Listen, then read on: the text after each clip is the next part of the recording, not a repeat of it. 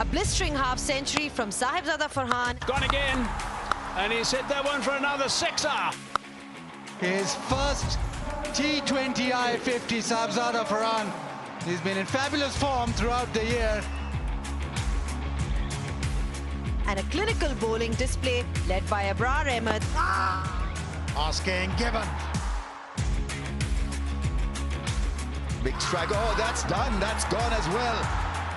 Powered Pakistan to a comprehensive 57-run victory over Bangladesh in the second T20 International at Gaddafi Stadium on Friday. The series win to Pakistan, so congratulations to Pakistan for winning the series. This win secured their first home series win in more than 3 years and will motivate the team towards a 3-0 whitewash going into the third and final match. Litan Das's men will be playing for pride and look to the top order to capitalize on their starts. Out, went quickly, catch is taken. That's out. Well caught at mid-on. Tonight promises to be an action-packed thriller. Stay tuned.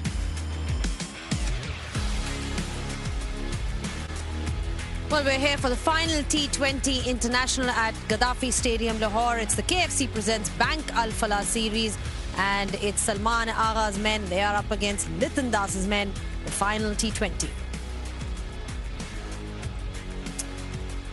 Well, it's a super Sunday here, an off day for the general public, which will be coming in huge numbers. The crowd has been really good in this Bangladesh series. Got to say, after the HPL PSL, it's good to see that the same kind of consistency has been maintained, and today promises to be no different. Hello and welcome to Pitchside. Now it's the final and the last T20 International between Pakistan and Bangladesh. Pakistan has already won the series, and Bangladesh, of course, will be playing for pride. A chance for both these sides to perhaps test their bench strength and really get some winning momentum behind them. With me, I've got Ramiz Raja and Athar Ali Khan. Ramiz, the final T20 between both these sides, Pakistan has already won, but they've got a chance to perhaps try out a few of the other players that have been warming the bench. Well, they've been in this experimental mode now for 2 years, so I don't know whether that's advisable or not. But you're right, because you won the series, so you want, and we saw that Sahibzada Farhan came in and absolutely made that position his, you know, that opening slot. So it's not a bad proposition really to try out some of the other guys who were very, very impressive during the PSL. Fakhar Zaman, Sahibzada and Mohammad Haris, your choices at the top, then the all-rounders and then the bowlers. I think the bowling needs bit tuning up as well moving forward into this in this year's T20 Internationals. I think you've got to have a frontline performer, maybe in the shape of Naseem Shah or Shaheen Shah Afridi, somebody to come in and provide them with a wicket-taking platform. All right, then looking at Bangladesh, I mean, Athar, what kind of changes can we expect from them, if any? Well, we've seen Shoriful Islam getting himself injured in the very first over that he bowled. So if he's not fit, then most likely we'll probably see Khalid Ahmed coming into the 11. But if you look at what has happened so far, it's a lackluster performance, especially in terms of batting. Liton Kumar Das had one of the starts when he made 48. But look out for Tanjeed Hassan Tamim and Rido. They are young, exciting cricketers. But if you get an opportunity, you got to grab it with both hands. 144 and 164 is not going to win you games. You get those starts, but you don't capitalize. I think that's the key, where they need to focus and concentrate a little bit more. All right, then talking about Pakistan versus Bangladesh, remember this is the final and the last T20 International between both these sides. We are ready with the toss now, so it's over to Bazid Khan, who's out there with the two captains. Welcome to the toss. The toss brought to you by Exchange On, the world's first arbitrage exchange.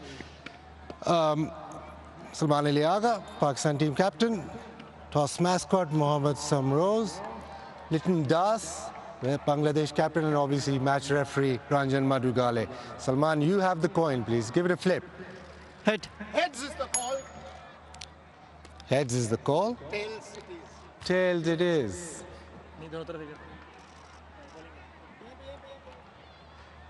Salman, 3 out of 3. What are you doing and why? Yeah, that's what I was saying. It's not the same on both sides. Yeah, we want to bowl first today. Bowling first. Yeah. Why is that? Just to change it up? Yeah, it looks like a good wicket. We just want to bowl first and try to stick them under par and then chase that. Any changes to your side? We have one change. Haris is resting and Abbas is playing. But the way you're playing T20 cricket, you're going to try and do the same. You play a lot of all-rounders. Is that because you have all-rounders available, or that is the way that Pakistan wants to play?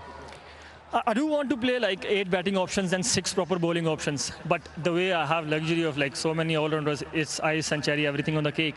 But yeah, we do want like 8 batting options and 6 proper bowling. And with that, if 7, 8, I'm very happy with that. The only thing that was disappointing in the previous game was that 7 bowlers took a wicket. If you had got a wicket, it would have been a world record. Yeah, I should have taken a wicket. But yeah, I'm very happy the way we are going. We just want to continue like that and want to be a team who are very, very consistent in every game. And that's what we are looking for today as well. And what would you be comfortable chasing here? Well, we just want to restrict them under par here, and we know what is par score here. We just want to restrict them under par. This is what we talk about all the time in our team meetings. Whenever we bat first, we want to score 10-15 runs above par, and then when we are bowl first, we just want to restrict them like under par, like 10-15 runs under. Thank you very much, and good luck. Thank you. Good luck. Little batting first, it looks like a good wicket. First time you're batting in this series first. Yeah, definitely. It's look good wicket to bat on. There's a problem where a collapse in your batting order. How do you correct that? I mean, although we batted the last 2 games, the partnership was not there. The thing is, we have to build the partnership in the middle. If the partnership coming, the later one, we know that we have a very good batting on day pin, so we can cash it up later. Sharaful, is he playing today or is he resting? No, he's injured. He's out of the team. Khalid playing. The injuries are plaguing you, but 4 games that you've lost on the trot, is that a concern? You want to correct that, don't you? The toss? No, just the games, the 4 games on the trot. Definitely. Last 4 games we are not up to the mark. Hopefully we can collectively apart from today. What do you like to score batting first here? Not in mind. Just play the game. How the pitch behave, they will utilize. Thank you very much and good luck. Yeah, thank you. So the news out here in the centre is that Pakistan have won the toss and are having a bowl. All right, then Pakistan presenting a challenge for themselves because they have won the toss and decided to bat first in the first T20 internationals. Not to be this time, another toss lost, but what do you make of this side, Well, they're batting for the very first time, and I feel really good about this because when you bat for the first time, there's less pressure. So they got to go and express themselves right from the top of the order. Tanzir, Imon, Liton, Ridoy, and Jakar is going to do the bulk of run. One thing they must remember, whoever gets a start needs to capitalize and cash in because you just cannot get starts and throw your wicket away. Tanzir Hassan Tamim's couple of 30s. Ridoy was looking good. Liton Kumadas was also looking good. Remember, Parvez Hussain, Imon, the left-hander, right at the top of the order, has got the quickest T20 international 100 for Bangladesh, which was against UAE. Let's see how they go about it. All right, speaking of Pakistan, they've gone in with one change. Abbas Afridi has been given an opportunity. So a change in the bowling lineup, Ramiz. Yeah, I mean, more impressive is the change in the mindset, you know, after winning a toss, electing to bowl and challenging yourself. I think that's the right kind of mindset that you want from Pakistani captain, the team. It looks a rock-solid unit. I mean, they won the series, so might as well use the pacer, Afridi, who's been very good. You know, he hits that length and is very, very good in the middle phase of the innings. So it's a good change. Also, Pakistan, you know, when you look at the all-rounder options that they have, we'll be talking about that as well. But just the cap presentation, Atar, for Khalid Ahmed, this 92nd T20 international cap for Bangladesh. Yeah, he picked up 20 wickets in the recently concluded Bangladesh Premier League, and he's done well, so he deserved this opportunity. I hope he does well. Important for them, since they're batting, the problem has been that when they lose wickets in the cluster. They lost 8 wickets for 64 runs in the first T20 international, and they lost 7 for 77 after they started well as an opening pair, added 44 for the opening partnership. That cannot happen. If that happens, then you're not going to go and win matches. Then you need to stop it. If you lose wickets, somebody has to just make sure that you block those out a couple of overs, and then you continue in that similar kind of an aggressive fashion. All right, so then plenty to play for Bangladesh. Like Arthur rightly pointed out, it's important that they maintain those partnerships as well. That's the key for Bangladesh from whatever we've seen so far. That's been the main weak link for them. Lots to think about for Pakistan as well, because remember, they are bowling first, so a different kind of challenge. We'll take a short breather, and when we do come back, we'll be back with a pitch report.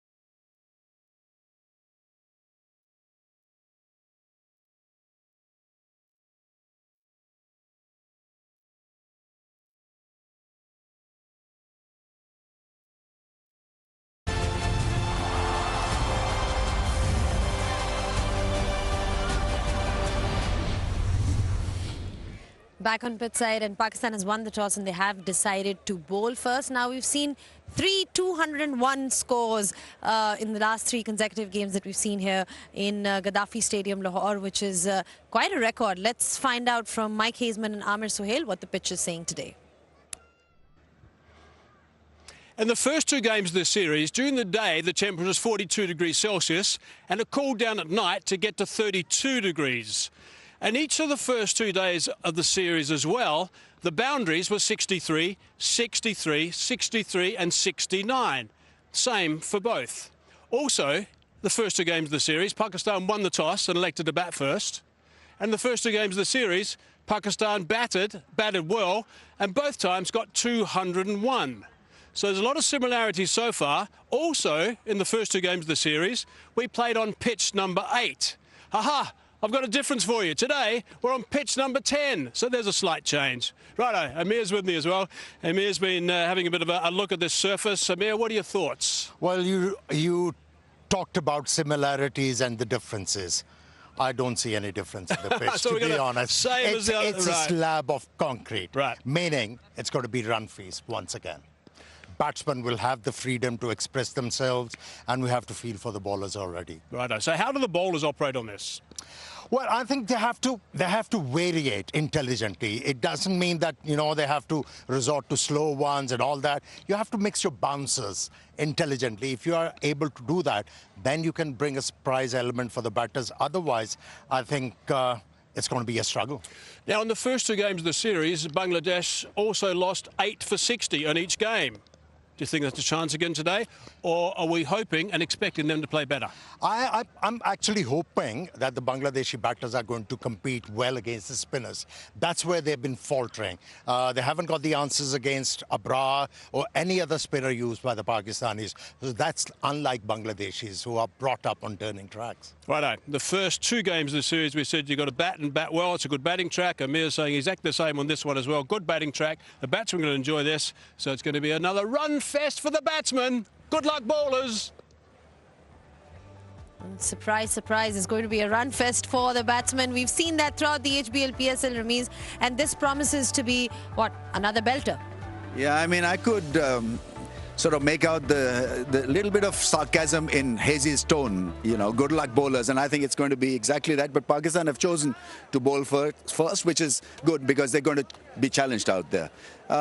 Pitch looks a beauty again. Just in terms of the bowling resources that Pakistan has, they've got, you know, all-rounders. So they've got plenty of options in the form of all-rounders because there's Shadab, there's Fahim Ashraf, there's Khushtil Shah, Salman Ali Agha, which is actually great because you need that in this form of the game.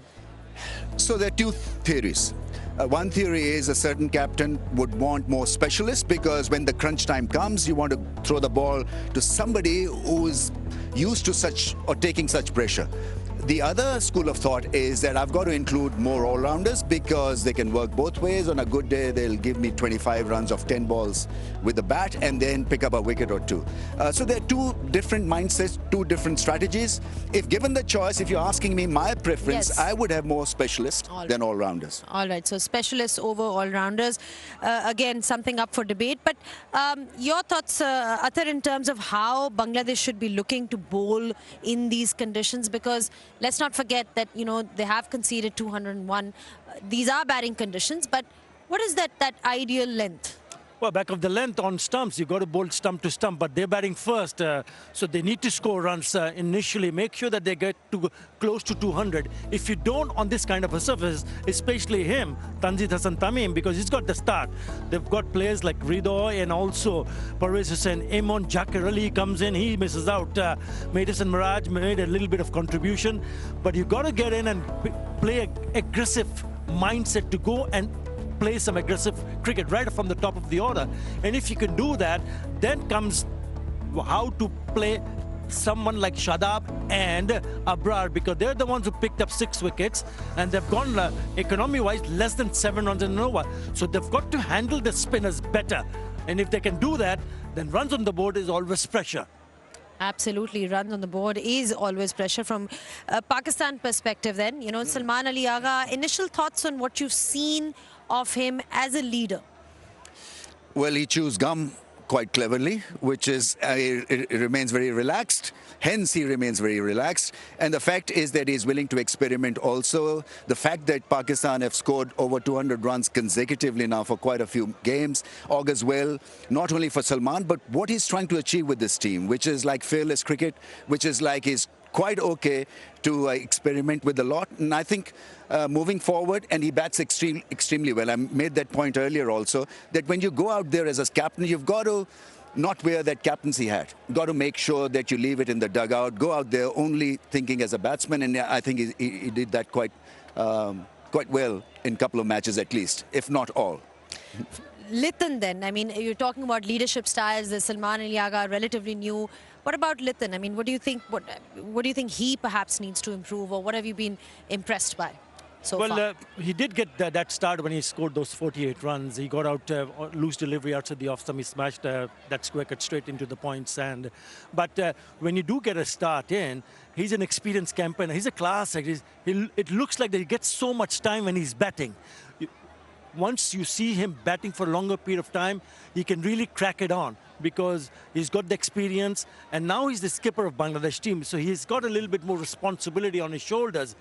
Also, the fact that you want to lead by example. If you score well and if your captaincy is good, then obviously it will encourage the team members around him. Hopefully he can score runs, and hopefully that can spur his team to post a very good total, because there's still a lot to play for. If they can close to 191 or 200, game on for Bangladesh. Just want to add a point here. I think they've got to look at somebody like Hassan Nawaz. Now, Hassan Nawaz was like a six-hitter or nothing. I think you've got to have that rhythm when you go out to bat. So ones and twos are critical for somebody like Liton Das, because you can't hit every ball out of the park. So you've got to have that rhythm, that game sense or game awareness where you milk the bowling, get the ones and twos, get partnerships rolling. All right then. Thank you so much. Quite like this partnership here as well on pitch side. Thank you so much for your thoughts once again, Adar and Ramiz. This obviously is the last encounter between Pakistan and Bangladesh, with Pakistan winning the toss and deciding to bowl first. Really a challenge for them to try something different. They won the first two tosses and decided to bat first. The crowd is building up nicely. I can tell you it's going to be more packed because it is the Super Sunday that we're all looking forward to. Take a short break and catch you guys on the other side.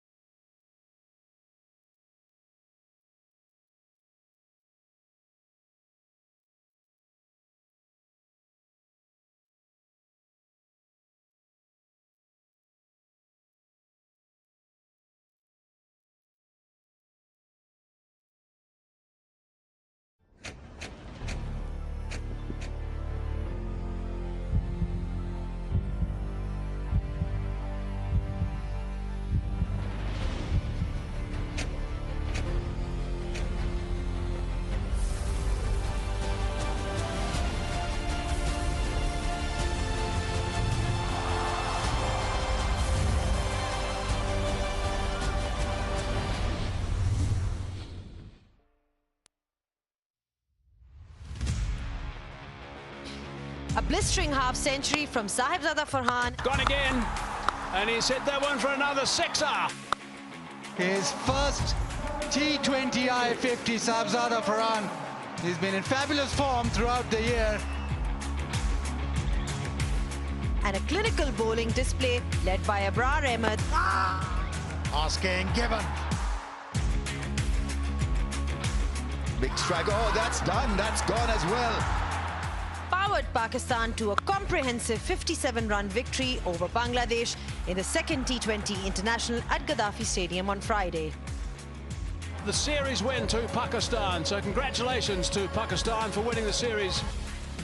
This win secured their first home series win in more than 3 years and will motivate the team towards a 3-0 whitewash going into the third and final match. Litan Das's men will be playing for pride and look to the top order to capitalize on their starts. Out, went quickly, catch is taken. That's out. Well caught at mid-on. Tonight promises to be an action-packed thriller. Stay tuned. Hello and welcome. KFC presents Bank Alphala T20I Series, third T20 live from Gaddafi Stadium, Lahore. The crowd's been magnificent throughout this 3-match series, and Pakistan have treated this crowd to some very good cricket, dominant in all departments so far, be it batting or bowling, even fielding. They've been the team that is led from the front. The last game, technically off the season, Bangladesh, well, they are the other spectrum. Losing the last 4 T20Is they've played in, they need to turn a corner, they need to turn this around. And the senior members have to do that. Litan Das be concerned by the wickets they've lost in the middle order. The fielding hasn't been up to the mark as well, but the crowd has come in to support Bangladesh and Pakistan. A little earlier, the toss, Salman Ali Agha did call correctly, but this time around, he fielded first. Bangladesh, Amir Bhai, spot of bother for them in the previous games. Yeah, their premier fast bowler Shariful is not available for them because of groin injury, and Khalid has been given an opportunity. Their batting has to come to the fore. And today, it's going to be a different story. No scoreboard pressure. They have to set a total for the Pakistani batters. Pakistan been very good in this series so far. Just the one change. Haris Rauf misses out. Abbas Afridi given a game. But up top, it'll be all eyes on the openers. The openers haven't had a great time. But Sahibzada Farhan, though, has batted well in his first game. Now, this is a trophy that they're playing for, and the start is so important by the openers. Pakistan need a settled opening pair, and a player who's just making his mark is Sahibzada Farhan. Let's hear from him.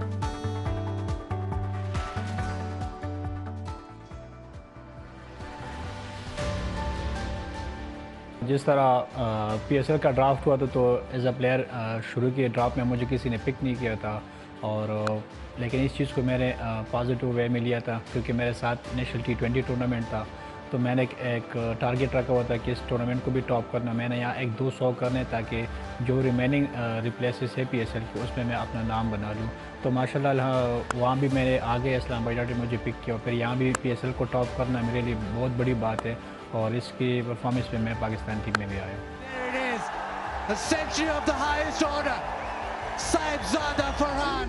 मेरा थोड़ा सा different है Pakistan team में आना, क्योंकि मैं हर साल domestic top करके टीम में आता हूँ।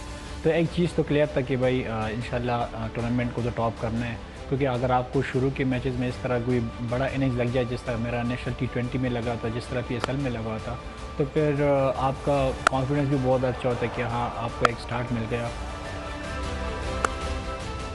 मेरे ख्याल से इंटरनेशनल से वहाँ पे जाना, आपको पता है क्वालिटी बॉलर्स होते हैं, और जब एक आप मुल्क के लिए रिप्रेजेंट करते हैं, मुल्क के लिए खेलते तो एक प्रेशर होता है, लाजमी बात है। अगर आपके पीछे कॉन्फिडेंस हो, आपके पीछे परफॉर्मेंस हो, तो मेरे ख्याल से आप बहुत कॉन्फिडेंट होते हैं अपने परफॉर्मेंस पे और अपने रनों पे। तो मेरे ख्याल से इसी माइंड के सेट के साथ जाऊंगा, जिस तरह मैंने डोमेस्टिक में खेला, जिस तरह मैं PSL में खेलूँ, इंशाल्लाह यहाँ भी मौका मिलेगा तो उसी वे के साथ खेलूँगा।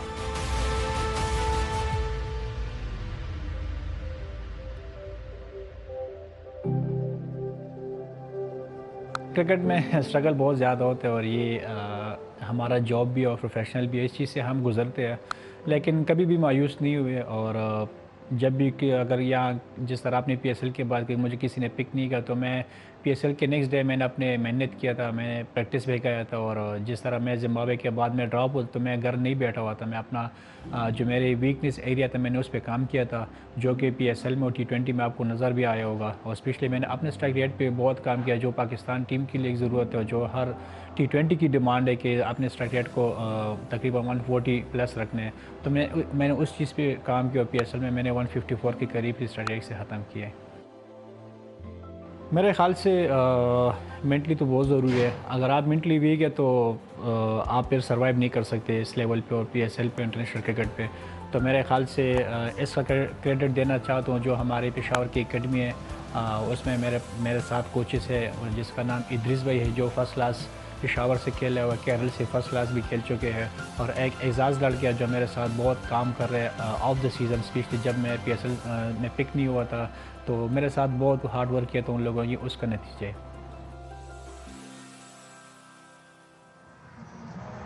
Has had a magnificent year, has Saibzada Farhan. 2025, over 1,000 runs, 4 centuries in that, strike rate 172. The absolute right time for him to represent Pakistan. He never gave up, and hence good stories started to unfold for him, and he's been batting well. When you talk about Bangladeshi batters, they have to start well. He's been getting good starts, Tanzeel Tamim, but he has to turn it to something substantial for his side.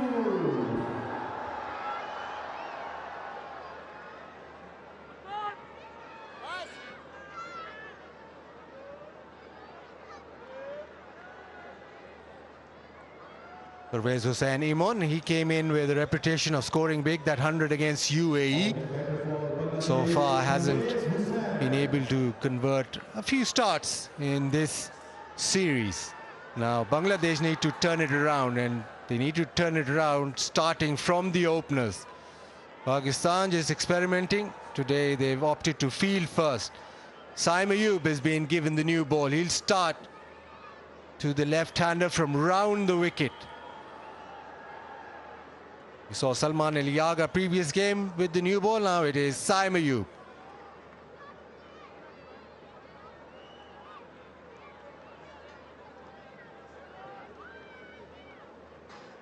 Imperative for Bangladesh to just express themselves, be able to post a score. We see it's a very good batting surface.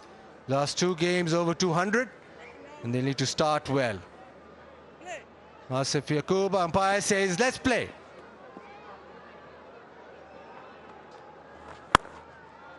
First ball pulled away. Timing is very decent. Boundary to start the innings. Oh, don't you dream of such a delivery first up. And if as a batsman you're ready for it, you'll gain.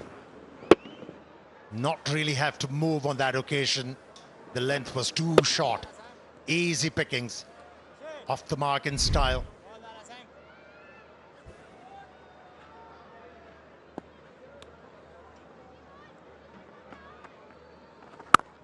Slightly better length.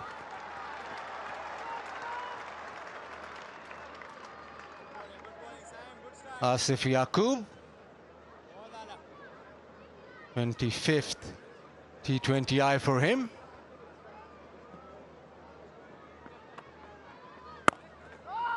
Much better from Saim Ayub. First ball too short, but he's corrected that. And the experienced Ehsan Raza, his 83rd T20I match.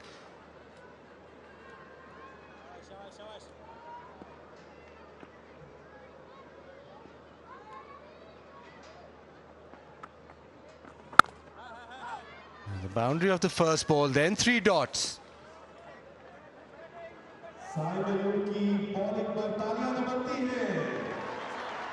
Ranjan Madugale, very, very experienced match referee, and Faisal Khan Afri, the TV umpire. Everything in order. Give us a wave, Ranjan. There is protection for Saim Ayub. Only a single.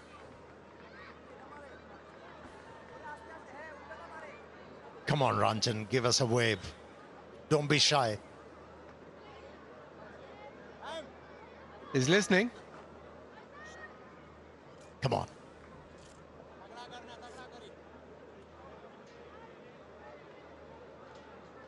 Opts for a slip, does Salman Ali Agha. Imon hasn't had a great series, so straight away a little bit pressure exerted. Well, after that first poor delivery, he's done well as Saim Ayub. 5 without loss. 5 loss, Bangladesh.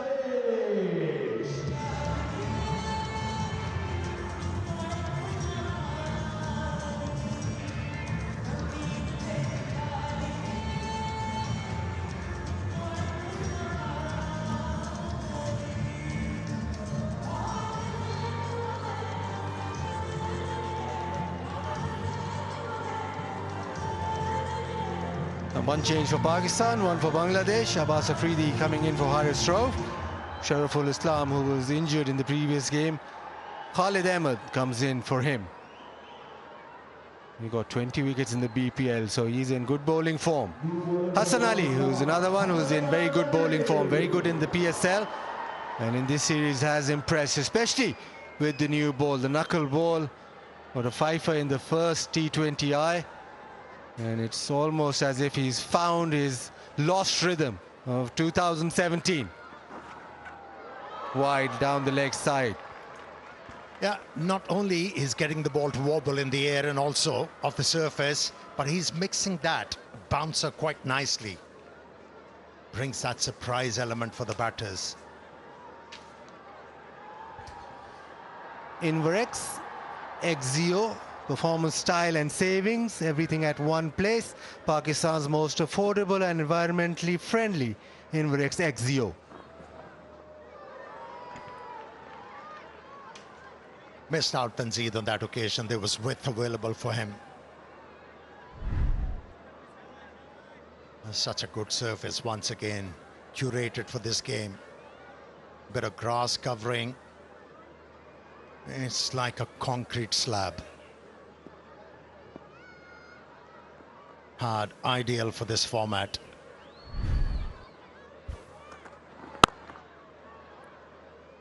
Push Tumidov. However, you talked about there being no scoreboard pressure now for Bangladesh. Batting first might just free them up, might just make batting easier. But somehow these two batters, they give you a feeling they are tense. They're not moving well in the crease, trying to reach the ball with the bat rather than moving their feet. Maybe early nerves.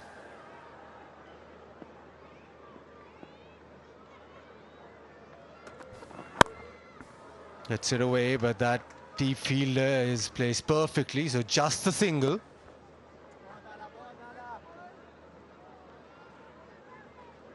Pakistan will be happy with this. They haven't taken a wicket, but 9 deliveries, 9 legal deliveries in the power play and only 7 runs scored. They'll be happy if Hassan Ali goes through this over without a boundary and just keeps the pressure up. Yeah, Pervez likes to hit the ball aerial and he's been holed out twice in this series. He has to change his mindset. To start with. Has to be slightly careful. That was a good bouncer. We alluded to, well directed, pacey. J-Dot, the official styling partner. They're doing a terrific job.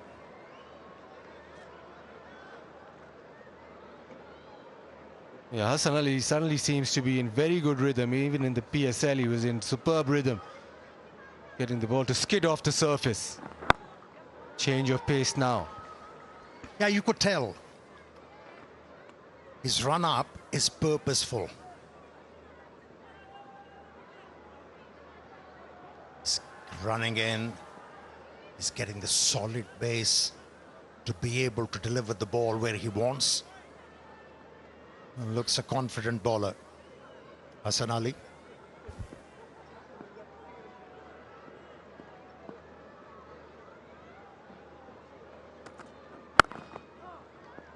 A very good opening over from Hassan Ali. Just 3 off in his over. It's 8 without loss.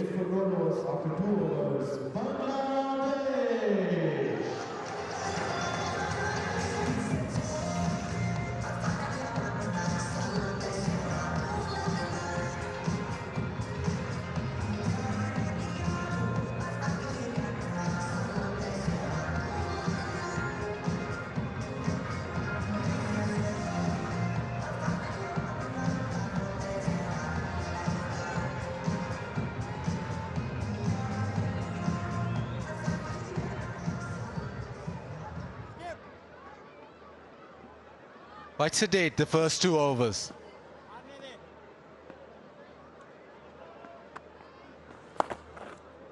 Walks across the sweep shot. There is maybe a chance to come back for the second. And does well. You need something like that. You need some impetus in this innings. Maybe aggressive running between the wickets if the boundaries aren't coming. And that's what subcontinent batters do. When they start to feel pressure, they resort to sweeping the ball. Wasn't in control, but still good enough for a couple of runs.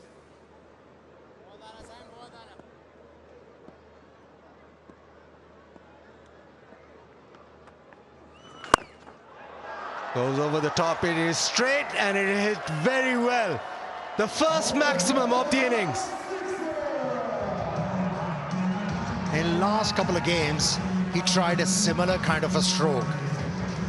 Against Hassan Ali, he was pulled out, but this time around, came good.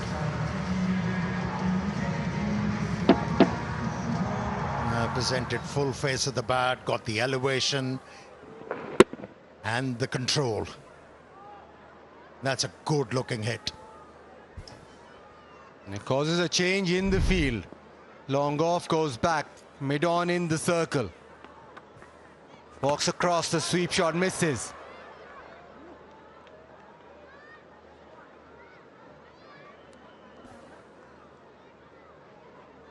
The other highlight of that 6 hit by Pervez. High elbow.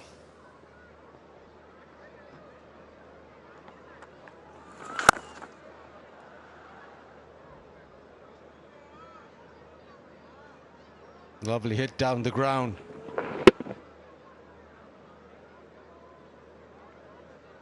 In previous delivery, the sweep shot, which he missed.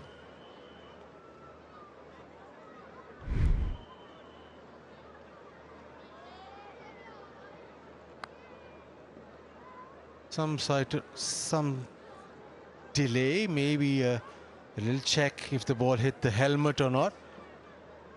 Just a pause in the play. We heard from the stump mic Salman Ali Agha asking if the ball had hit his helmet or not. It has hit the helmet, so that's why they go through the processes.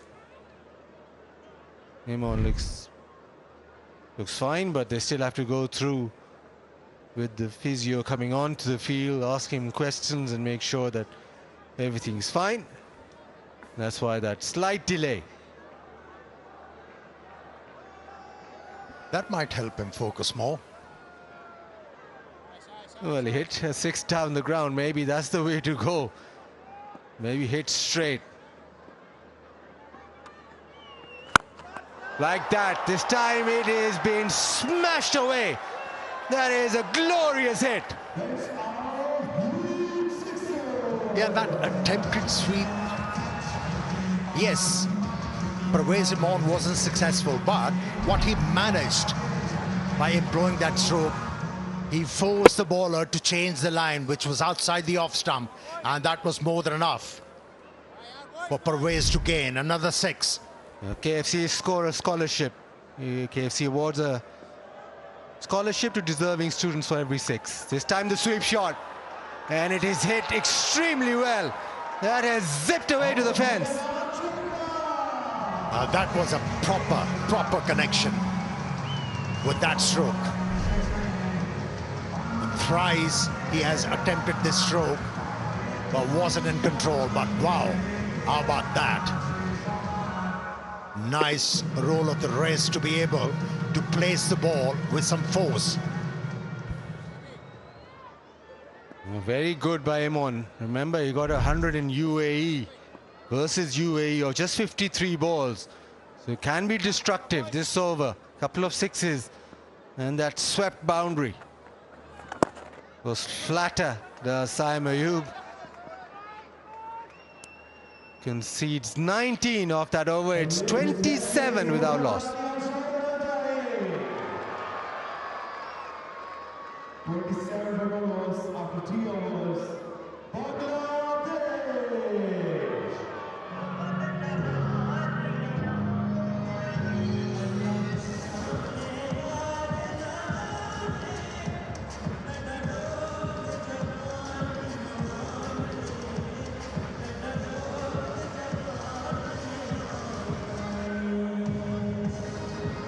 Pakistan been very good in this series. Already won the series, now looking for 3 in a row. Crowd still filtering in. It's been impressive the way that the crowd has come in even after the HPL PSL. Large attendance. This is probably the final game. Well, it is the final game of the season in Pakistan. So if you're around, walk in, because there'll be a little gap before Pakistan get going on home soil again.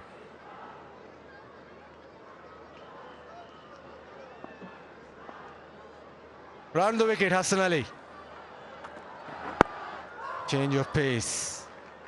This is what he's been doing well. Changes of pace and length. And this is something that everybody's doing well. The Vigo Tell selfie moment. Always holding the pose.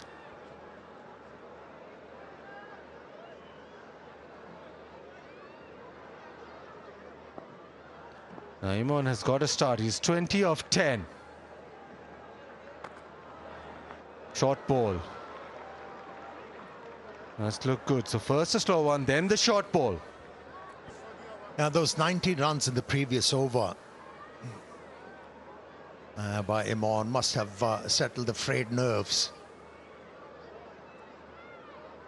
And now he's watching the ball till late. He's got the start. He has to turn it into something substantial for his side.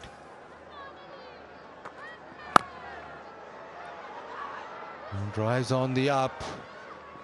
Scampers the single. Hasan Ali के लिए तालियां शुरू होना चाहिए.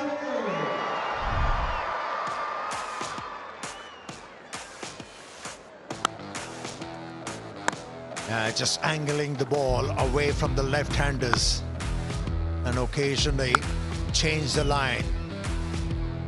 Brought it close to the stumps and then that bouncer.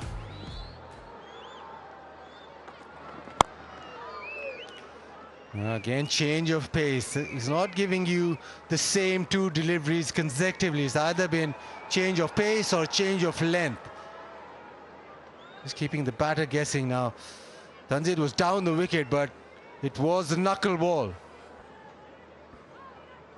Yeah, talking about Hassan Ali, he looks so dialed in. making the most of the opportunity he has got after a long time to represent Pakistan. That's in the air. Fielder trying to get underneath. A valiant effort from Fahim Ashraf, but in vain. In fact, it went over the boundary line. A lucky break for Tanzeen. Yeah, another change of pace. That's why it wasn't hit perfectly in the middle of the bat. But Fahim has made a lot of ground. He's done exceedingly well to get to it and create the chance. Unlucky that it rolled into the fence, but that was real commitment shown to try and take the catch from Fahim Ashraf. This time in the air, but in the gap. That's a terrific extra cover drive. Back-to-back boundaries to end the fourth. It's 36 without loss.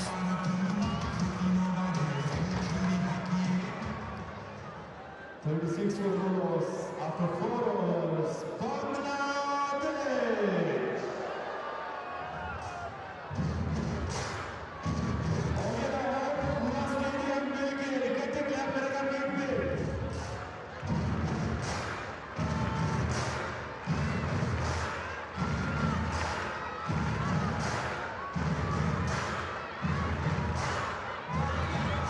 Bangladesh opening partnership just gathering steam.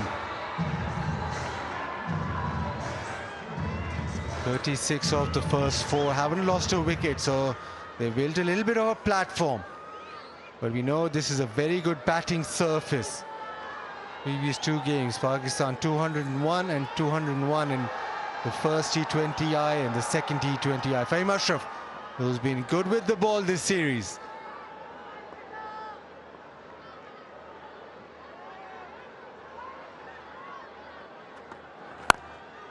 Launched away.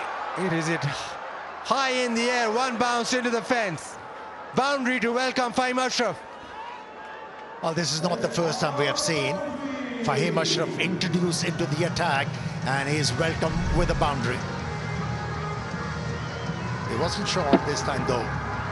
Fuller in length, but these 2 batters, they are backing themselves up to hit the ball aerial and down the ground. 3 boundaries in a row. Last 2 deliveries of Hassan Ali's over went for boundary. Fahim Ashraf, first ball 4.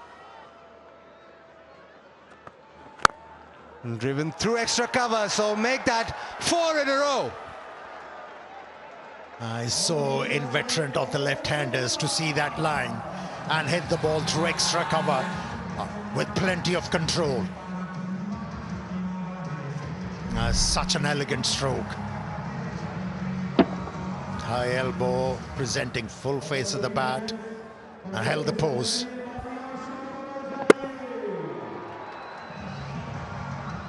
Bangladesh, well, the ideal start for them now. They're just blossoming, but they need to make sure that they take this deep. They're not a side that has a middle order that's been firing. There've been a couple of collapses in the first 2 T20Is, so the problem with the batting is a batting collapse. So they make sure once they get in that these 2 make the bulk of the scoring count.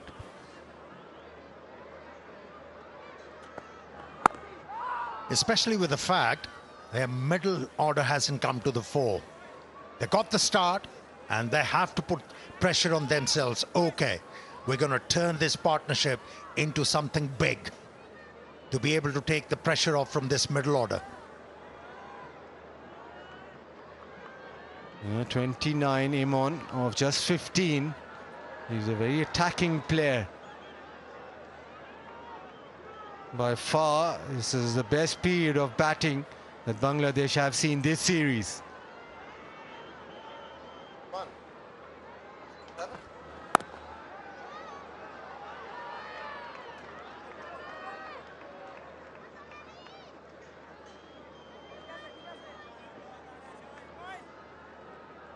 Bank Alfala. With Bank Alfala's 1100 plus branches, open your current account from the nearest branch to enjoy various services and earn Orbit rewards by maintaining and growing your balance. Right now, Bangladesh need to grow their balance. They're 44 without loss. First 2 deliveries disappear to the fence. Naeem Ashraf just going back of a length. 2 fielders, deep mid-wicket and deep square leg, protecting the boundary.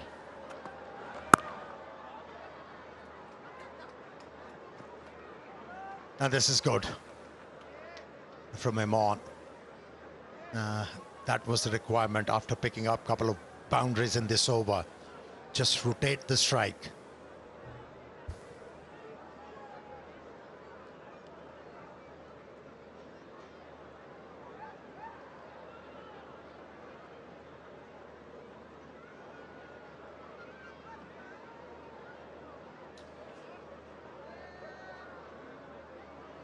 Last ball of the 5th.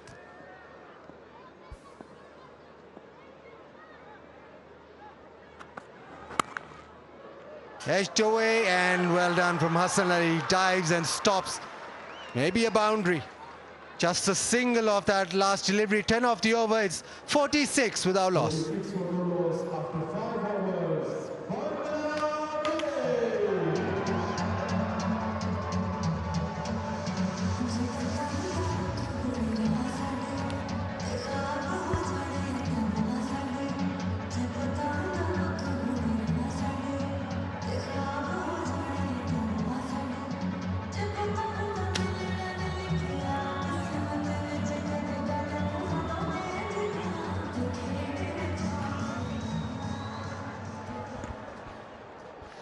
Well, this has been really good batting from Bangladesh. Going a good train at the moment. 9.2 is the run rate at this stage. 1 more over to go before the power play is completed. But they're bowling beautifully, batting beautifully at the moment. Abbas Afridi into the attack. So they're batting beautifully. I think the tactics from Pakistan have been poor, actually. Can't have part-timers opening the bowling. Saim Ayub, yeah, he's a very good spinner, but he's not he's a better batsman than he's a spinner. And yesterday it was Salman Ali Agha who opened the bowling. He would have 17 in his first over. He's a better batsman than a spinner. Got to work some plan out. Of course, there's no Afridi playing in these games, so that would have been the obvious choice, bowling the first over and being devastating like he normally has been throughout his entire career. Faheen Ashraf bowled the first over and went for 11 in the first T20 international against these guys, Bangladesh. So I think the strategies have been poor. I don't know if it's the captaincy, I don't know if it's the coach, but that hasn't been good enough as far as I'm concerned. But Bangladesh have taken advantage of it. 46 for none. At Ali Khan, how are you doing? Pretty good.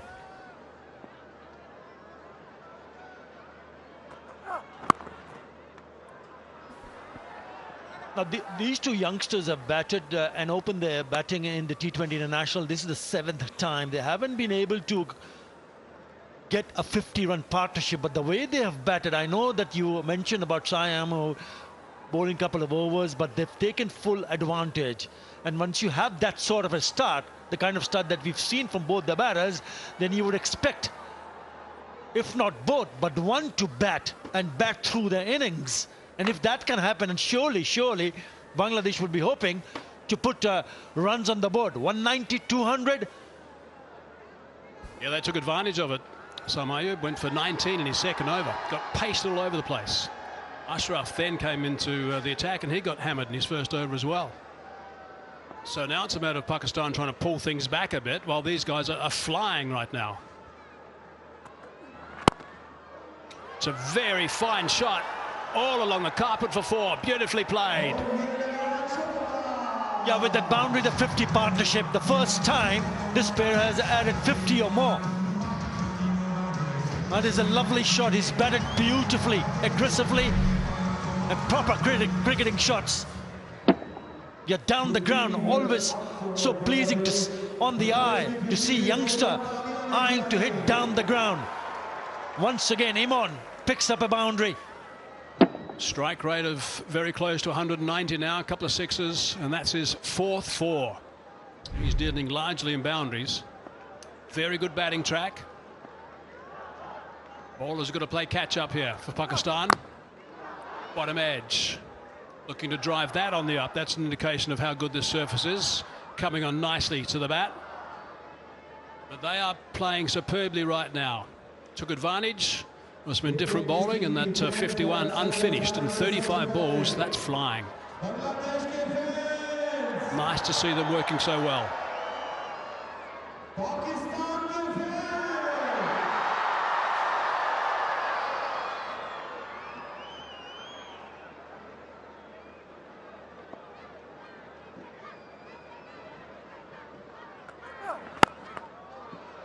Looking to go straighter than that. He's trying to go down, I think, even actually mid-on region, actually. Lost his shape totally as it squeezed back at a square. Yeah, it's just letting us know that he should be going straighter. Super Asia, Pakistan's leading home appliance brand.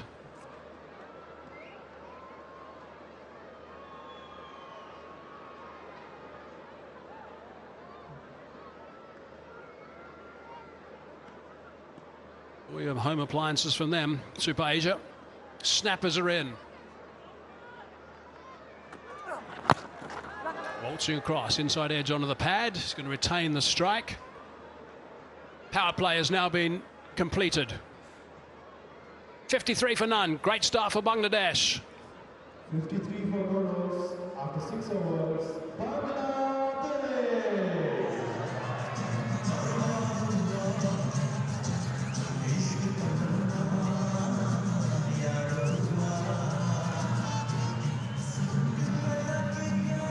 Asif Yakub just letting us know that that power play is done. Let's have a look at this action from Bangladesh.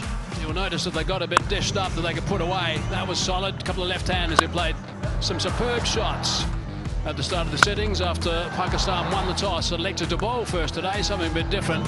But some of their shots were brilliant. That was Fahim Ashraf, who did really well actually to give himself an opportunity to catch that. Good drive through the covers as soon as Ashraf came on. Also back over his head as soon as he arrived. And some really good drives from these two opening batsmen. Little left-handers playing well. That's what they were playing for, and Pakistan already has that in the bag. But what an excellent start from Bangladesh. 7 4s and 2 6s in the first 6. Skipper in the attack. Now let's see what he can do, the captain. So leg side for starters. Must have been some connection with the thigh pad, although Tanzid doesn't think there was. A little bit of a wry grin from Tamin Tanzid. He thought that should have been called a wide.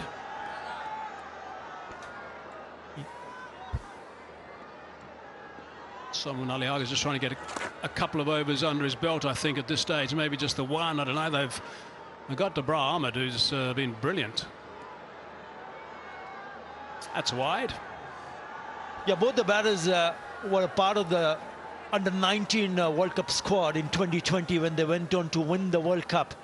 Bangladesh beating India. They've showed some serious form here tonight.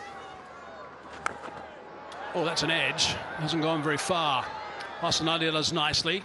Scamper through for one. A couple of times he's lost his shape. So both have a good understanding because they opened the batting for Bangladesh in that tournament, and also now bringing up the first 50 partnership.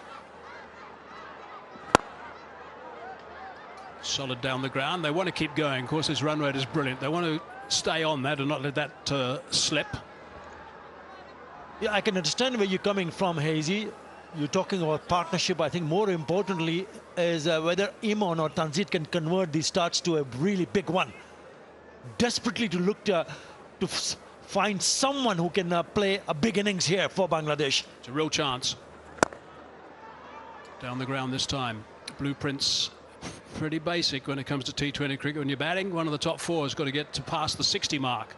Somewhere around the 80 mark, if not even more, if at all possible. And then a couple of guys thrash towards the end of the innings, and that guarantees a good total.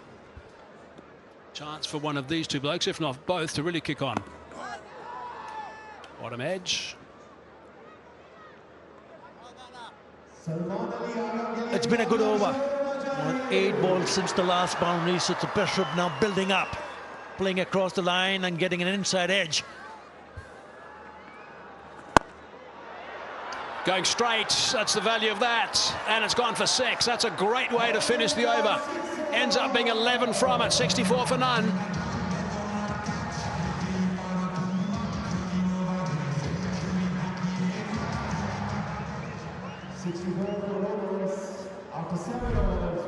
It's his first 6. It's a beautiful shot down the ground again. Shimmy down and then exposing his stumps.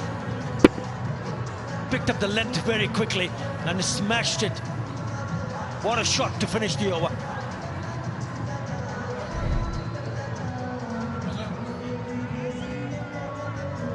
Righto, 7 overs done. 64 for none at the moment. Let's look at the Bangladesh lineup. Khalid Ahmed. On debut, 32 years of age. That's nice for him. Has played some tests. No, but it is important that now the rest of the batters can make a really good contribution. This partnership looking good, but it was all up to Litun Kumadar, the skipper, and obviously to Ridoy, who hasn't been among runs generally. We know that he likes hitting 6s. He likes to score runs quickly. Ah, here we go. An out-and-out spinner who's in real good form. Abrar Ahmed into the attack. About time. 3 overs by part-timers. Part-time spinners in the first over. First 7 overs, by the way. 2 by Ayub and 1 by Salman Aliaga. 35 runs in those 3 overs. 35. You know, he's been the pick of the bowlers for Pakistan. 6.75 the economy, and he's picked up 3 wickets in the 2 matches that he has played. So has Shadab, who's picked up 3 wickets for 6.50.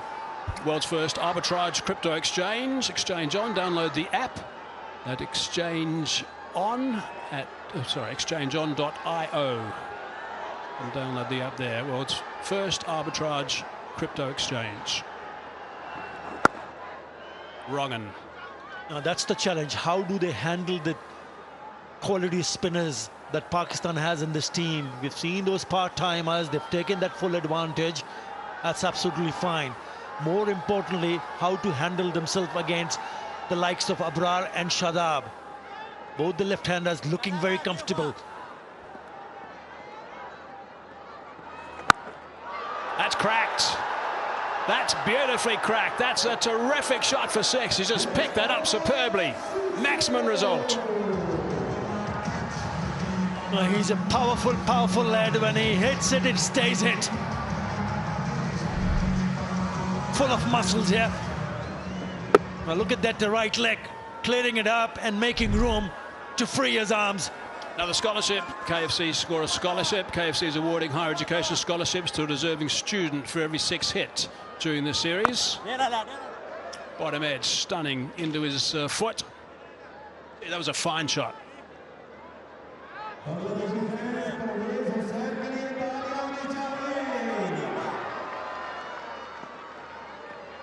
Two balls left, 8 from it so far. A little bit flatter that time. A little bit leg side, just whipped away. The outfield is lightning quick. Can he get there? No. Now misses the line and he takes full advantage. Onto the leg side. Deft touch, just a little bit flick. Wheeler inside the circle. Did chase, but to no avail. Yeah, nicely played. Just tucked it in. Played it finer. Yeah, it was a little bit quicker from Abrar. So good batting.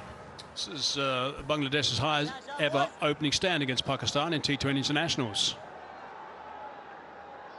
Naeem and Tamim in 2020 got 71, so this one now is 76 unfinished. 12 off this over. Abrar's first.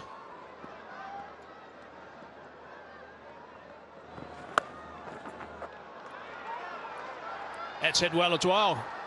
Oh, and it's gone through. That's an unforced error. That's just gone straight through. That's not going to make the bowler very happy. No, look at that look. He's a bit... 16 from it, 80 for none.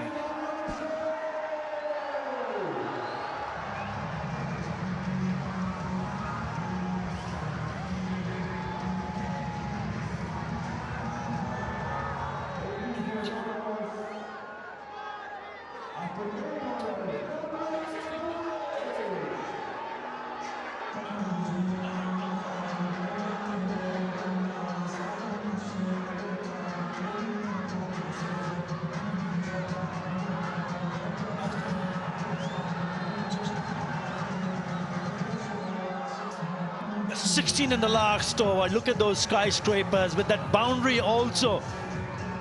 Parvez Hussain Imon picks up his first 50. Remember, he had scored already 100 in the bag. That was against UAE. But what an electrifying start this is for Bangladesh. 52 of just 27 deliveries for Imon. Yeah, he's played absolutely superbly. They're on track certainly for plus 200, 210 at this stage. Abbas Afridi.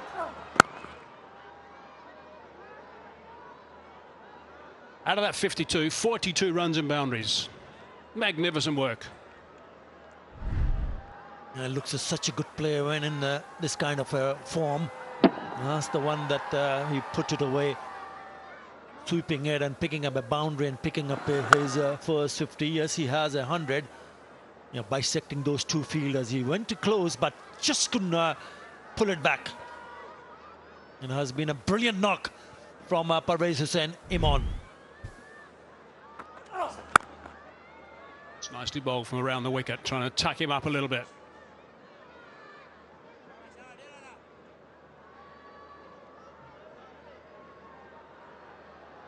Now, this has been good batting. You mentioned about the number of boundaries that Bangladesh have already picked, 9 4s and 4 6s, but also keen to rotate strike. If you look at the way they've handled themselves, they've pushed the fielders back at the edge of the circle. So single is on. Even if you don't pick up a boundary, you can easily pick up a single. This is good, very good.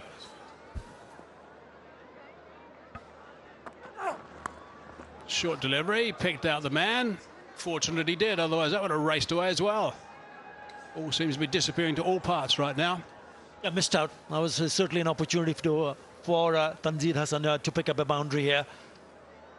They look a little bit more settled. Remember, a couple of times he's thrown his wicket away, but when you see the other batter from the non-striker, someone like Parvez Hussain Imon, to score runs and score those runs in that manner, it just takes the pressure off, doesn't it? So this is a good combination between these two youngsters.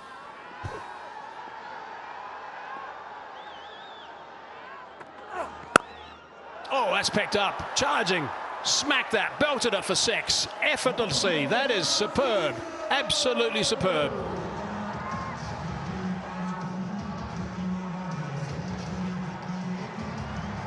That is wonderful, wonderful display of batting here.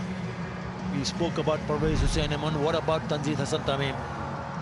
Goes down the wicket, makes some room, and he cracks it away over cover and mid-off for another 6. That's the 5th 6. 9 4s and 5 6s in this innings, and that means 5 scholarships from KFC.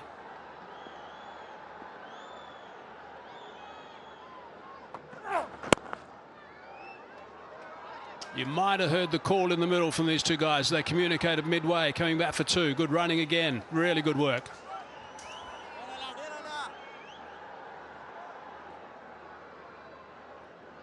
Yeah, this is good batting. Even though you're looking to score runs and you want to score runs quickly, he has hit a 6. And then he looks at the field and just tucks it away, putting a little bit more pressure onto the fielders in the deep, and gets a couple of runs. This is very good batting. Stepped at that run rate, by the way. It's up to 10.2 now.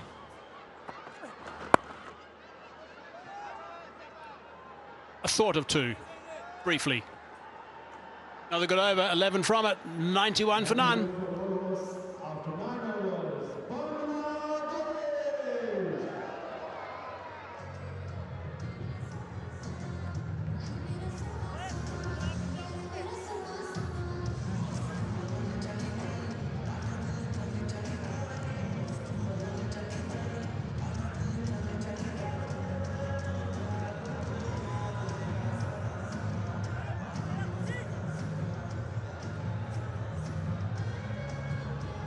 Someone Eliaga said at the toss he wanted to try something a little bit different. Well, they are, that's for sure. They're going to be chasing some leather here.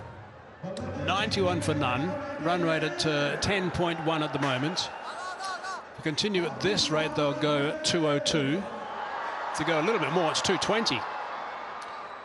But this opening stand is outstanding. Shadab Khan, another spinner, into the attack. 7th bowler inside the 10th over. Well, he's bowled well in the last 2 matches. And it looks like the kind of form that these 2 batters have shown so far, they should handle him better this time around.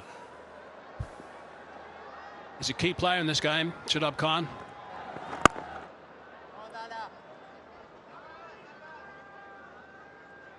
So nice to have quite a few of these sponsors that have been around for a long, long time with the PCB over the years. Here's another one, M3P1K Solar Energy, Pakistan's #1 solar brand, trusted for over 15 years.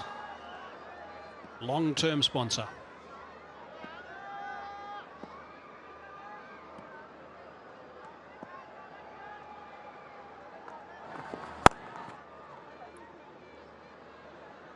Might have heard the call of 2. Was optimistic, I think, because he's got a pretty tidy arm.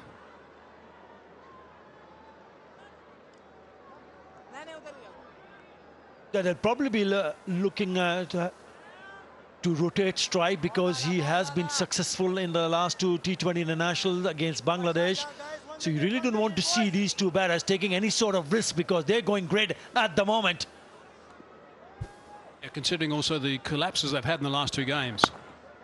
Got to make the most of this. Well, they're playing so well, and a good surface. Got to really cash in here. M1, 54 off 29. It's been magnificent. Tanzan's been fairly patient as well. He's provided great support. He's no slouch with his strike rate at 130. And he's cracked that for 6. That's a fine stroke. Right out of the screws, and superbly caught, sir. Didn't interrupt his phone call at all, or his celebrations. Well done. Did you get that catch? Did you see that? Did you see that? Yeah, the first 2 deliveries were 2 singles, so they were patient enough to pick up the right length. This was full, and he says, thank you very much. I'm going to put it away for another 6 here. That is a really good shot. Oh, look at that catch. What a grab. Catch of the match, I think, that one. Catch of the match. Oh, look, there he goes. He's getting some snaps done as well now. Simple. Look at this. Yeah, still talking as he catches it. Throws it back. Just hang on a sec. I'm just losing my balance. I'll come back to your call shortly. That's beaten the bat. It's been a while. 99 for none. Halfway through.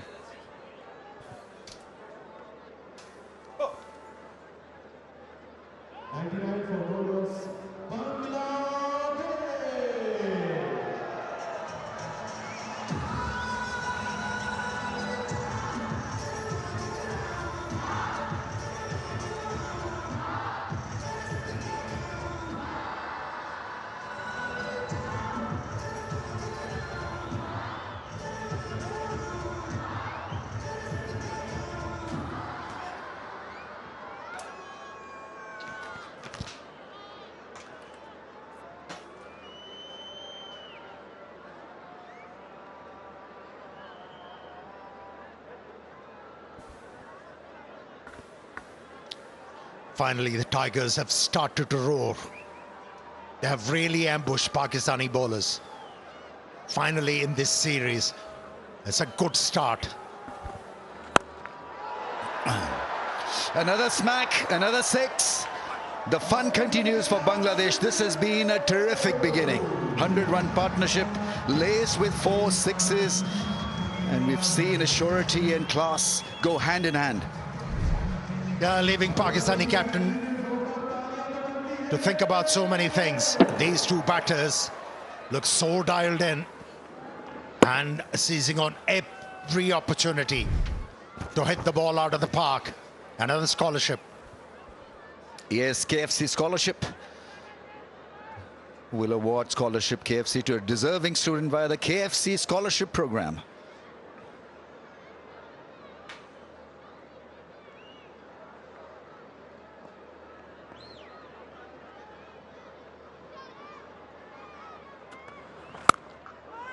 Wow, that is absolutely dismissed, out of his sight. Picking off the length and in no uncertain terms. That is smash and a half. Disdain and arrogance easily be spotted in that particular stroke. A Caribbean flavor in that one. and the flair. There's a lot of clarity, there's a lot of purpose behind what we've seen so far from Bangladesh. And this is what the fans wanted. Bit of a ticker, bit of a fight back. And no game in international cricket is a dead rubber. So you want to prove a point here. Pakistan, remember, after winning the toss, electing to bowl first, electing to challenge themselves.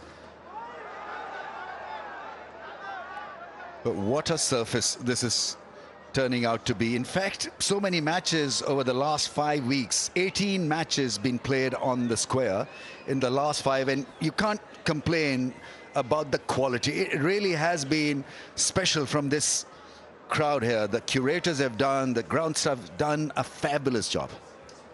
Yeah, the pitches in Pakistan have certainly improved. There is no doubt about it. A consistent bounce and pace, which was a miss. That guy's waving has been part of the deal for now good 30 years. That's scooped up in the air, and that's taken. It's Abrar who picks up a catch and provides Pakistan with a breather. They needed this desperately. First wicket has gone down. Now, was there any need for that? He was hitting the ball beautifully down the ground. But he has helped the cause of Pakistani bowlers with that stroke. They were looking desperately for this breakthrough, and it has come through Fahim Ashraf. A comfortable catch for Abrar, another one for him.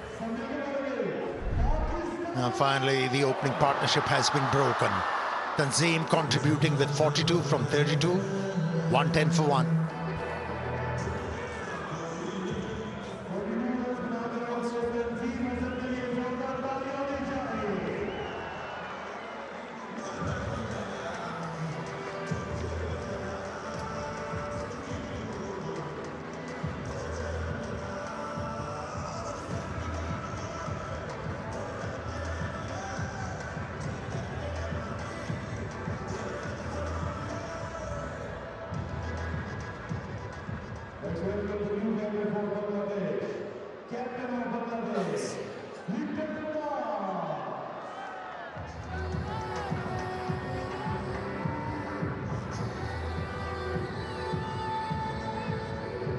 Little Das, the captain, is in, coming at a very good juncture of this innings.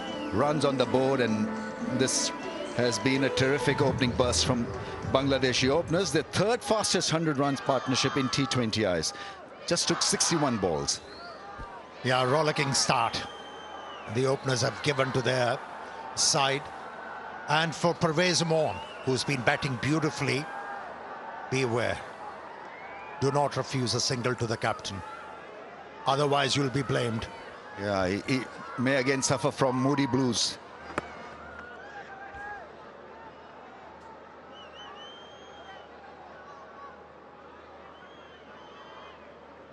He saw the fielder, hence attempted that ramp and looked a bit awkward. It was well targeted by Fahim also. He followed the batsman, and in the end, it was a very, very good catch and a massive relief. And also took the pace off. Rolled his wrist, and hence no timing. An easy catch for Abrar.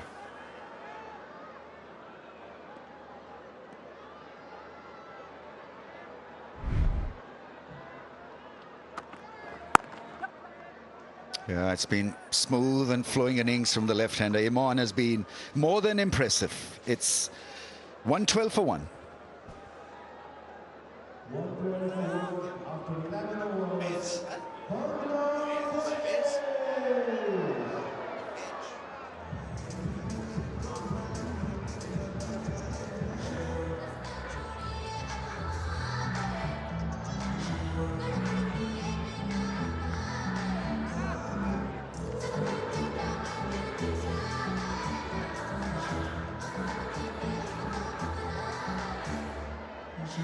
Holding the centre spread, Pervez Hussain Imran, 66 of 33.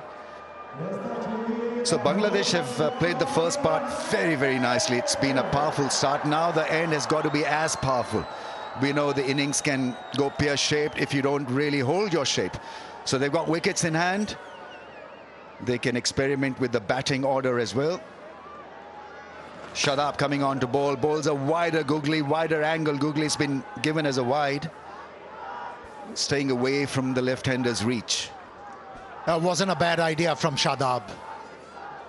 Pushing the ball away from Pervez, who's been meaning to hit the ball down the ground.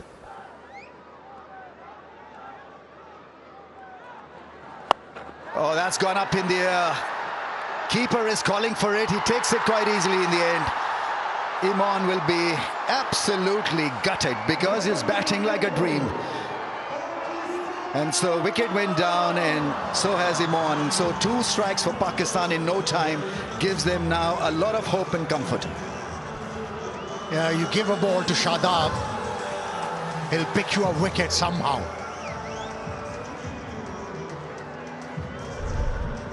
The first googly he attempted was a wide one, but this time around he managed to pick the outside edge, and nicely judged catch by Haris behind the stumps.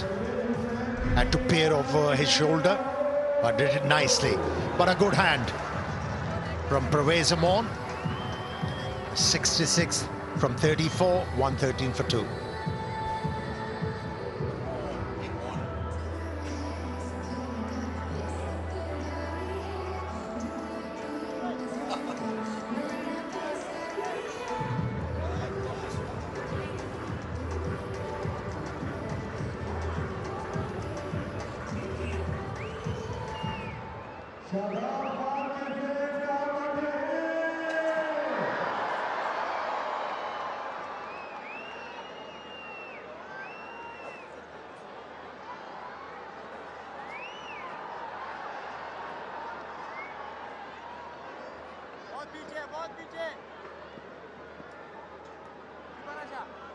Tawheed Ridoy is full of promise.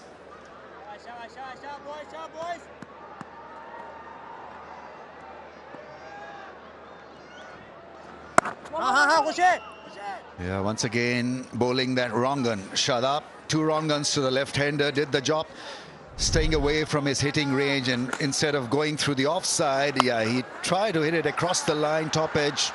Keeper called for it and accepted it quite nicely.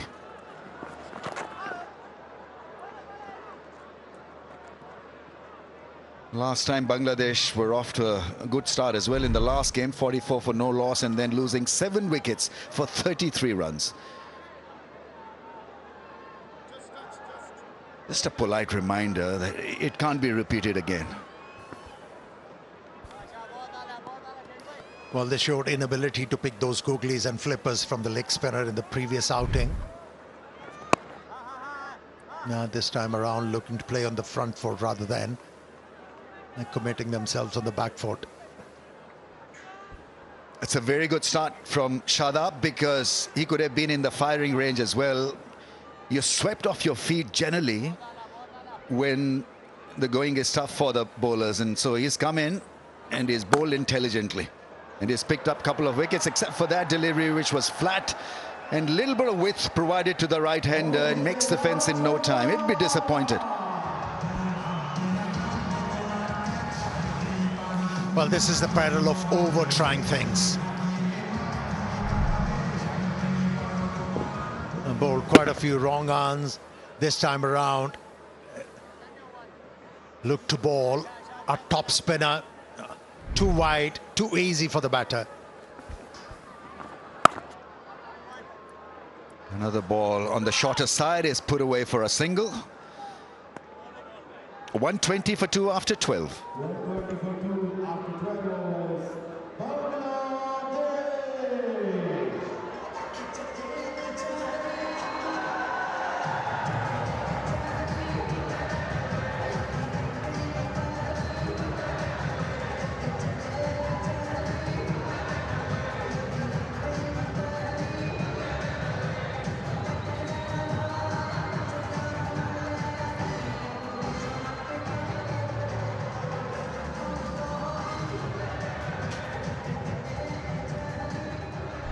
So many things to like about this innings from him on. Very positive intent, and smacking the ball off the middle of the bat. So his imagination and improvisation, and whenever he looked to hit the ball straight with the full face of the blade, it earned him a lot of runs. Big shots. That slog sweep was his go-to shot. Few deft touches as well, and so a very fine innings that gave Bangladesh a great platform. Oh, that's good enough. That really is a heavyweight shot for 6.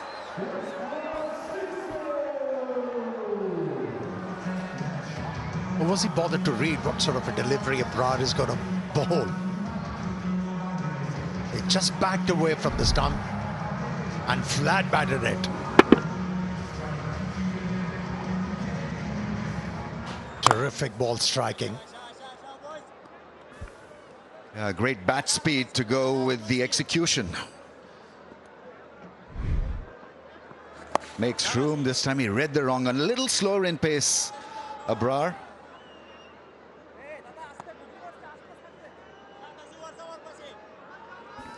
Yeah, that's where Abrar has improved. Every time he's taken for a boundary, the next one he bowls it really slow. Coming of age, Abrar. And there's always time for the fans to enjoy cricket with Pakistan's own brand, Tapal, at the Tapal Tea Lounge. It's the #1 brand of Pakistan.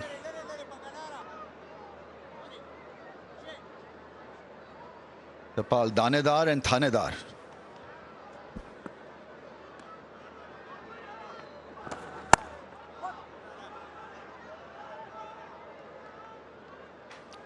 I'm sure Bangladesh will be looking to get another partnership rolling. It's about a game of partnerships right till the end. So 16 from 9, which is not bad at all.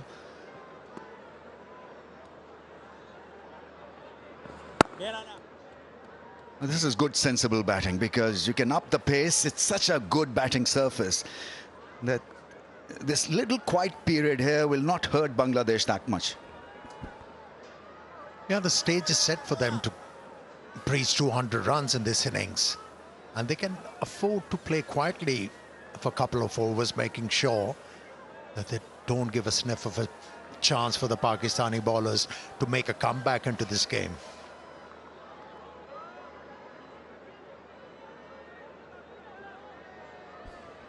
First ball 6 in singles of the next 4.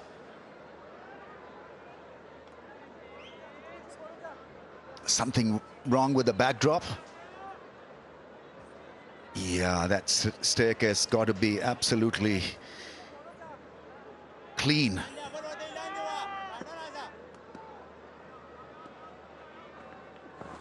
Yeah, nicely played. Good footwork, using the crease. He's running hard. Ridha slips. And Lytton Das this time makes his ground. Will he growl once again? Expression is fine, is okay. Yeah. 1-3-1 for 2.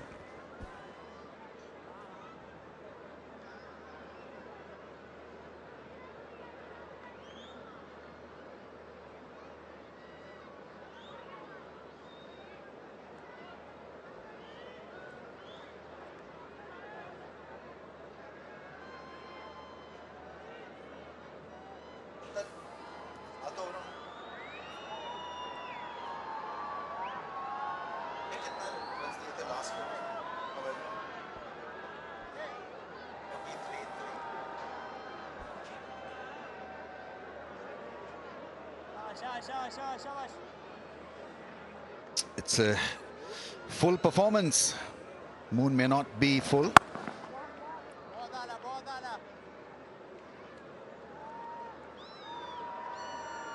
They're going at 10 and over, so if they continue at this pace, 200 looks like a reality, a possibility.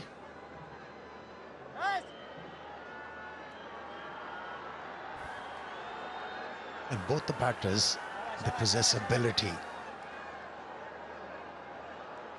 to take the opposition to cleaners.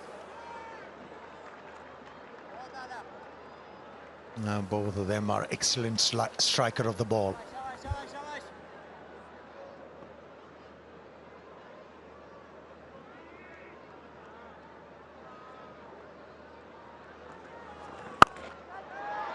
Yeah, that's nicely played away in the gap for a couple of runs.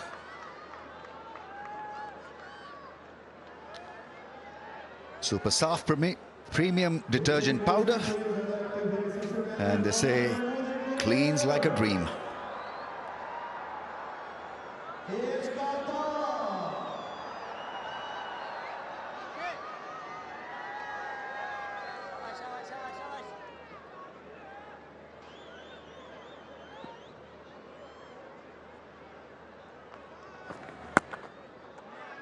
Oh, given a wide. Probably a right call because the ball was away from his reach. Really had to go after it to make a connection. Yeah, that fielder, or a couple of fielders at point, therefore becomes so important for Shadab because that's his natural trajectory. He's going to be flat, a little wider at times. Is he setting Liton Das for that googly from outside the off stump? He read it well, and that's hit for 6. Wonderful strike from the right-hander. He read it early and picked him like he was reading the back of his hand. Sensational 6. Yeah, hit the ball with all the certainty. Was a wrong on. Read it very early and then good footwork. Some wonderful strikes tonight from Bangladesh. Playing like a relaxed team. Now that the series lost, maybe it has allowed them a bit of freedom.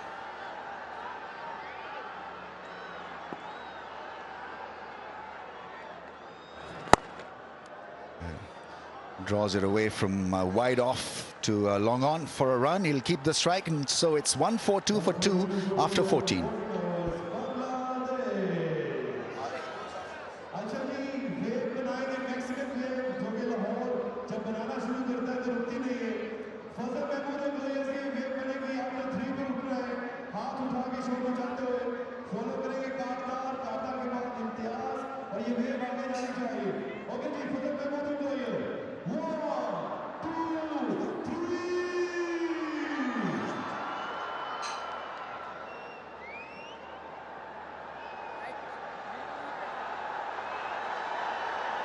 Yeah, it's been tough for the bowlers.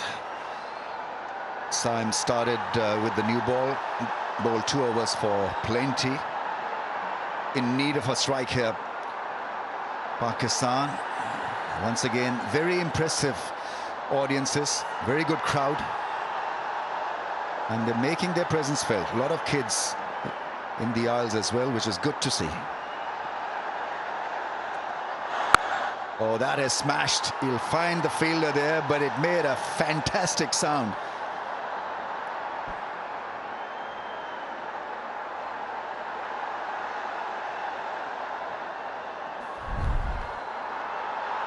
There's so many times you've seen Fahim Ashraf starting an over with such a delivery. And lucky for him, there was protection at deep mid-wicket boundary.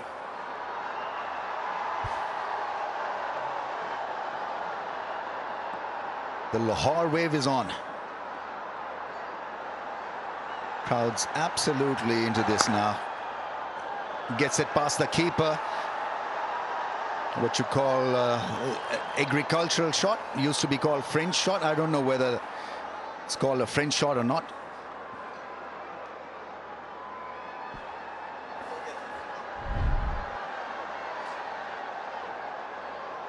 Whatever you call it, but the result was good for Bangladesh. A boundary. It used to be called French cut.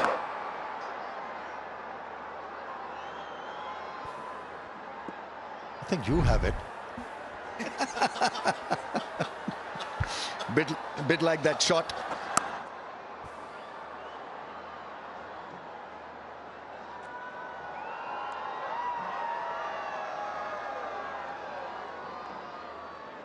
What number is this?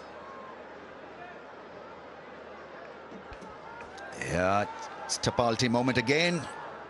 Number 1 T brand of Pakistan. Yeah, I can't miss this moment, can you?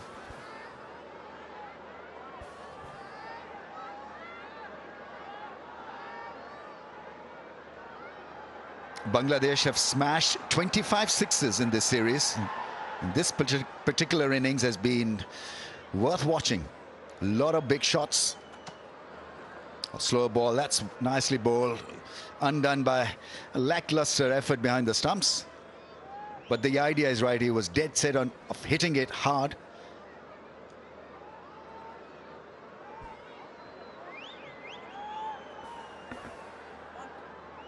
Plenty to think for Pakistani captain Salman Ali Agha.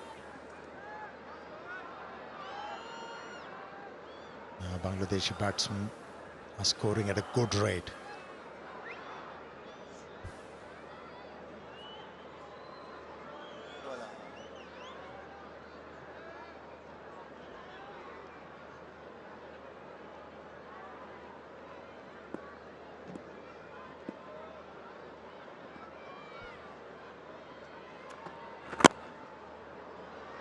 Yeah, beautifully timed for a run.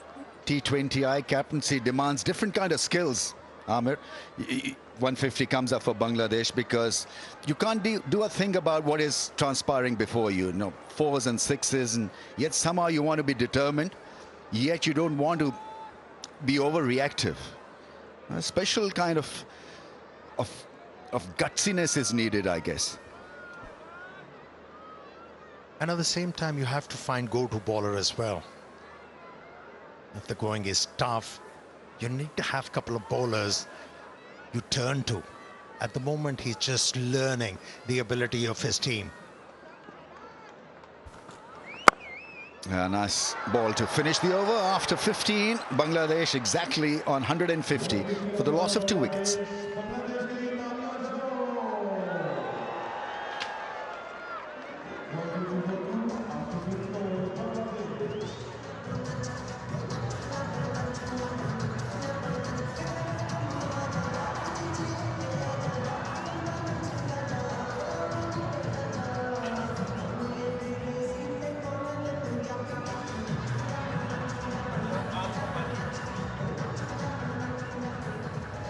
Seven bowlers used.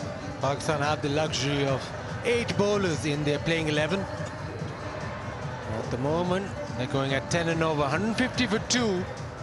Bangladesh put into bat, and probably batting first, has brought out their best. Now, final 5 overs of the innings, just 2 wickets down. I think minimum 200. But Bangladesh would want more. We know that is a very good batting surface. Going by the first 2 T20Is, 200 is a good score. But Pakistan will fancy their chances if they can restrict Bangladesh to 200 or less. Abbas Afridi. Slow one, just concede the single. Yeah, this is turning out to be a good partnership here.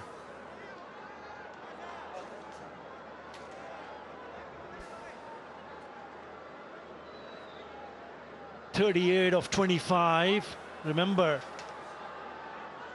the openers added 110, but then they got themselves dismissed quickly. Both of the openers. I thought the Parvez Hussain Imon was excellent. So was Tanziz Hassan, but Lichun Kumar Das and Rida are now adding 38. So looking to go and accelerate here, because these are the last 5 overs. They've already picked up 9 sixes. That's the most so far in the series for them. But they have quite a few overs left in the bag.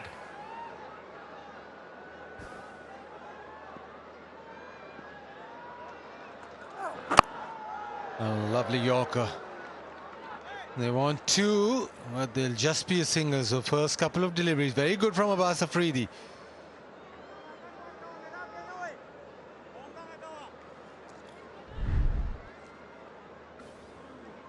Yeah, it's a lovely skill, isn't it? To get it right. Never easy for the bowler under pressure. The way they have batted so far, they look to be in really good touch. Excellent from Abbas Afridi into the block hole.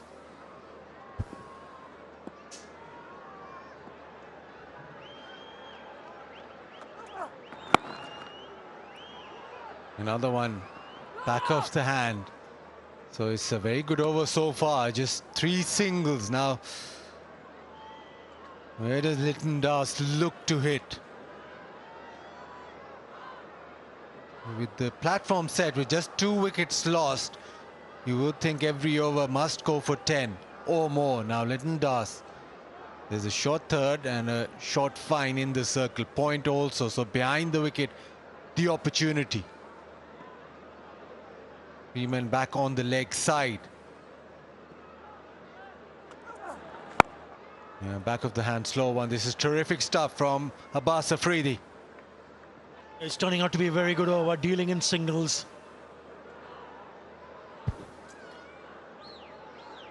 Vigotel Mobile, official mobile handset partner, introducing new 26.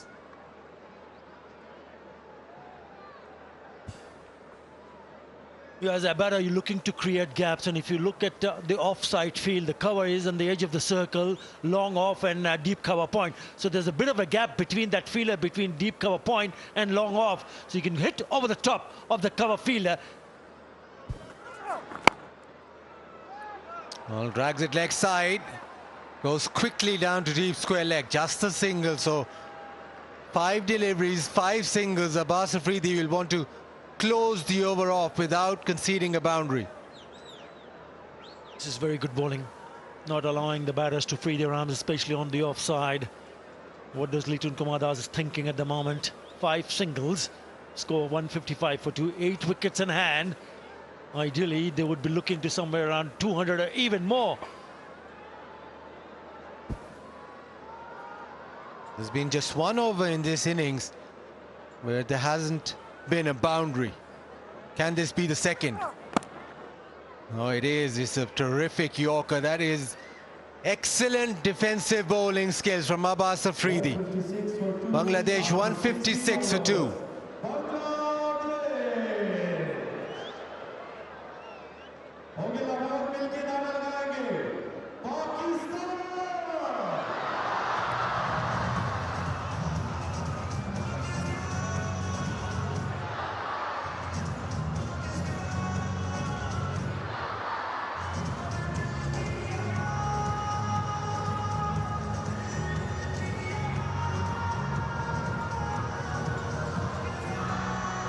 Everything is built up nicely with the last couple of overs.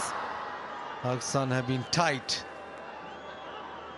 Remember, 201 was scored by Pakistan twice. And 200 just seems as if that's a par score, because in the final of the PSL, 201 was chased down. Hassan Ali. Oh, lovely. This is fabulous bowling. The Yorker first up. And he's chased it all the way down and restricted to 1. No. Nobody's looking. Haris throws. And captain was appreciating the effort from Hassan Ali. In the end, it's all in vain because 2 runs scored. Yeah, he did really well. Wouldn't be happy. The end result resulting in another single. Have a look at this Yorker. Well bowled. They pick up a single, and he's the one, the bowler himself, going and picking it up and having a shy at the stumps. No backing up. Very good athleticism from Hassan Ali. Last over, only 6 singles, and they start with a couple of runs. 11 balls now since the last boundary. Where does the boundary come? They need a boundary, Bangladesh, to ensure that they get into some sort of a groove here. Pakistan has fought back. Another bit of a discussion in the middle.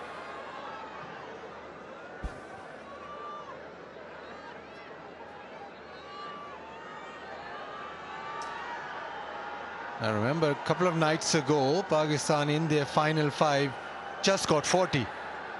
And we were thinking that maybe they'll get to 220, maybe more, but the restriction came at the back end.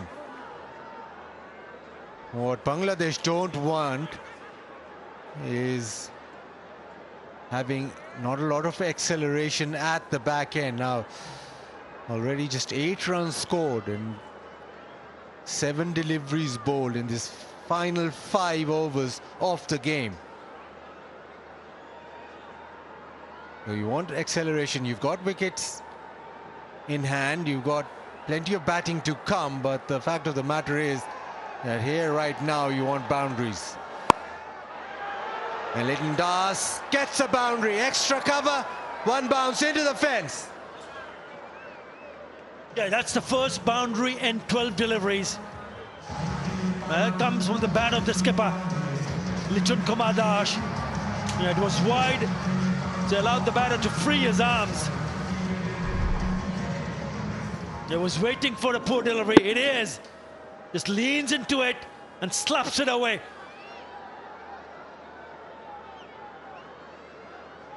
One bounce over the fence. Partnership with that boundary, 49.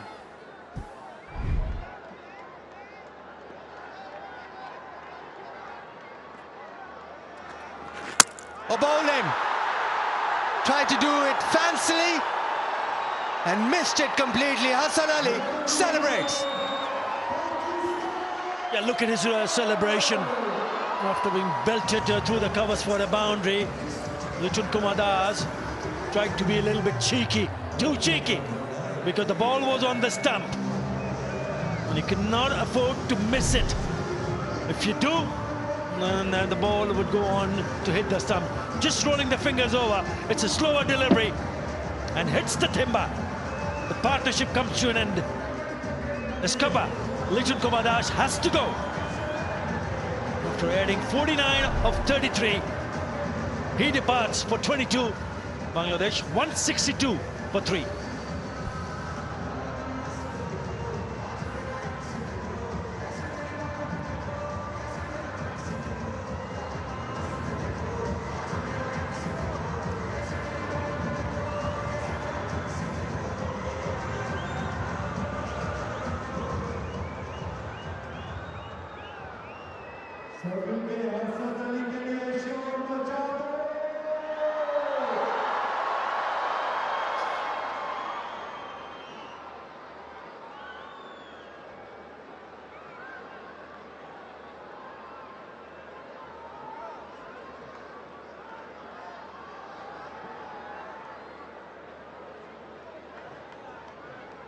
Shamim Hussain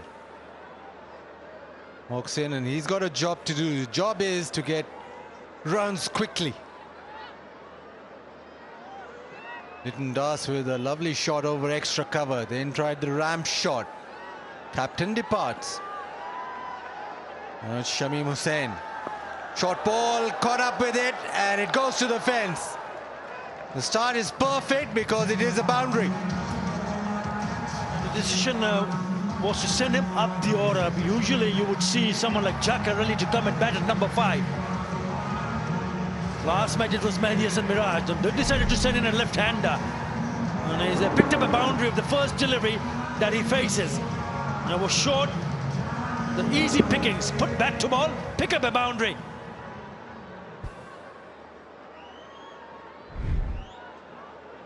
Wicket in the over, but 10 off. 2 deliveries remain. Now what can Shamim do? Round the wicket is Hassan Ali. Made off an extra cover in the circle. Backs away, thumps it away. Past extra cover. Wide open spaces. That is an impressive shot. No, he's probably anticipating a short one. Very strong square of the wicket on both sides. They've got some support here also. You see some Bangladesh flags all around. It's a back-to-back boundary. He backs away, makes himself some room, and slaps it away on the offside. Didn't bother to run because he knew exactly, because it was in the gap. And it races over to the boundary. So 4 more.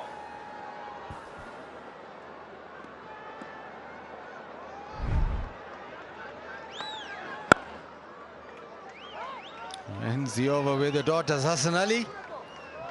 After 17, Bangladesh 170 for 3.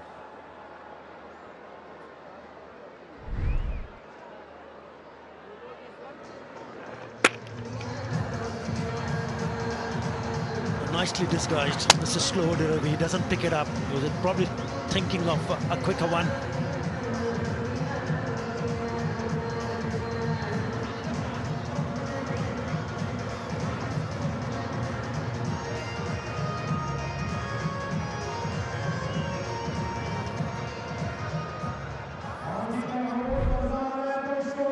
The last 18 deliveries remain. Hamzat 42, Imon 66, Litton Das 22. But what Bangladesh want is these last 3 overs to go at maybe 12 and over, maybe more. Abbas Afridi. Nicely bowled, slow one. Already their highest score of the series, but they still have a few overs to bat through. And they'll be eyeing to get across 200 here. Ridai, unbeaten on 24, but they've picking up a good length from the bowlers. Again, fuller Yorker length. Hardly any chance for the batter to put it away. Very good. He conceded only 6 in his previous over. And again, the slow one working beautifully. Rohit will have to settle for one. This is superb bowling from Abbas Afridi. It's either Yorker or the back of the hand slow one. And now Shamim Hussain on strike has already picked up a couple of boundaries in the 3 balls that he has faced. And he'll also be eyeing to pick up a few boundaries here. But this is excellent stuff from Abbas Afridi. On the money. Just making sure that he's got the right field set. Long on, long off. And the fielder at wideish cover point comes inside the circle. And now they have 3 inside the circle on the offside. He tries the reverse and taken. Again, pace off. The reverse ramp not working. Harris with the catch. Not a great shot. We've already seen Litton Kumadash trying to play that ramp shot of a slower delivery. Don't think there was any need for Shamim Hussain to attempt to play that shot. Being a left-hander, he wanted to play the reverse, and all he did manage to get some part of the bat, and the keeper does the rest. Full credit to the bowler. Was tying them down. This time around, he picks up the wicket, that of Shamim Hussain. He goes for 8. Bangladesh 171 for 4.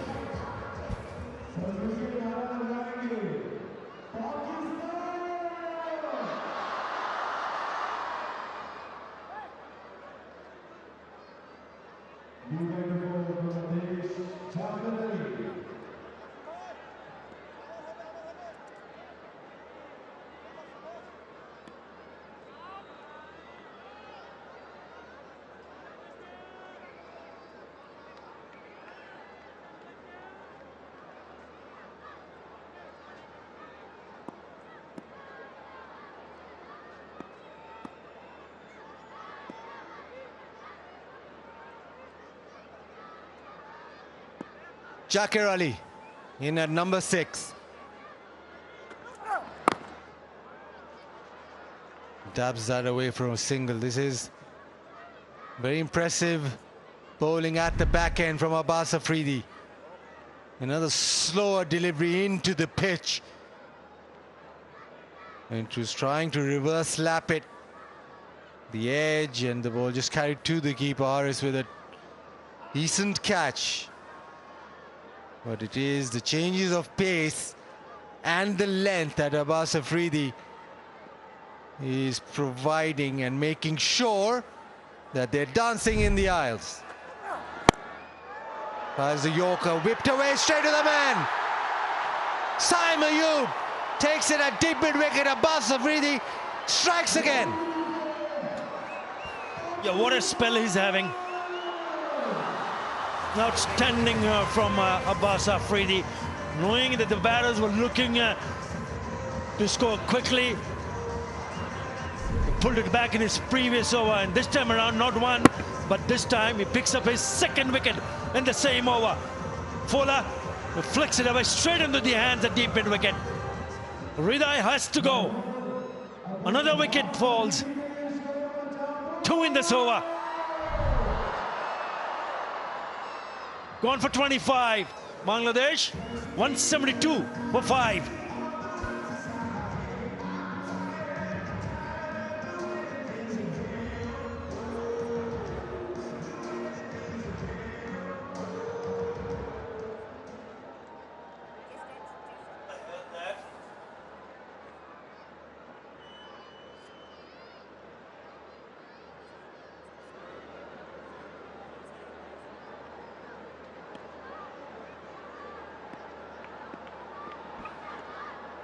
Mehdi Hasan Miraj walks across.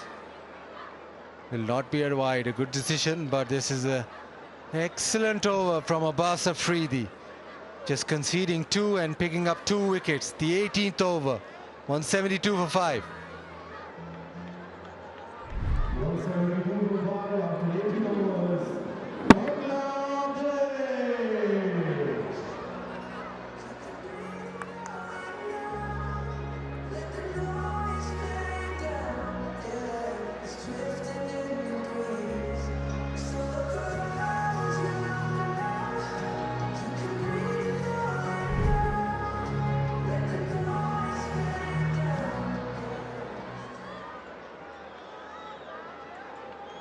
Just when Bangladesh thought they should accelerate, Pakistan come back with wickets.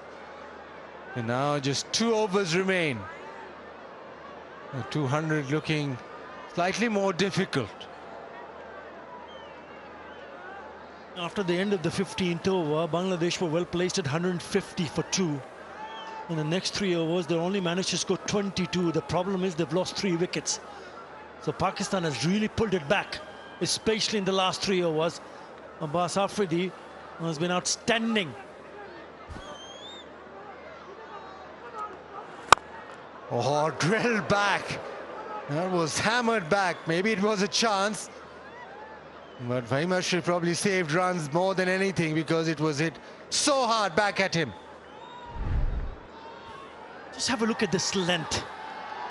Again, Fuller. But he got into a really good position because bats deep in his crease.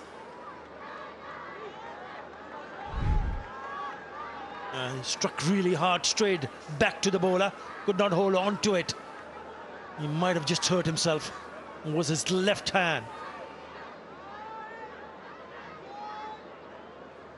Yeah, it was hit very hard, extremely hard. Pakistan, like Bangladesh the other day, who fought back in the final 5 overs. Bangladesh just conceded 40. Pakistan right now in the final 5 over phase have been excellent. They really pegged Bangladesh back. Now it'll take some special hitting to get to 200. Tinkering with the field, Salman Ali Agha now gets man out on the offside, mid-off in the circle, so the chance to hit straight, maybe over extra cover. It's it down the ground. The batter's not getting the elevation.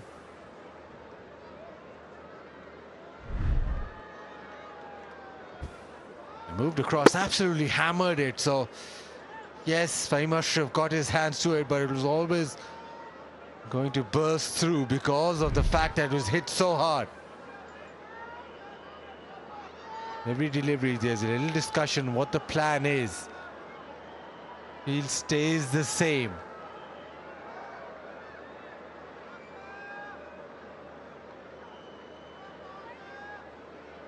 Well, slight change, long off drops back to the fence. Point brought in.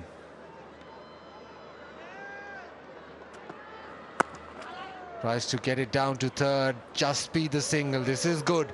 Pakistan will accept this.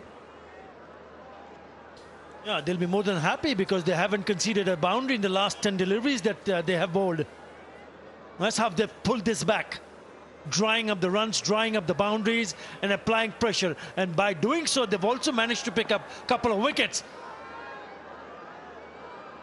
It's been absolutely brilliant. Initially, it was Abbas Afridi and now even Fahim Ashraf bowling in the right areas.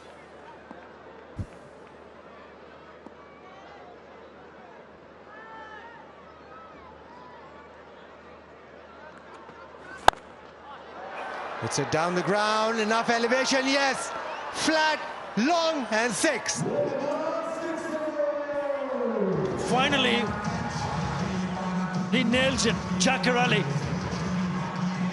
Took them some time to pick up a boundary. Well, that's what he usually does. He goes across the line, goes deep, and then plays with the length.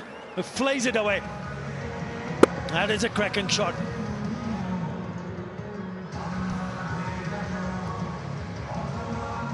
Yeah, wonderful hit. He was looking for that. The previous couple of deliveries was Chakar Ali. Now there's another discussion.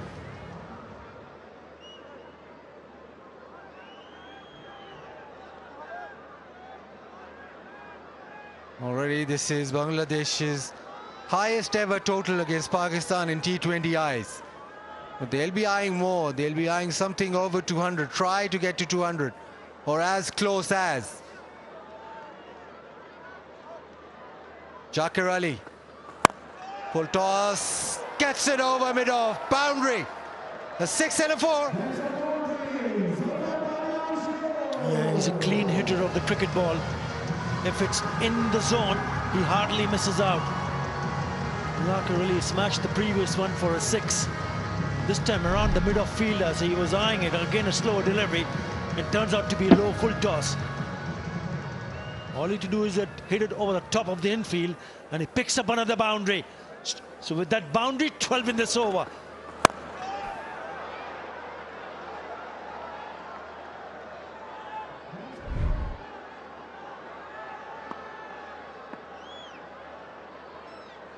And 7 legal deliveries remain. Into the pitch. Does well as Fahim Ashraf. But an expensive over 12 off. It's 184 for 5.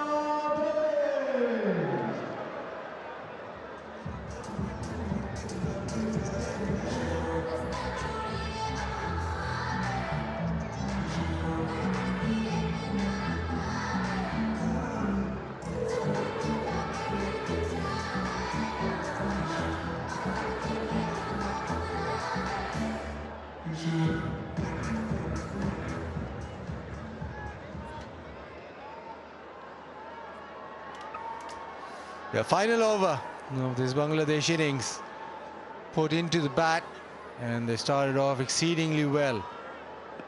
Got to 150 in their 15 overs. Now just Pakistan fighting back. Final over. Hassan Ali, slow one in the air. Chance in the deep and taken. Hassan Nawaz made good ground. And Hassan Ali's pace-off delivery works. It's the last over, and Medis and Miraj will be disappointed. Just couldn't connect it nicely. Hassan Ali, the very first delivery of this over, the last over, forces the batter to hit it in the air. Just couldn't find the gap. Probably just on the bottom part of the bat. It's a pretty decent catch. He had to run a long way to his left. Hassan Nawaz, and takes it very nicely indeed. So Medis and Miraj departs for 1. It's 6 down for 184.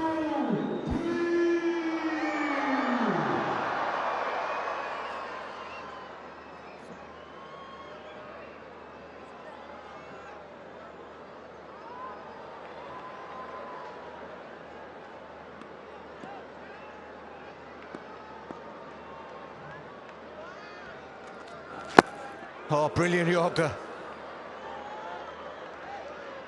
First delivery, the slow one. Second delivery, Yorker. So this is a fabulous start to the 20th over from Hassan Ali.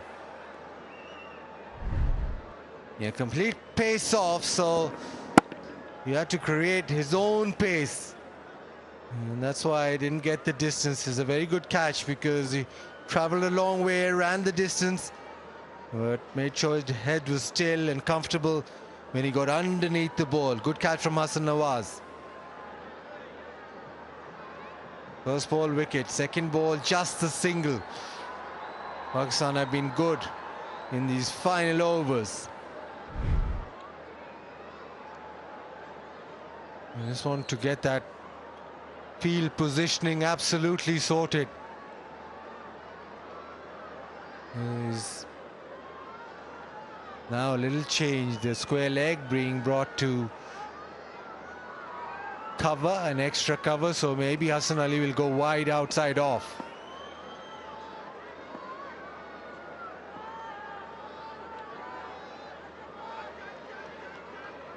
Zakir Ali moves across, full toss. Not a great connection, just a single.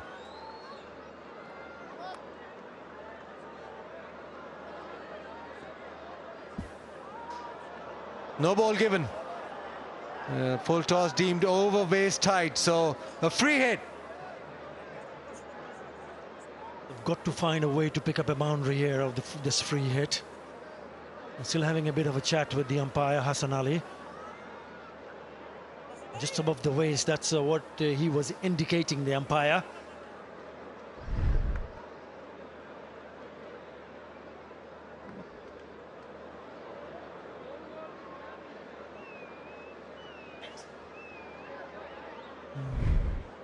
Quite tight, but he was quite upright when he hit that, so deemed a no ball, a free hit, a chance for Tanzim.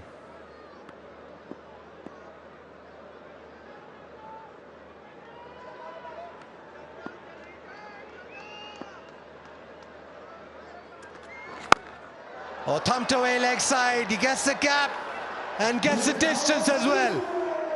Free hit, deposited over the rope. And that is a very good hit. Remember, he picked up his first T20 International 50 in the previous game, batting at number 9.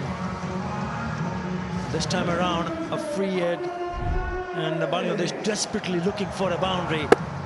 And he's smashed it away for the maximum. Full toss down the leg side, easy picking.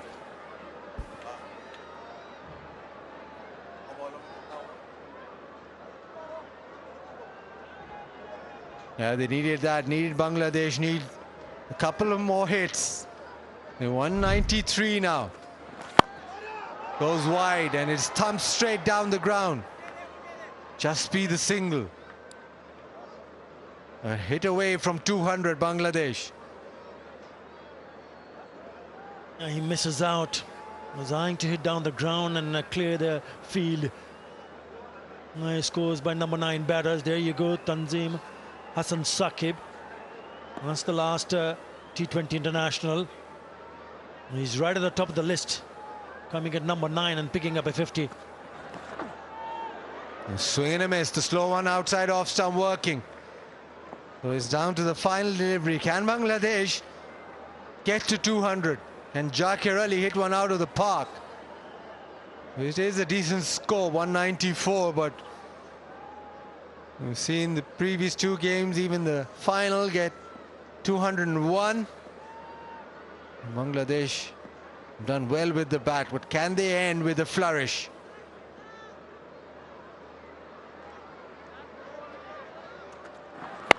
Goes wide again, dragged it leg side. They want the second. Will they get the second? Yes, they will. So 2 runs to end the innings.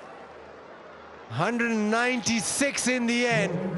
Bangladesh, the last 5 overs, got 46. Pakistan bowled well at the end, but Bangladesh, having been put into bat, and the series that they've had, they'd be satisfied with their way that their batting has performed. Yeah, batting-wise, definitely they'll be happy, but they'll be hoping that they can go and defend this. 196 in the end. They'll be hoping that the bowlers can do the job. Look at those last 5 overs, just 46 runs. Problem is they lost wickets, quite a few. 4 wickets in the last 5 overs.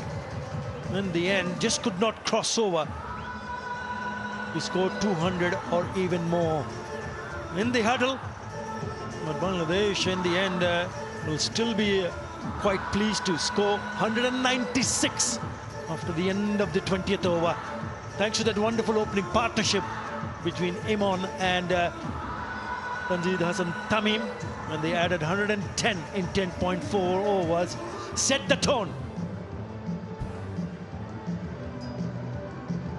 Hassan Ali is satisfied with his work with the ball. Pakistan wanted to bowl first, wanted to test themselves with a chase. But the pitch is very good. Lahore pitch has been very good this season. And plenty of runs to be scored.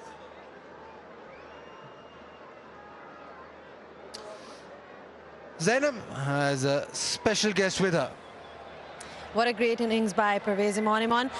Started off really well, that opening partnership, making the most of the power play. Tell us a little about your batting plan. We are just batting according to the situation, so we can do it every over. We are targeting for a boundary, so we can do. All right, you also got 100 versus UAE coming into this series. Did that give you a lot of confidence just in terms of getting some form? Yeah, obviously, first 2 matches I didn't get run. So today my plan is very normal, so I can. What about the conditions then? What did you make of these conditions? There was some talk that maybe perhaps it's been slightly on the slower side. What did you make of it? Yeah, a nice wicket to bat on, but this wicket is a bit slower than previous one. All right, thoughts on the total then? Inshallah, we can defend it. All right, thank you so much and all the best. Yeah, thank you. Now Bangladesh put into bat the opening partnership, Tanzid 42, Imon 66. Contributions by Lyndon Das and Hidroy. And they ended up, in the end, got 196 for 6. The Pakistani bowlers found it difficult up top with that partnership of 110. Lyndon Das and Hidroy 49, Raz Jakar Ali and Tanzim added 12. Of just 6 deliveries. 9 extras in that. And the bowling. Hassan Ali, 2 for 38. But Abbas Afridi was the star of the show. Just 26 runs conceded and 2 wickets for him. 7 bowlers used for Pakistan. And they made sure that Bangladesh couldn't get to 200. 196 for 6. So Pakistan to win the series 3-0, they need 197, and that run chase we'll see after this short break.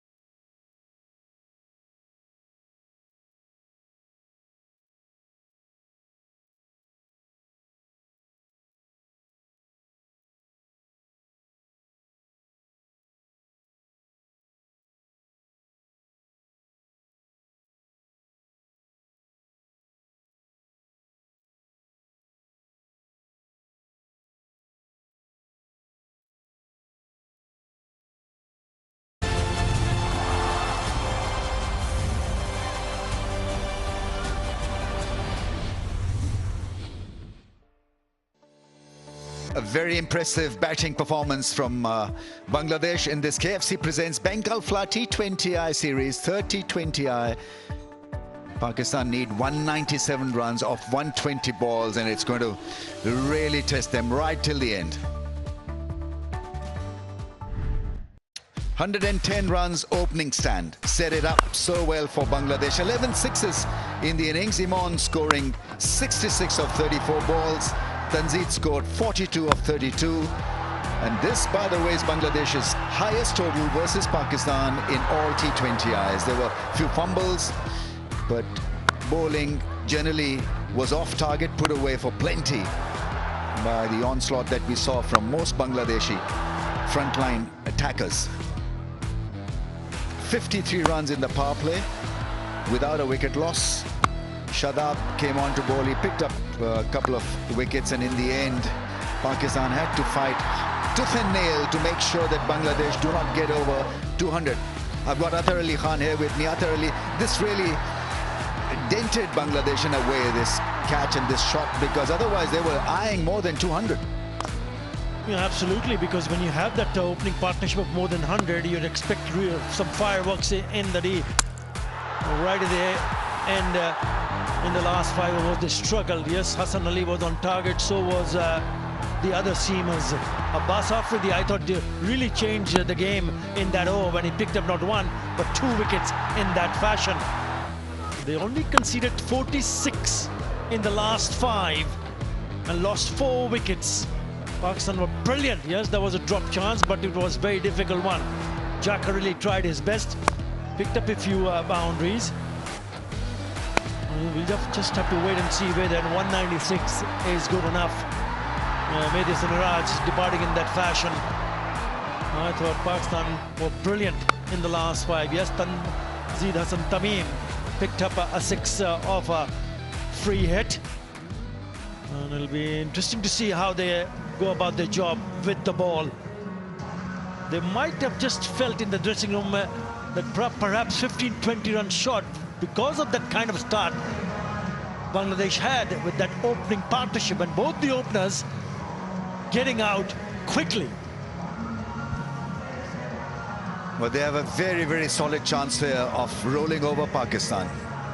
197 runs out of choice. Pakistan, after winning the toss, electing to field just to test their resolve and skills with the ball up front. And they used 7 different bowlers in the first 10 overs. And obviously it didn't work because Bangladesh almost got 60 in the first 6. That's a clear forward run now for Bangladesh. They've got runs on the board, so from captaincy point of view, from execution point of view, it becomes a lot easier for Bangladesh now to dissect the situation and put it right. Saim Ayub has been woefully out of touch, finding new ways of getting out. Sahibzada Farhan was so impressive in that last game. Clubbed the ball beautifully. What was impressive was his temperament and the carefree attitude with which he batted, making yet another comeback. Sahibzada Farhan given his due by wonderful performances in the PSL tournament. Maybe he needs to improve or take his batting just a notch up against the shorter ball, the bouncer. But otherwise, he looks rock solid. Saim Ayub has got class. He's a 3-format player, not only a 3-dimensional hitter, but a 3-format player. He's that good from technical, from temperament point of view. He hasn't got going, Saim Ayub. It's going to be Mehdi Miraj. 14 wickets in the 31 matches that he has played. He's picked up before. Remember, he created chances. Sahibzada was dropped in his very first over, and then going on to score 70-odd, taking it away from Bangladesh. They've got to start well. There will be a bit of a pressure on these openers because the required run rate is just touching 10 runs in an over right from the word go. Belt up, the run chase is on. He likes this shot, particularly against spin. He uses the crease and plays against the spin. Very good at picking up the length early.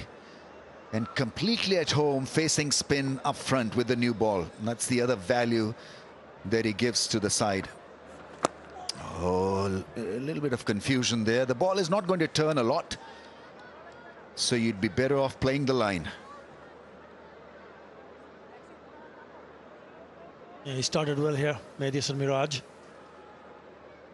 He's a clever bowler, clever bowler. He went for 38, but he did create chances. Did not get the support from the fielders. Yeah, there's that positive intent, and he's off the mark, exposing the stumps. Completely at home doing that. Takes a lot of courage doing that. Because at times you don't know how far away you are from the stumps in relation to the stumps. Focus on Saim Ayub now. They need him in this powerful run chase.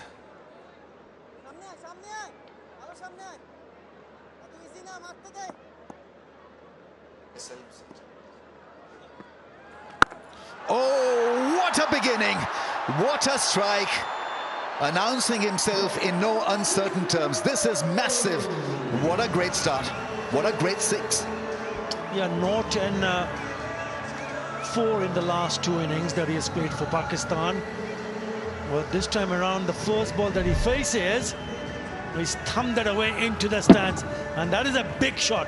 Really big one. Just a little bit full. It's such a good batting pitch. And the batters will always back them up to play if it even on the up.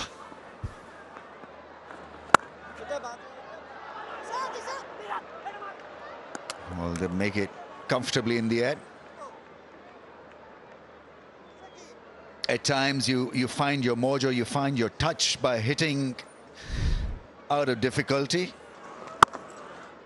This was a smash. What a hit that is. We've seen a great catch already. That has bounced off somebody's hand.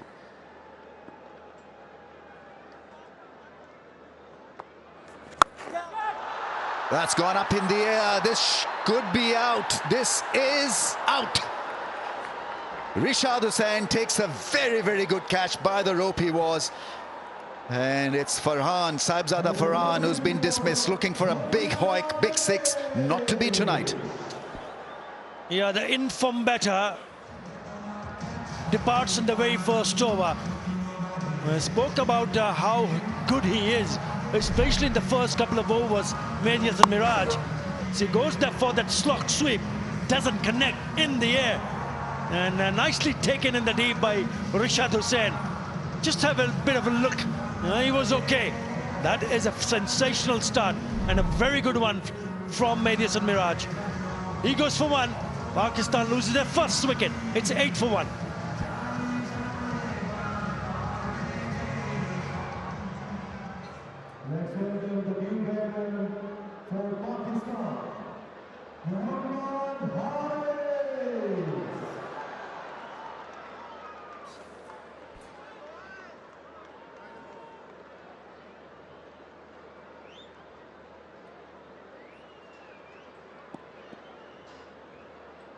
Mohammad Haris at number 3, playing in front of a full house here at Lahore.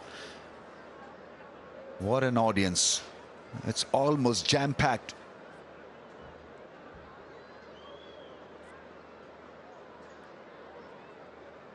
Great crowd, considering that the series has already been won by Pakistan. This is a great response by the Lahore crowd.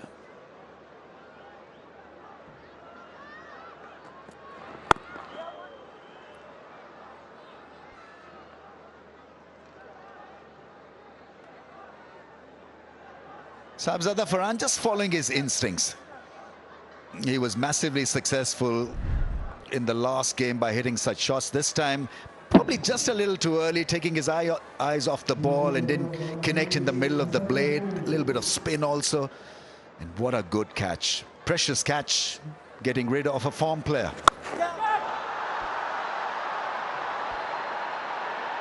Yeah. Looking at the ball and being very, very careful where he was in terms of the rope.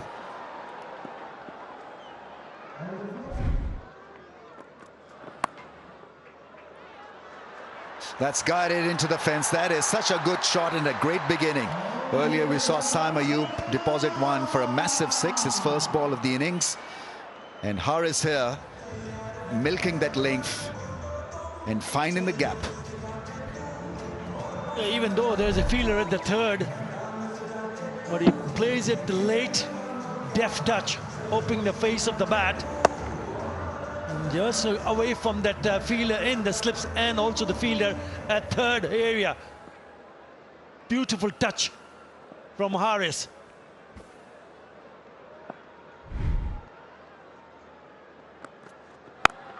Oh, that is smashed. One bounce into the fence. That's how he bats. On the day, a match winner, an entertainer. And if he gets cracking, this could be a possibility for Pakistan to win this contest. You're playing that into the vacant areas, hitting it on the up. Not a half volley by any means, but still good enough. Backing themselves up on the surface, trusting the bounce and flaying it away on the onside. Now there's a fielder in the same direction. Well, they'll have a bit of a chat here. 28 wickets so far for Hassan Mahmood. They're still waiting for the ball to come back. Pace of the ball is going to be the key here against Haris, because he absolutely is certain that he's going to hit everything out of the park. Dead set on hitting the ball aggressively. So what do? You take the pace off and may get a good response in your favor. By taking the pace off, you make the timing of the batter a bit off. There's that slower ball. I think what they did, the Pakistan bowlers, especially at the death in the last 5 overs, not only they bowled the slower deliveries, but they were also very good with the Yorkers. So it's important for the bowlers from Bangladesh to realize that if you can get it right, it might just trouble the batter. It's such a good pitch to bat on. We're still going on with the slip in place. And 53 in the power play for Bangladesh.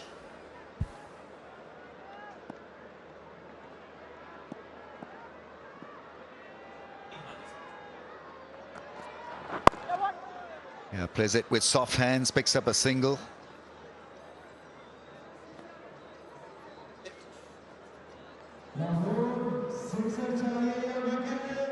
Gerot, official styling partner, doing a fabulous job.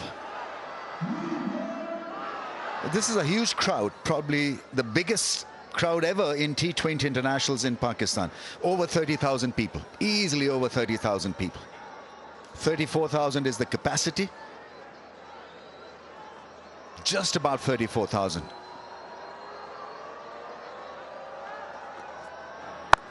Slow ball put away into the gap.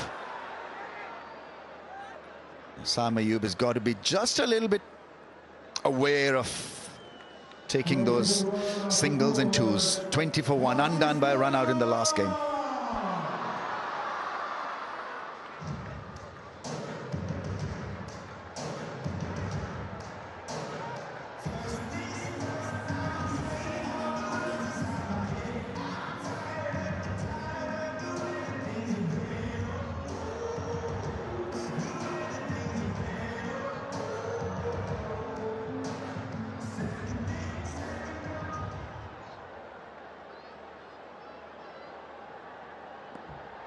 Great picture that, supporting cricket and standing up for Pakistan cricket. Actually, that's such good news. Fans were just a little bit disgruntled over the last year or so, but now that's convincing. That is really good shot into the gap. One bounce over the rope for 4 is not going to let up. The pressure will be exerted by the right-hander here. Haris on 14 from just 5. Yeah, there were shouts of catch it, but it went into the gap. A little bit too short. We wanted to put it into the stands, but in the end, no no problems, because that's gone one bounce over to the fence, away from that fielder at deep mid-wicket. Now he comes into picture.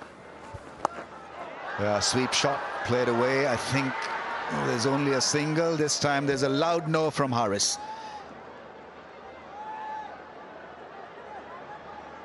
It does help if you can pick up a boundary of the very first delivery of a new over.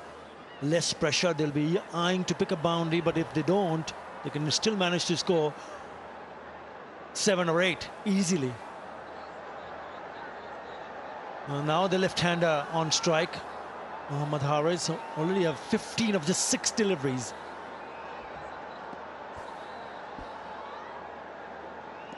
Beg your pardon, Saim Ayub on strike.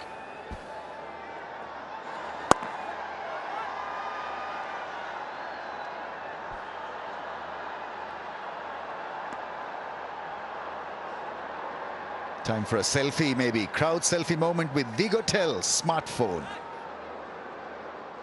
Smiling faces, it's a full house.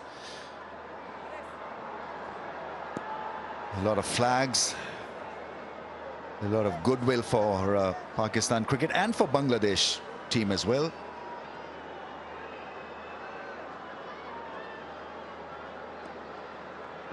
Round the stumps and almost beats him.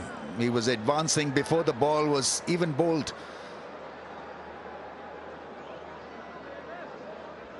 It's a round the stumps angle to just keep him honest through the offside rather than him hitting the ball away towards mid-wicket. And that's the idea, to just float it across. That makes room, smashes it, and it's well fielded, well done, only a single.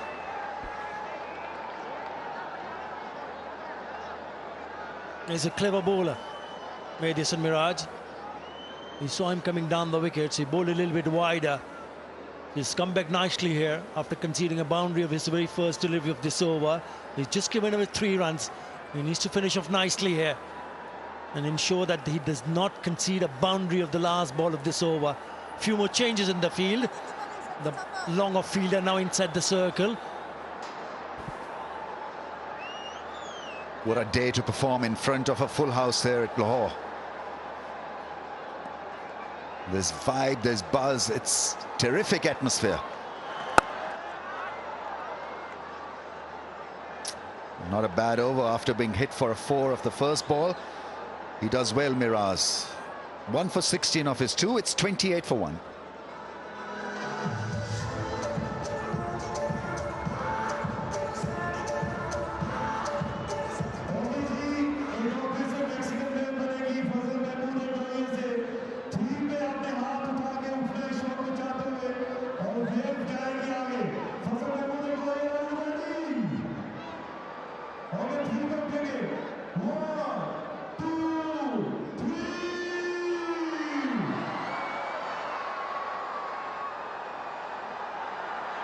Can't get enough of this sight. After a very, very long time, we're watching this. A full house there. The stadium has been extended from 28,000 to 34,000. New lights. It's well dressed up. Seats for the fans. Last game of the season. Khalid Ahmed on debut, 74 matches, 94 wickets. Seems to be a wicket taker. 3 times he's picked up 4. 32 years old. Starts off with a dot. Yeah, he was impressive in the Bangladesh Premier League in the last edition, where he picked up 20 wickets. He's played a test for Bangladesh from Sylhet. 16 test matches for him. Big day, really good. A day to remember for him, getting his cap from Nafis Iqbal.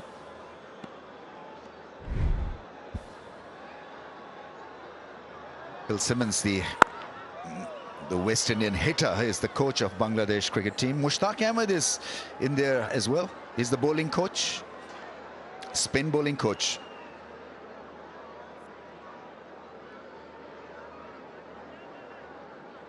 There he is. Not only a spin bowling coach, but a mentor as well. Terrific guy to have in the dugout.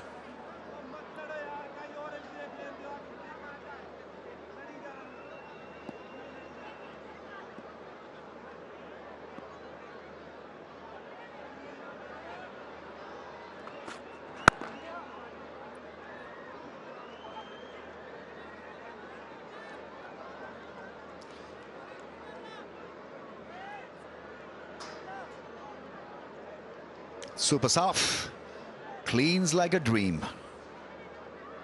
Premium detergent powder.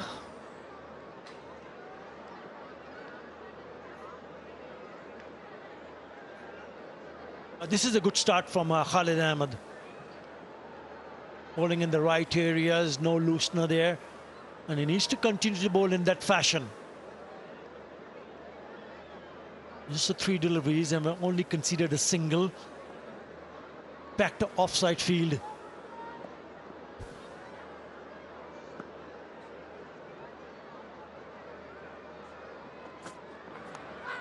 Oh, very close thing. Extremely close thing. Got nothing from the keeper. The umpire didn't give it out as well. Narrow escape. And what a good over this is. What a good beginning from Khalid on debut. Yeah, there's no one in the third area, the short third. So he's trying to guide it away, trying to find that gap. Doesn't connect, and it's so close to the outside part of the bat, rather inside part of the bat. Yep. He started well here on debut, on target. Khalid Ahmed. Hitting the length well. There's a bit of consistency. No nervousness. He's off to a very good start here.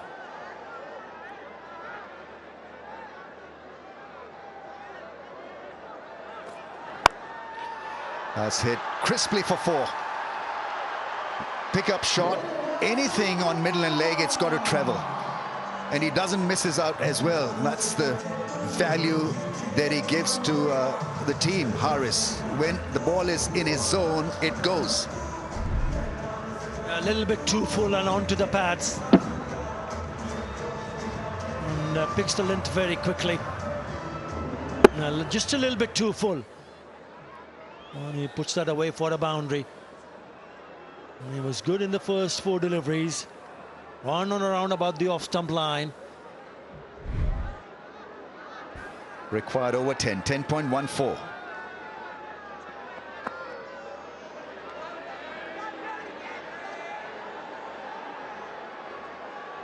Doesn't seem to have a lot of pace, so he's got to back himself on line and length and show good discipline and show a bit of determination as well. He'll be tested out here. Out there, in fact. Haris and Siam both very aggressive hitters. That's a wrong line. That's gone. Traveled all the way for 6. What a beautiful pickup shot. Last ball deposited over the fence. And Haris is making it look very, very easy. He's off to a great start here. 26 of 11. Pakistan 39 for 1.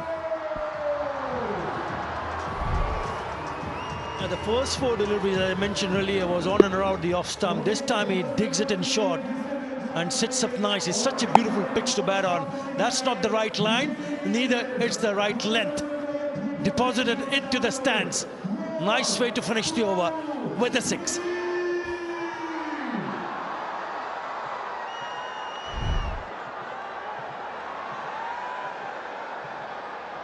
The crowd's absolutely involved in this run chase as well. Pakistan needed a good start, needed a partnership. This partnership is looking reasonably good. 31 of 18.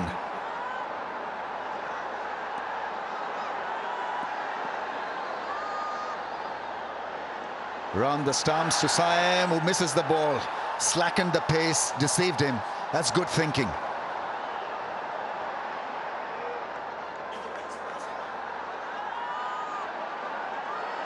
So it's official here, 29,893. It's 30,000 crowd. If we include our broadcasting crew, it becomes 34,500.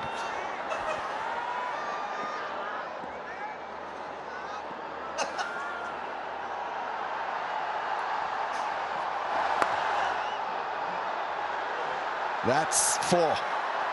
Well tried, but that ball wins the race. Once again on the shorter side, the length has got to be better, the direction has got to be better as well. You cannot afford to err in line and length, especially on this kind of a surface. But the ball is nicely coming onto the bat. The bounce has been very good. Again, too easy. Whips it away. Shami Hussain tried desperately, but just could not pull it back. So 4 more. Problem is that if a batting side picks up rhythm, then stopping them becomes an issue for any bowling side, except maybe 1 or 2 in world cricket. Reining in opposition when they have the rhythm is a tough gig. And so the best way out of this for Bangladesh is to pick up a wicket.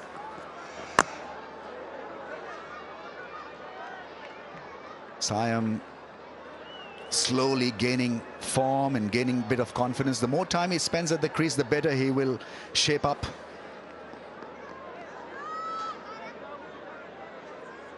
The old saying, you get better when you spend time at the crease. And so if you're out of touch, out of rhythm, you've got to spend time at the crease, irrespective whether it's T20 or not. But he opens the innings, so he's got plenty of overs left to perform. If he bats right till the end, Pakistan should win this. He's that kind of a batsman.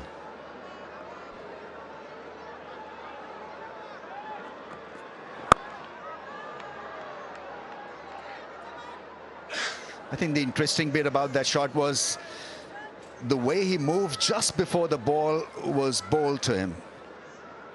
The back leg was twisting a little bit, maybe giving bowler an idea that he's going to play the ramp shot. Yeah, not a bad delivery from Hassan Mahmood. He's conceding a single, a lot more fuller, and perhaps into the block hole. That's what he's trying to do here. That was a bit of a trigger movement, but look at that length. That's gone. That's the 6. It deserved that hit. Saim Ayub is timing them well, and it's not good bowling. You've got to say Hassan has got to improve. He's got to bowl within the stumps. That is a half tracker on the pads, and Saim Ayub is not going to really miss out on those. He'll feast on them. It's too easy. Too easy for the left-hander. Just too short. Asking to be hit. And he obliges. Again, goes on for the maximum. KFC score a scholarship. KFC is awarding higher education scholarships to deserving students. A very good initiative, and it's another good over for Pakistan. They've raised 50 in just 5 overs. 52 for 1.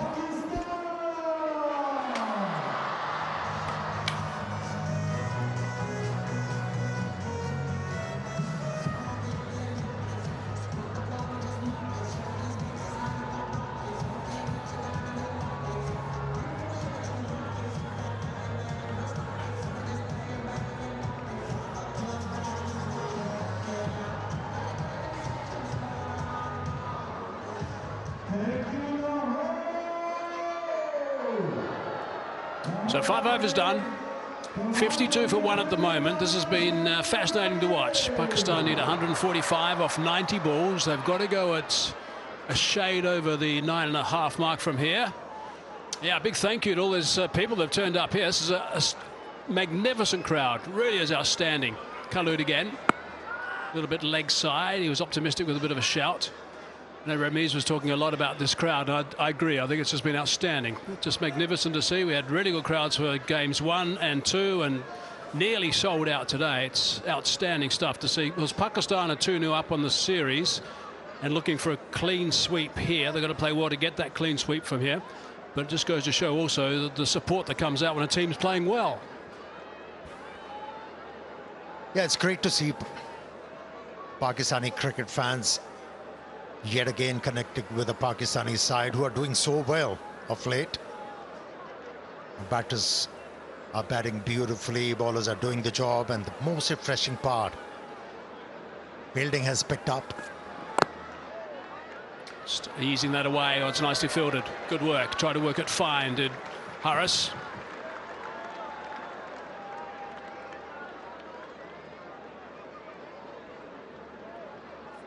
Still got a lot of work to do. They've got 9 wickets in hand. Bangladesh were outstanding with their batting.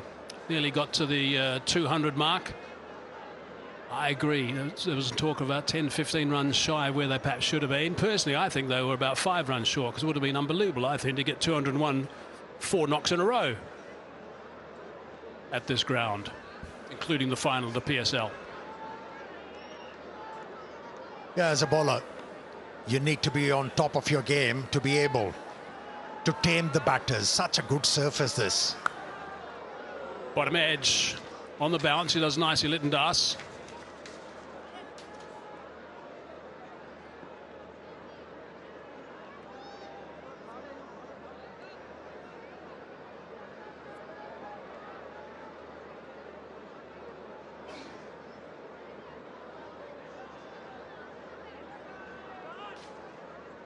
Now they're aiming for 60 plus runs again in this power play. It's quite amazing. It only happened twice in 71 knocks between 2020 and 2023. It's happened 6 times in 31 knocks, 24-25. So they're playing aggressive, entertaining cricket. They want to play smart cricket as well. And these power plays are so important. If you play really well in the power plays, like Bangladesh did in the first innings, like Pakistan did in the first innings of each of the first 2 games, really puts you on the happy road to success. Just you can just see with the taping that's on Lytton Das's hand there how much problems he has right now. There's bandages everywhere, and they've always got something that's cracked or sometimes broken. They still play. Pakistan, by the way, scored 67 runs in the power play last match. Have you ever seen a wicketkeeper without a finger injury? I've never seen a keeper with a straight finger, got to tell you. You mean cricket fingers? Yeah, correct. Yeah, they've always come into a season, really, and they look after them so well for a couple of weeks or a month or so before the season starts, and there's not too much of a break these days, of course, with franchise cricket as well. Look after their hands so well, and they come into the first international, if you like, and bang, straight on that finger, and then trouble again, back to square one. I haven't been forgotten, don't worry about that.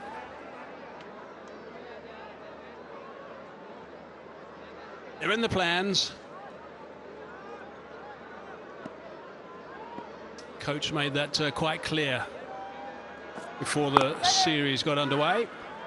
Yeah, I don't know who's getting fattened to be slaughtered. Hopefully none. On both counts. And again. No rest for the wicket. That was very close. Yeah, Super Asia, Pakistan's leading home appliances brand. Terrific sponsor to have on board again, Super Asia. The reaction from Lytton Das made me think that maybe that was fairly close. He was the one that was shying the stumps, and he was quite exasperated that he didn't disturb the furniture. Let's have a look and see how close it was. I think he would have just made it.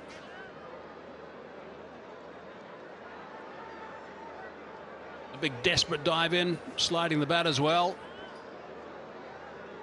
That was on a bit of an angle as it was sliding. I guess you lose a little bit of control when you're doing that. And rest.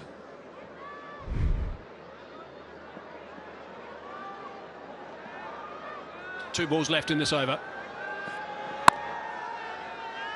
One thing that Mohammad Haris is doing today, as opposed to what he did 2 days ago, is he's looking to play a lot in front of the stumps. Not playing those cheeky shots, those ramps.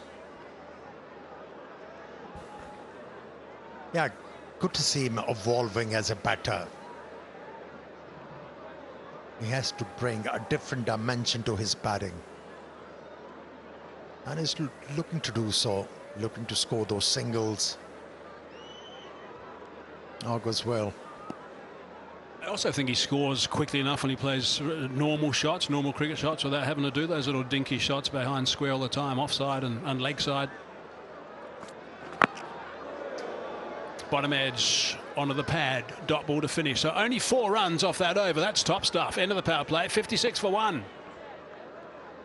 So they missed out on that 60 plus in the power play. It looked like they were steaming towards it, but no, just a few runs shy of that.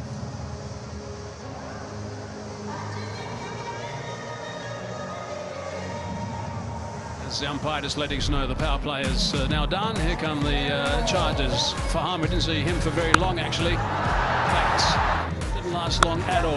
That's the shot. We saw him depart, hit it straight down the throat of the man at deep mid-wicket. Rashad it was, and then there's some really good batting between Ayub and also Harris. Both very different players, left and right. Different areas they use as well. Anything that's slightly leg side-ish, Harris is going to dish out on, and so is Ayub. So left and right's often tricky. Tight comparison. 53 plays 56. Pakistan 1 wicket down. A guy who got to player of the match actually in game number 2 is the one that's been dismissed. Tanzim now into the attack. Crunch that down to long on. Yeah, Tanzim in this series has gone for plenty of runs. And this is the ideal time for him to redeem himself. He's a wicket-taking option without any doubt. But to be able to meet success on a surface like this, he has to be committed with his thinking with every ball he bowls. He is a very important component with the bowling lineup for Bangladesh. 2 wickets, 2 for 36, tidy enough in that second one, and pretty good also in the first with 3 overs. Crack! That's out of the screws. Pick the bones out of that one. That's gone for 6. That's a terrific shot. Superb stuff from Ayub. 50 partnership with that 6. Oh, as a bowler, if you err with your line and length, Sam Ayub has the ability to take a big chunk out of you. And it's another scholarship. KFC scholarships. Each time a player hits a 6, KFC awards a scholarship to a deserving student via the KFC scholarship program. What a nice program that is from KFC. I wonder if they're prepared to dip in with 2 scholarships with that hit being so good. We'll come back to you on that. Food for thought. Terms and conditions apply, of course. Well, that's a nice response too. Nice and tight at the body from the bowler, and open the blade for a single. That was too short. Asking to be hit. And Saim did not falter. Gave everything behind that stroke.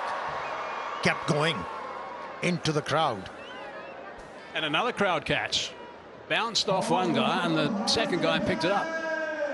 So we've seen some really good catching today. No better catching than the guy that took the catch while he was on his phone. That was outstanding work in the first innings, towards the end of the first innings. Brilliant. Oh, that's come back a little bit. Past the inside edge. Excellent wicket keeping. That one was dying on Captain Lytton Das, but good footwork and timely dive allowed him to gather that one cleanly.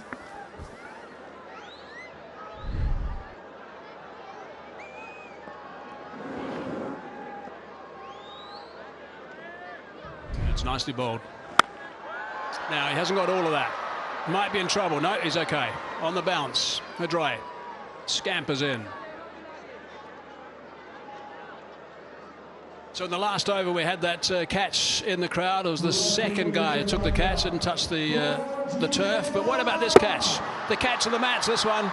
Magnificent catch. On his phone, talking away. Sticks out the one hand, continues talking, says, hang on a sec, I'll just get the ball back, and then I'll continue the catch again. Brilliant grab. What do you call it? Multitasking? Very skillful. As is that as well. Did nicely. Mahmood. 7 done, 66 for 1.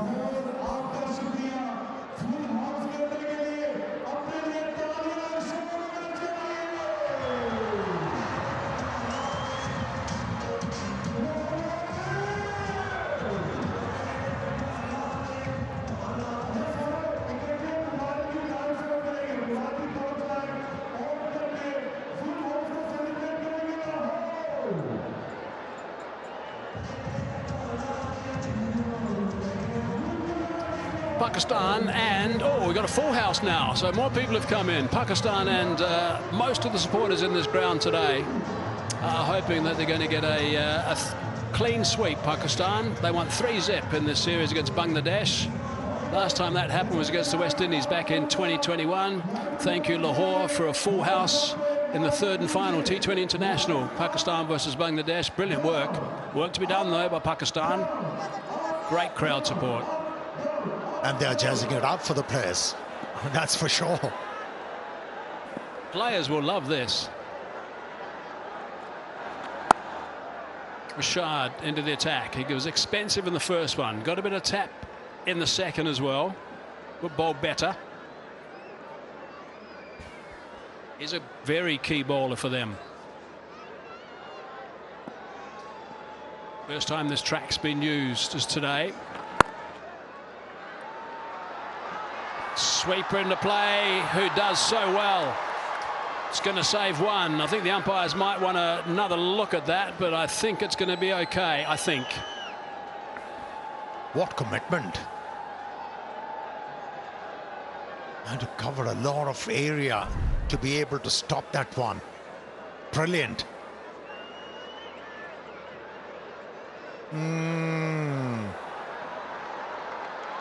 Well, 10 out of 10 for the effort. Yeah, didn't quite get it away from that advertising triangle in time.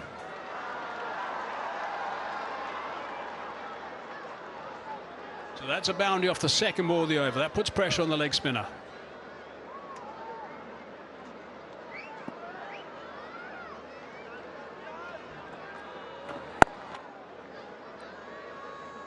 Similar area, but not in having a scramble this time.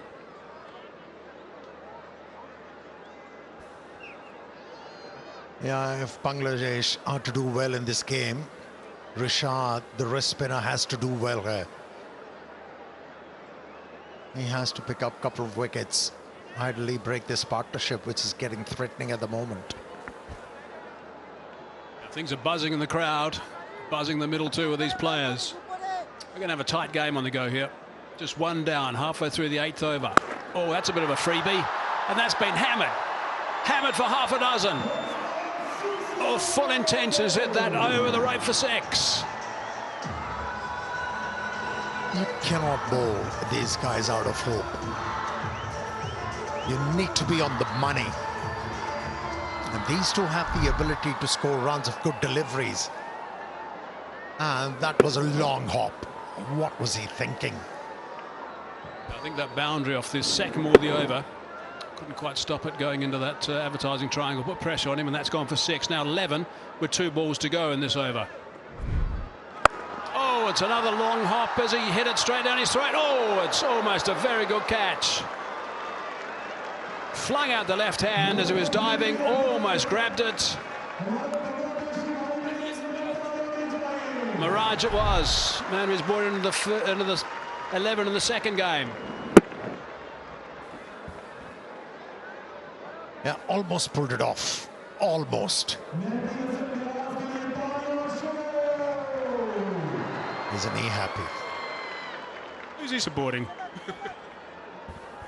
Make a wild guess.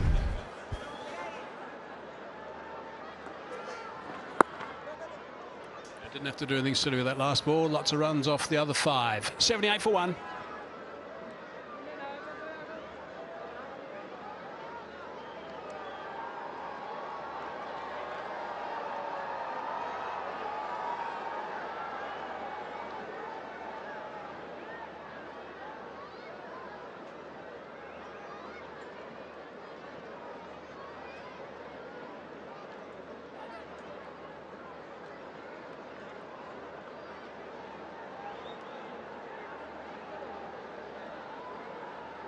Looks to me like these two worms had a scrap at about over number 3. They couldn't separate themselves, and they had a little bit of a disagreement about number 5, and they're back together scrapping.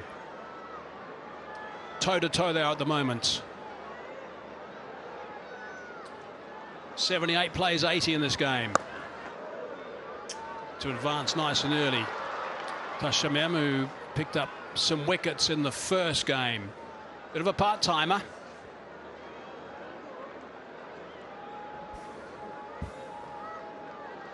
And for the first delivery, he came out of the crease so early and still managed that stroke. Said wickets, only one in the first game.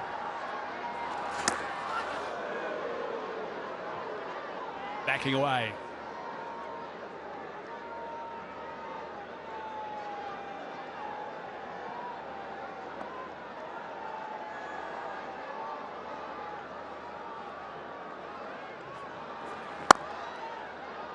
Through the bowler. Just the one. Helter Skelter in the middle, runs left, right and centre, but it's pretty calm, I think, in the T20I lounge. Yep, there it is. Time for the fans to enjoy a cup with Pakistan's own brand, Tapal, the T20I lounge. #1 tea brand of Pakistan. Very relaxing there. Maybe feeling a bit tense. His first 3 balls have been good, Shamim. Need to go at 10 and over, and they've got 9 wickets in hand, Pakistan.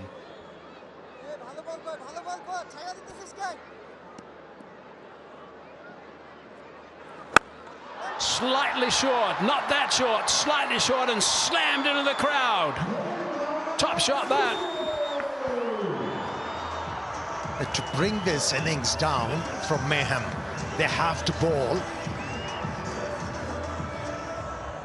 in the right areas.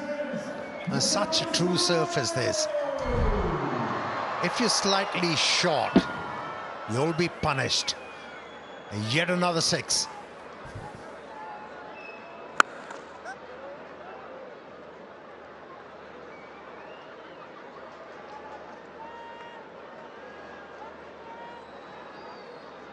So how does Shamim respond now? Pretty well, actually. He wasn't prepared to give all too much air, but his length was tidy.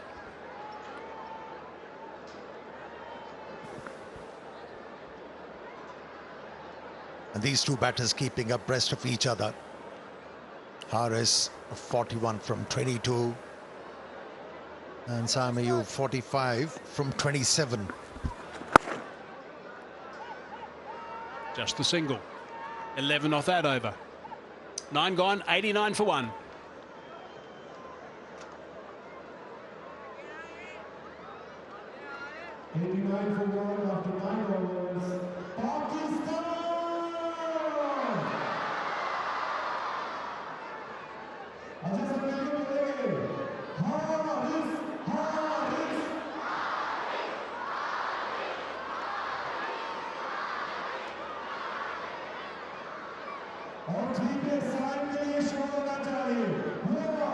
Interesting stat. We've only had 9 out of 25 T20 internationals won by chasing teams at this venue. The highest chase at this ground in T20 internationals is 176 by Pakistan against Zimbabwe in 2015. So it's remarkably low, really. Conditions have changed now. The era you were talking about, pitches were slow and low, offered a lot to the spinners. That's picked up. First ball the over, end of the crowd. Great shots. Terrific start to the over.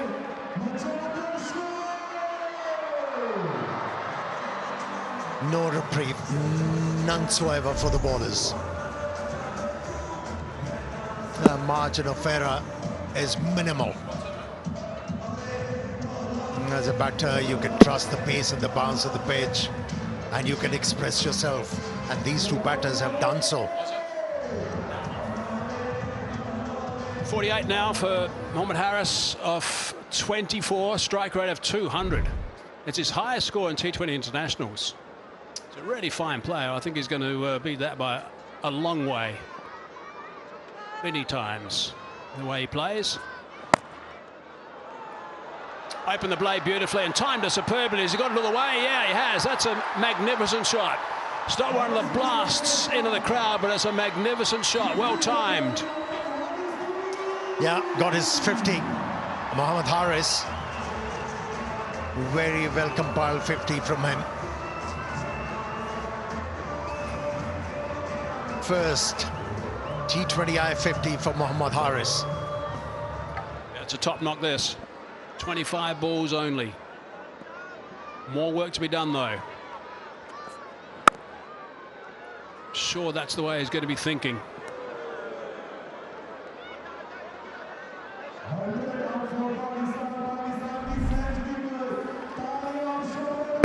Yeah, open the blade of the bat at the last moment to get that placement. And the ball kept going. 100 on the board as well. Only 4 dots in this innings by Mohammad Haris. It's pretty impressive stuff, only 4 dots.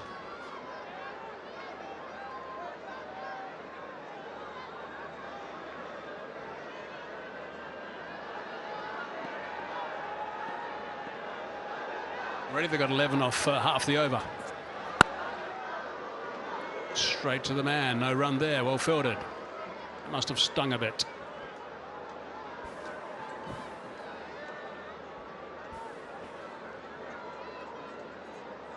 You're right. It's going to sting and ring for a little while.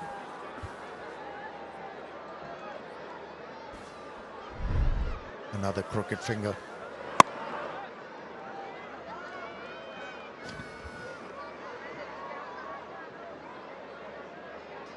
It's always better to get that checked out if he's concerned about it. Yeah, just a little bit of claret.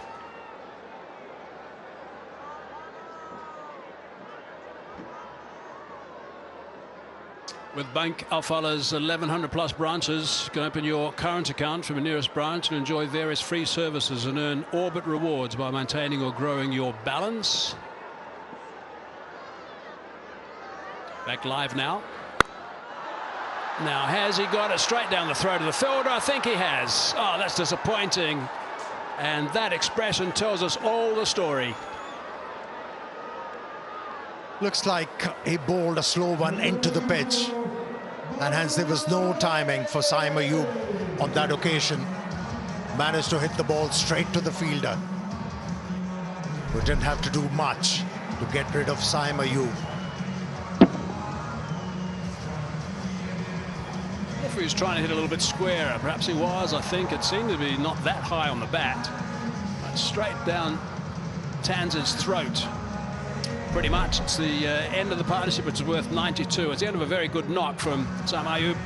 45 off 29. Pakistan now 100 for 2.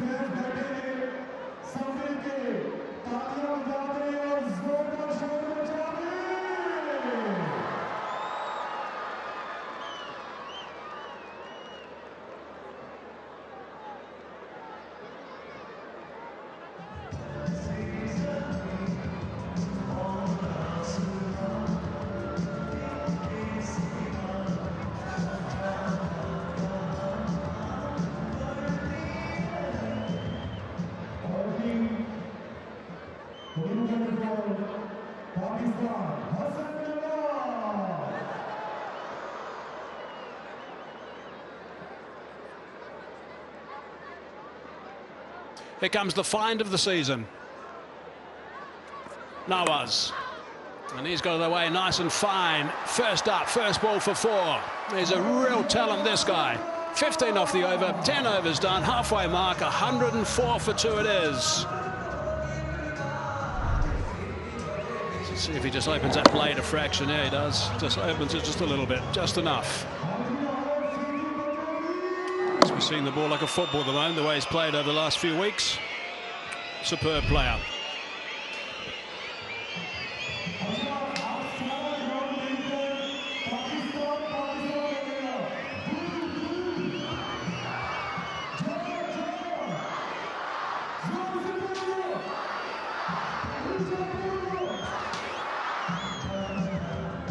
.93 needed in the final 10.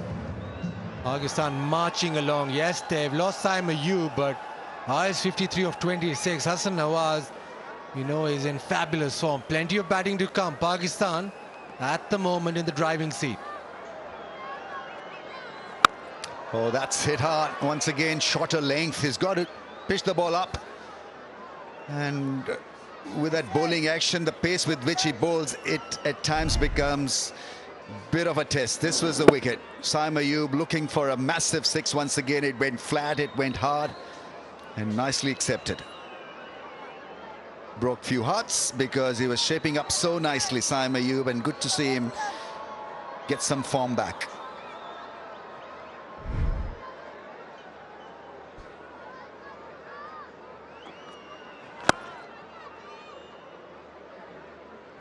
Hassan Nawaz in the middle order has been such a huge success.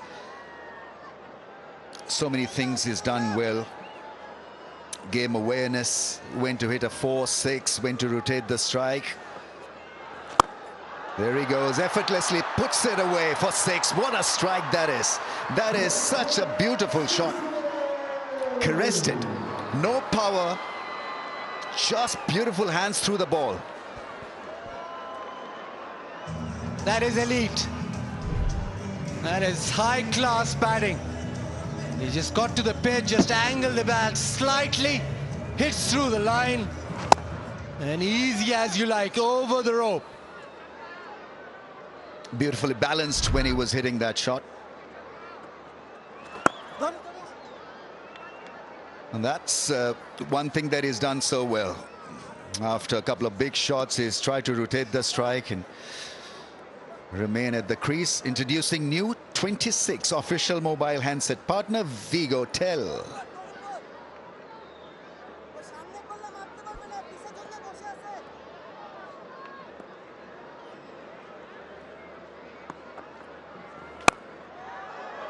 That's over the cover fielder for a single. If he's going to bowl that length, it has to be between the wickets. Otherwise, it'll be width provided. And that's just not good enough because Bangladesh need more wickets, need to exert more pressure.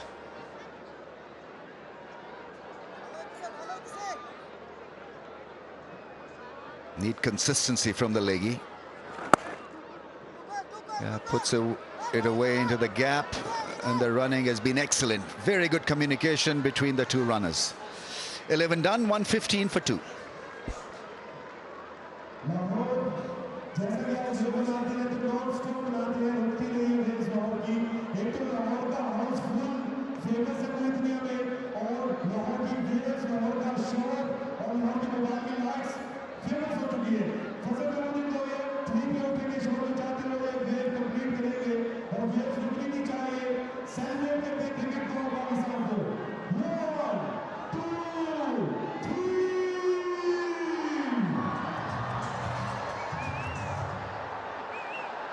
That's the match summary. Bangladesh were just below 200 total. Pakistan doing well to limit their excess to 196. In response, it's an excellent start. 82 of 54 balls. In this day and age, this is a doable job. 8 wickets in hand.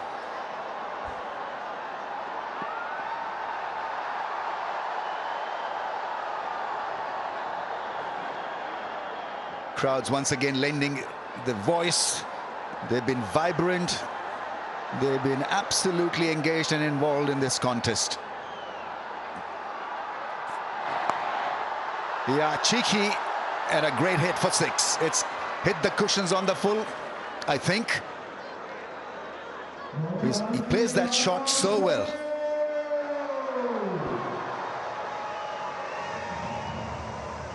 Yeah, Haris plays high-risk cricket all the time.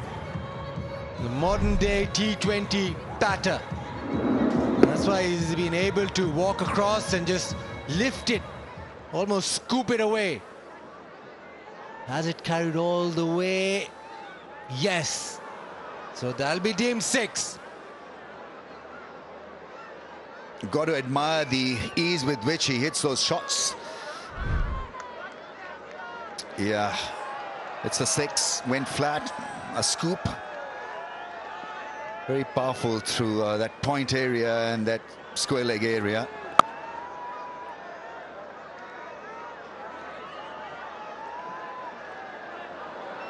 Are not needed. Bangladesh need to be just a little bit more smarter in the field.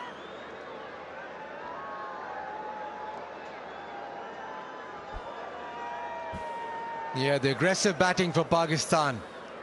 That has meant that now required rate is well within reach. This is that ramp shot, very early into position. And wash it on to the bat, carried all the way. Structure of Pakistan's side is now to be aggressive with the bat from ball number 1 to 120.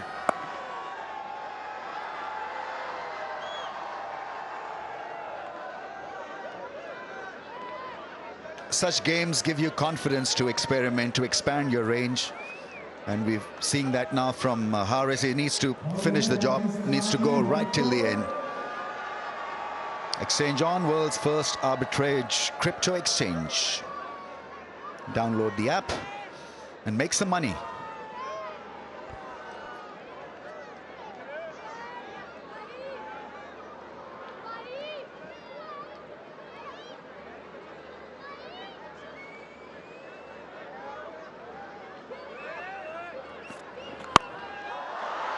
He puts it up away from the fielder at mid-off.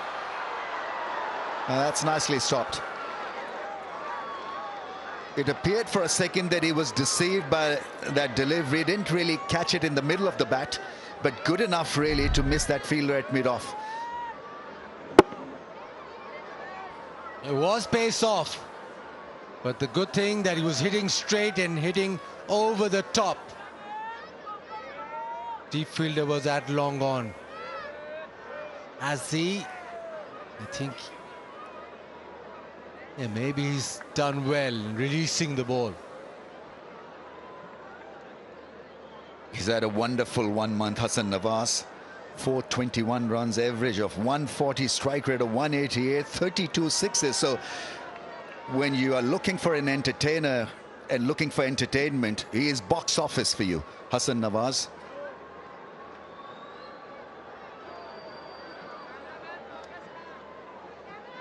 I think he's done well. Safely done.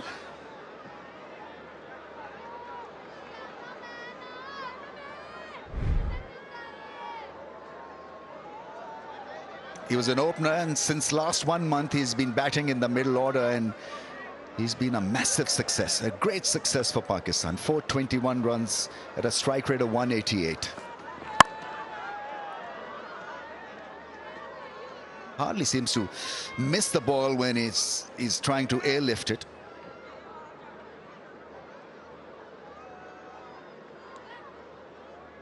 Excellent fielder. Gives you 100% in the field. Yeah, 32 sixes in last 8 innings.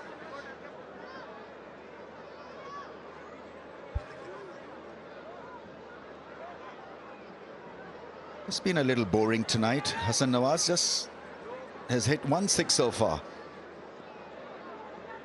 But just 7 balls faced. Right, mid-off's field has been pushed back to long off. Last ball of the over, he milks a single. 12 done, 127 for 2.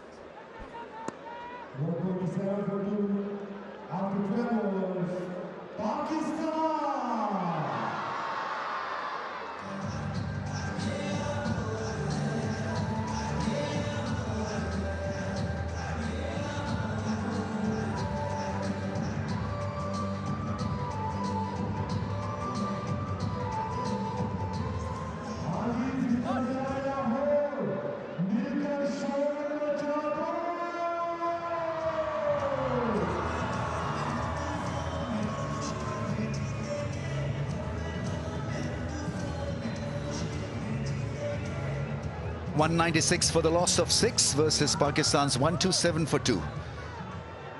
70 of 48 balls. Required rate 8.75. They need to get those runs at a strike rate of 145, and so Pakistan has Hassan Nawaz, whose strike rate is 188. So if he stays right till the end, it should be game 1 and game over for Bangladesh. Haris, on the other hand, is batting at a rate of over 200. Miraz coming on to bowl.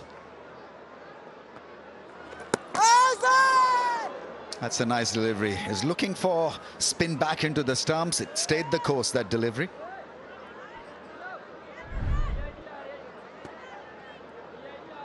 You know, very rarely do you see this. Arslan Nawaz not really a batter against spin who misses length.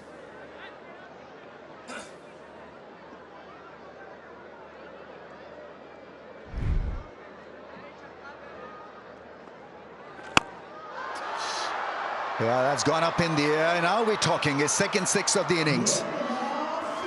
Completely at home, at ease when he's lifting the ball. And the beauty about his six hitting is that usually he gets them over long off and long on area. The ability to hit big against spin is what has made him such a difficult batter in the middle order.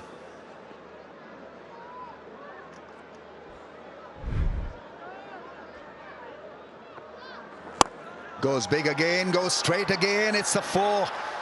Massive hitting down the ground. Loving this, absolutely loving this from Arslan Nawaz, and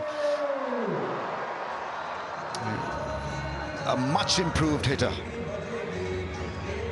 You compare his exploits in the first series against New Zealand to where he is, it's chalk and cheese.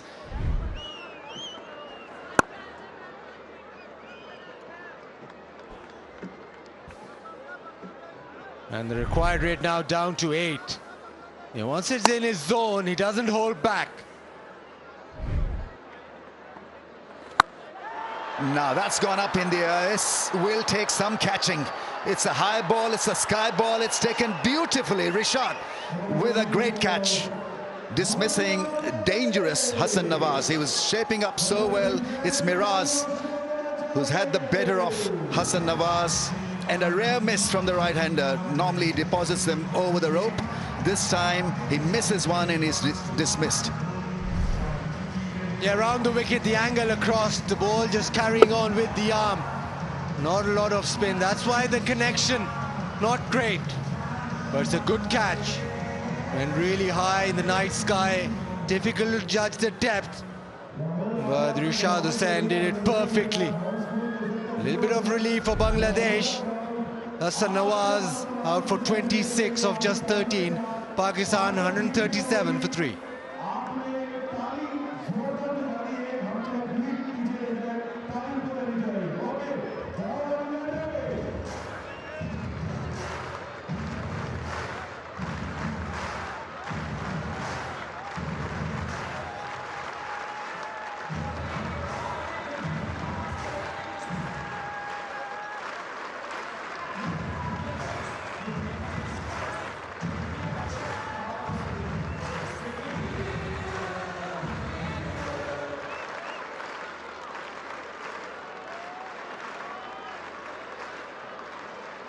Captain is in, Salman Ali Agha. 350s, best of 56. Oh, chance, almost a cotton bowl chance there. Once again, a little rushed. Pakistani batsman from round the stumps angle. A very good over comes to an end because he got rid of Arslan Nawaz. It's 137 for 3.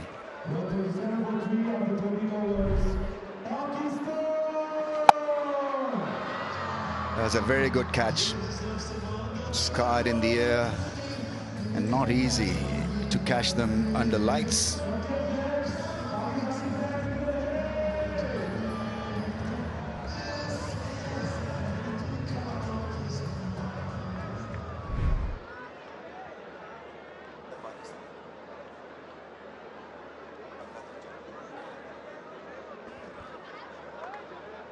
.137 for the loss of 3. This run chase has become now interesting, especially for Bangladesh after dismissing H. Nawaz for 26.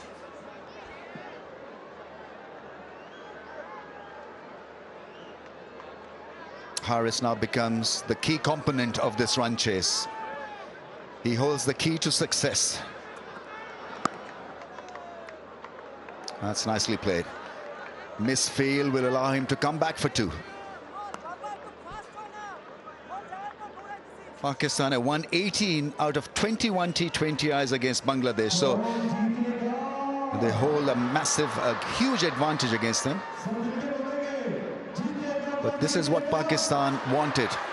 to test their skills after winning the toss and deciding to bowl first, and how strong they are in a run chase situation.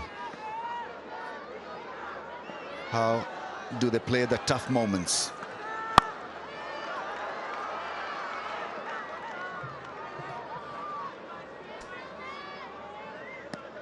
Yeah, at the moment seems under control. 57 of 40 deliveries. Most wins for Pakistan against an opponent. Bangladesh, 21 games, 18 victories. Probably the best percentage as well with Zimbabwe. 18 victories and 3 losses. Even it's good against West Indies.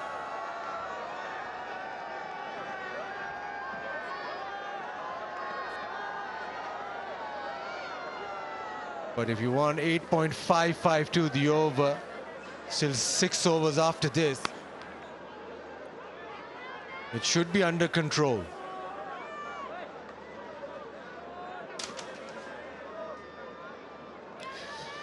Yeah, time for the fans to enjoy cricket with Pakistan's own brand. Danedar, Thanedar, Tapal tea moment. Pakistan's #1 tea brand. What Bangladesh want is wickets. They want Haris and they want a couple more to get back in the game. Oh, what a shot that is. Great connection, great bat speed. Absolutely world-class hit this, because it happened in a jiffy. In about half a second, we got a great result from his blade. In position, yeah, just flexing his muscle. He's not finished yet. Haris into the 70s. He's such a dangerous T20 batter. Moves on to 73. He's got the 360 game and can hurt you any part of the field. There's the pull shot. He plays the short ball so well.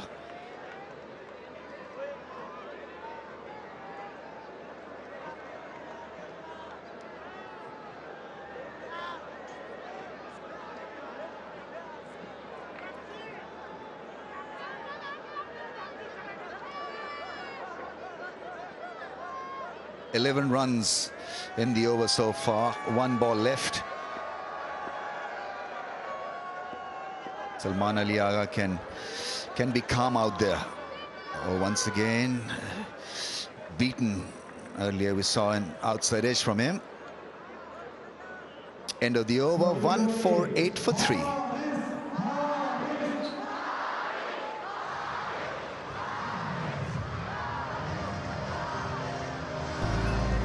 Yeah, lovely to see so many people come and back cricket in Pakistan. And well, they've had a whale of time. A lot of support for Bangladesh as well.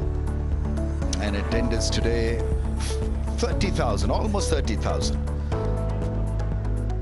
Young and old, all are here. Ladies, girls. It's been great advertisement for cricket.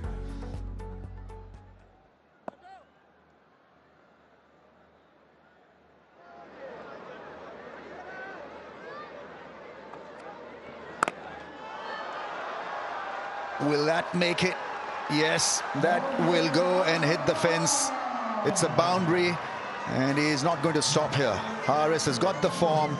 He's got the big shots. 150 is raised in 14.1. Yeah, racing along, and not a great delivery, but he made room and made sure that he hit the gap. This is fabulous batting. This is batting that you won in T20 cricket. 78 of 36, striking at 216.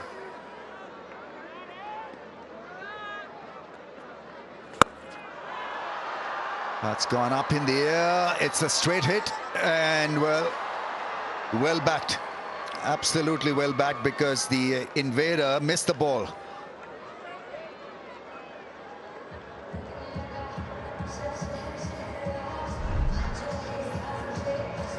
Once again hitting the ball straight and beaten. Hassan was beaten, but it was Khalid and Ridha combination, in fact.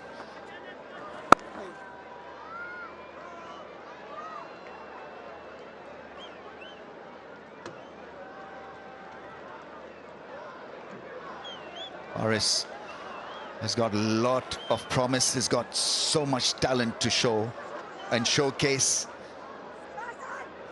We know that with the way he bats, he will be at times a bit inconsistent, but on the day, he's your match winner for sure.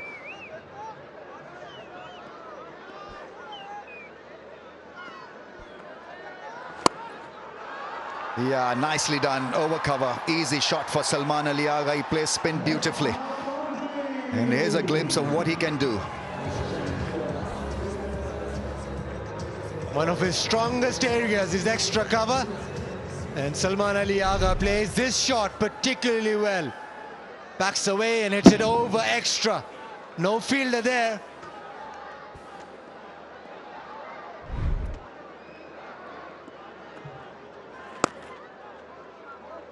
Yeah, it was beautifully done, that over cover 4.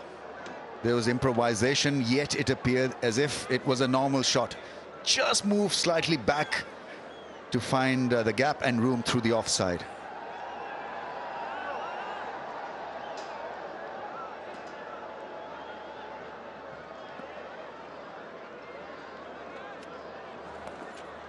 Yeah, deft touch, soft hands. The ball rolls across for a 4. Turns out to be a very, very fine over for Pakistan. Things are moving very nicely for the home team. Sensing a win here to make it 3-0, 164 for the loss of 3.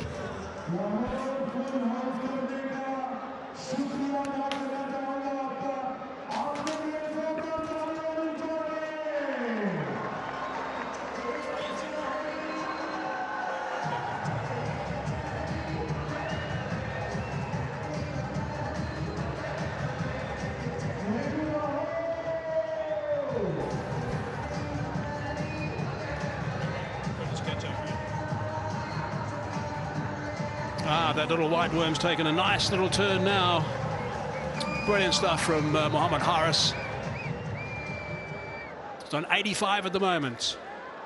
39 balls, strike rate of 218. It's been a magnificent knock. So pleased to see him play so well today. I've always rated him very highly, and we haven't seen the best of him, but today we're definitely doing it.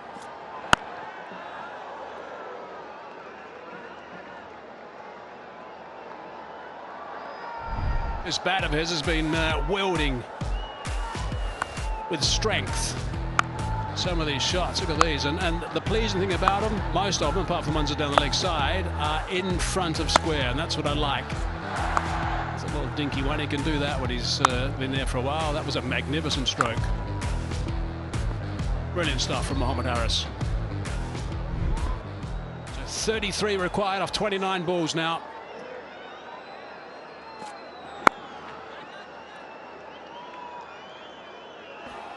Yeah, Bangladesh need wickets here. It's been outstanding innings from Mohammad Haris.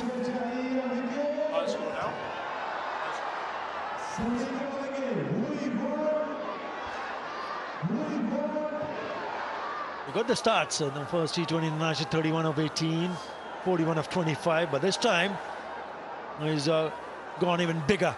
Now they needed that because they're chasing a target of 197. Bangladesh managing to score 196. What a wonderful knock this is turning out to be from Mohammad Haris.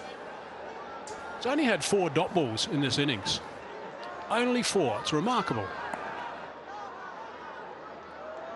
Side the stumps. Scrambling through for 1. Skipper's got to get his skates on. The captain's just taking a bit of a breather, I think. Haris is just checking on him, make sure he's okay. 86 now of 40. Must be over the moon with this performance, Mohammad Haris. Yeah, it all started to go wrong for Bangladesh because they were well placed at 150 for 2 after the end of the 15th over, and they put the brakes on in the last 5 overs, the Pakistani bowlers. Prize of catches cracked on the bounce. And they can only score 46 in the last 5 overs, Hazy. And they lost 4 wickets. That's what really mattered for Pakistan. Look at that, 46 for 4 in the last 5. Not good enough. But what an innings this is turning out to be. Just the 40 deliveries he has faced, and moved on to 86.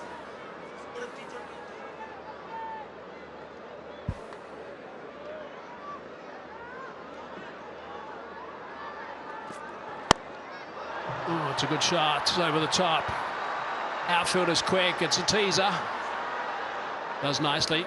Coming back for 2. Settling on 2. Takes him now to 88. That's his highest score in T20 cricket. Mohammad Haris.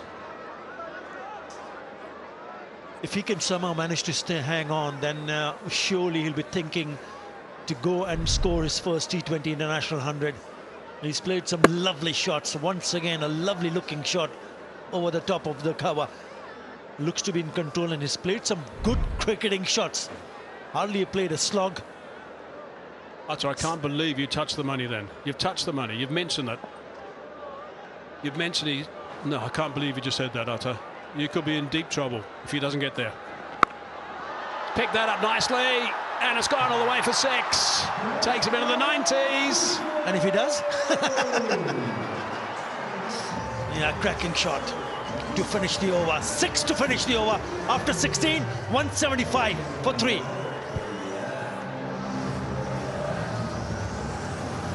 The crowd is absolutely loving this. He's putting on a nice show for this capacity crowd here, the Garfi Stadium in Lahore, in this beautiful stadium now. February this year, this stadium. It's completed. The revamp of the whole thing looks magnificent. 34,000 people. Last ball of the over gets hammered for 6.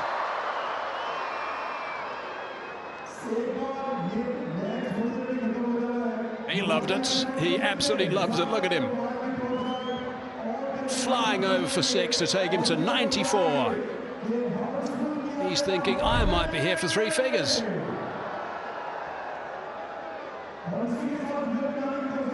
.22 they need, Pakistan. 24 balls, 7 wickets in hand. Last dot ball faced by Mohammad Haris was in the 9th over. And there's only been 4. I can't believe that stat. That's astonishing. There's the trophy. And this was what was missing from the Bangladesh batting. We saw Parvez Hussain going on to smash 66 of 34. Even Tanjeed Hassan Tamim scored 42 of 32, but none carrying on. That makes such a big difference. Look at Haris, what he has done for his team. Hardle on the ground.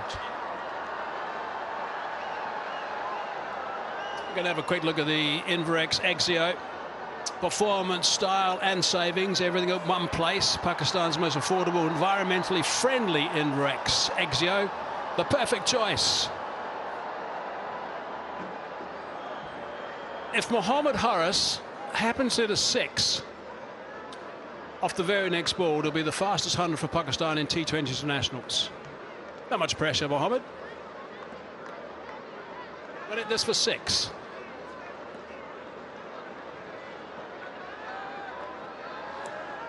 He's going to get 2 goes at it.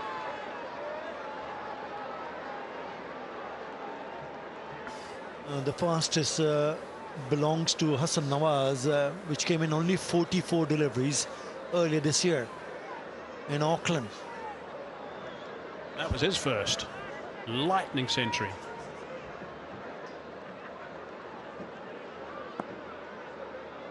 And he has played brilliantly, Hassan Nawaz of late as well.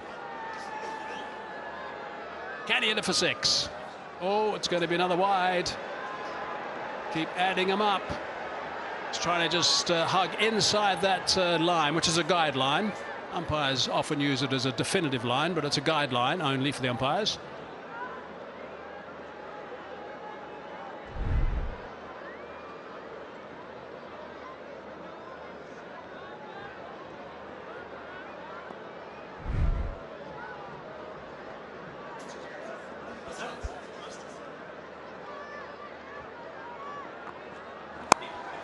Slicing that one away. Just the single.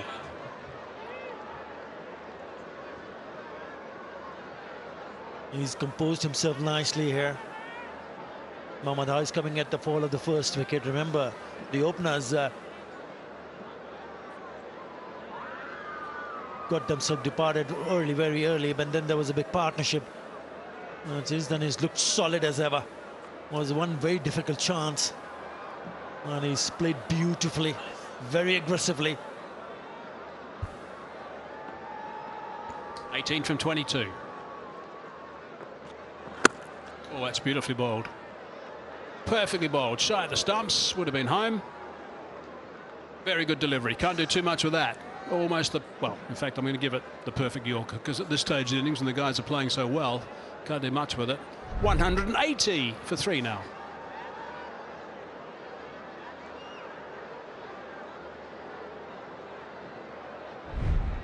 Yeah, just not enough runs on the board on this kind of a surface.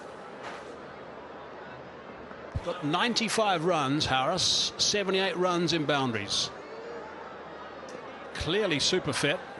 Can't see a bead of perspiration on his forehead. He's hit that through the covers. He's found the gap and it's raced away for a boundary. Takes him now to 99. It's all the smiles in the dugout and also in the crowd. They're sensing it.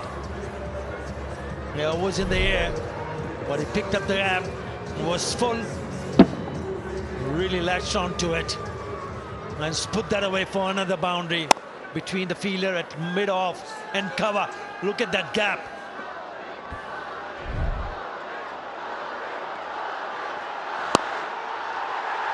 Mohammad Haris, that is absolutely spectacular. What a scintillating performance. Magical. It's his first 100 for Pakistan. First 100 in T20 International as well for Pakistan. Magnificent work from Mohammad Haris. And the first Pakistan non-opener score 100 in T20 Internationals also. He's ticked off a few boxes, that's for sure. Brilliant stuff. What a delight to watch this. And look at his strike rate. It's above 200 at 224. What a knock from Mohammad Haris. Came in early when they lost an early wicket, but he's not looked back at all. 8 fours and 6 sixes in this blistering knock of 101. First over. Last ball, the first over, that wicket was lost. Rocking back and just slams that over the ropes as well for 6 more. He's with a rocket now, that's for sure. With a rocket, he wants to finish this quickly. He's putting on a real show. 192 for 3.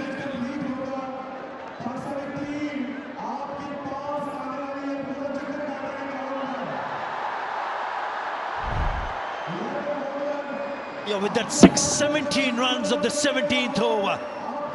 And he also brings up the 50 partnership. 55 of just 27.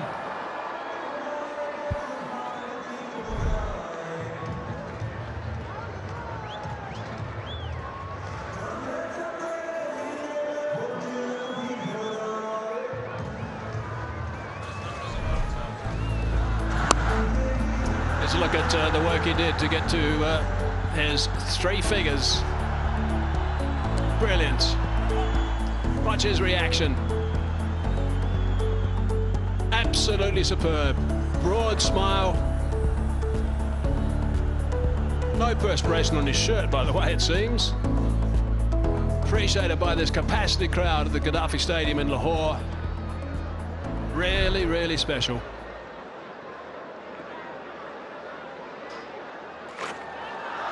Flicked away. Brilliant. Runs are coming left, right and centre now. 1 required now. The scores are level with that boundary. They never looked in any sort of trouble, even though they lost their first wicket in the very first over. And since then, it's all about Haris. This boundary coming from the skipper.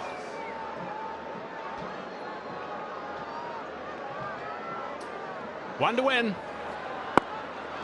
And that is going to be it.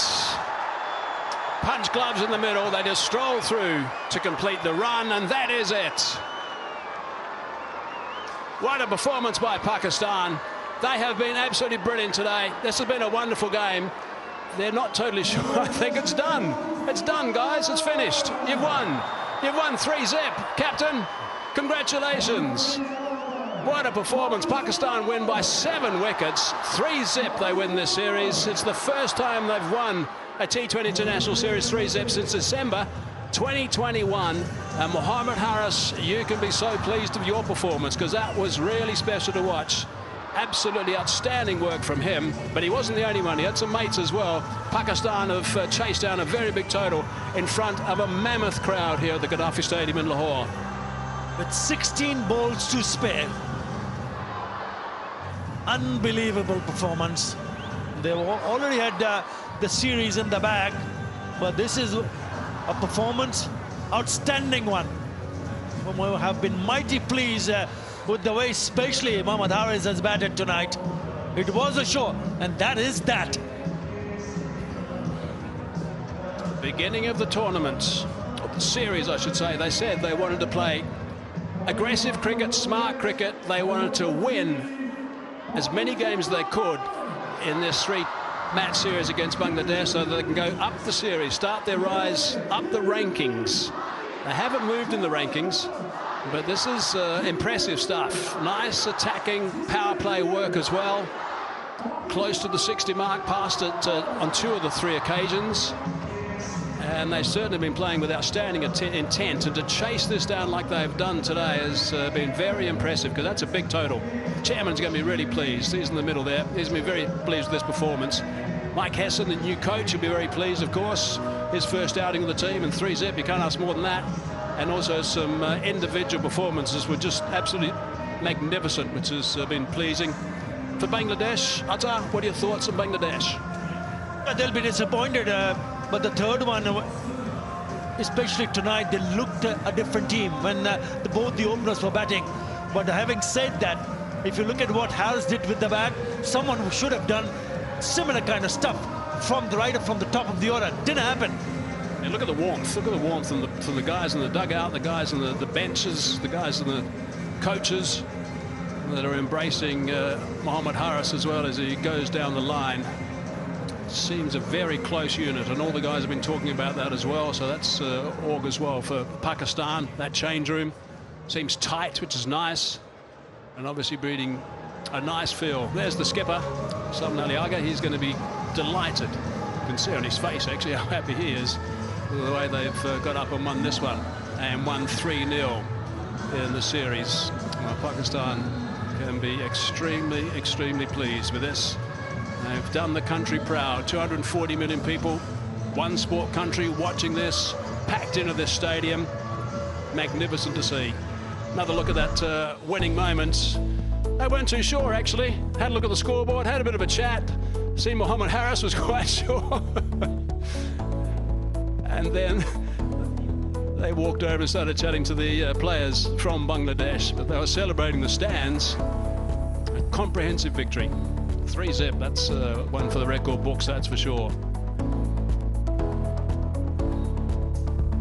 They'll be disappointed. Clean sweep for Pakistan. Batting didn't really make a big statement. And if you don't, especially in this format of the game, you're going to struggle. Khan, he was player of the match in the first game. Some wickets and some runs. To embrace the star of today warmly.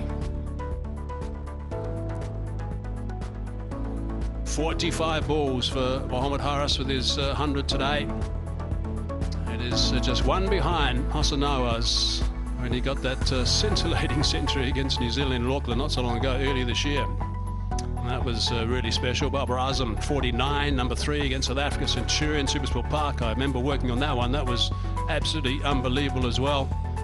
Babar Azam's twice on that list also.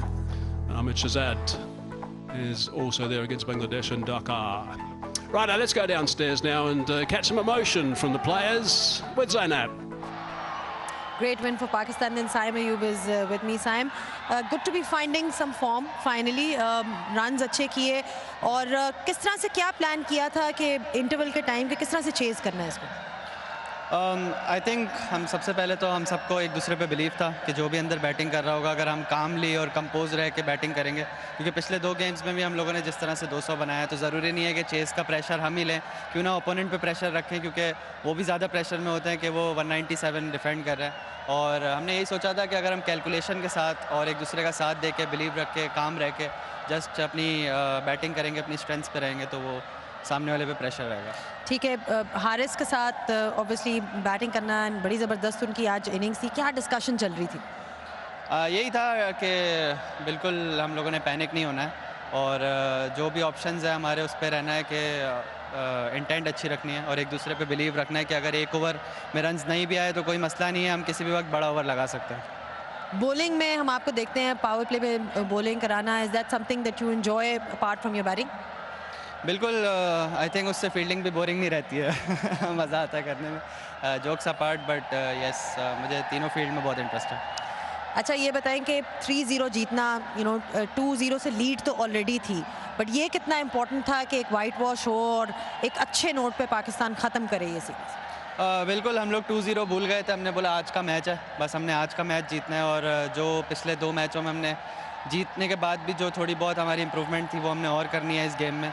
और हम लोगों का plan था, पहले से हमें पता था कि हम लोगों ने इस मैच में चेस करना है और हमारा यही प्लान था कि जो भी जितना भी टारगेट मिले हमें वो अक्लमंदी से चेस करना है। मॉडर्न डे अप्रोच नज़र आ रही है बैटिंग में सारे प्लेयर्स की, बहुत क्लियर लग रहा है कि एक मैसेज दिया गया है ड्रेसिंग रूम में। Yes, I think modern day is not about just hitting the ball, but we can think about कि इस कंडीशंस के लिहाज से और हमारी स्ट्रेंथ्स के लिहाज से ऑप्शंस क्या हैं बॉलर्स के लिहाज से, तो वो जो अक्लमंदी है, वो जो दिमाग चलाना, कंपोज रहना, काम रहना, वो मॉडर्न डे में बहुत ज़्यादा ज़रूरी है, जो कि जिस पे हम लोग काम कर रहे हैं। चलें, thank you so much Saim and all the best for your next series. Thank you so much. Well, Saim Ayub, you heard from Saim Ayub, just talking about the fact that, they believe in themselves. That's the key here, which is why they've focused on the fact that they want definitely a whitewash. He also spoke about his partnership with Mohammad Haris and how they didn't want to panic really and sort of keep their calm. It does enjoy bowling as well, apart from the batting. Also happy to find some form, and just spoke about role clarity, that they're all very clear in the dressing room with regards to what their roles are and trying to play that modern game where it's about cricketing intelligence as well. Zainab, thank you very much. Thanks for giving us that insight as well from Saim Ayub. Terrific. Nice to hear those comments from him. Right, so the players, they're thanking all supporters as they just go round the ground. There's a lot of supporters that are still here. Let's have a look at the doubles to 99. It comes back for the 3 figures. Mohammad Haris, and all that emotion that's just flooding through him at that stage. Arms up, clenches the fist as well. That's a big moment for him, you could just tell. It's a massive moment. And I think we might see a few more of those. He is a real talent. And let's not forget how good his glove work's been as well as a wicketkeeper throughout this series. The captain has certainly appreciated the work that he did today as well. It's also terrific to see. So congratulations to Mohammad Haris for magnificent work. Congratulations to the skipper too for leading his troops to this 3-0 victory in this series against Bangladesh. And you can see in the background there's still a lot of people around the place. I would suggest that about half the people have gone, that's all. So there's still a lot of people in this stadium that are sticking around and applauding Pakistan players as they come through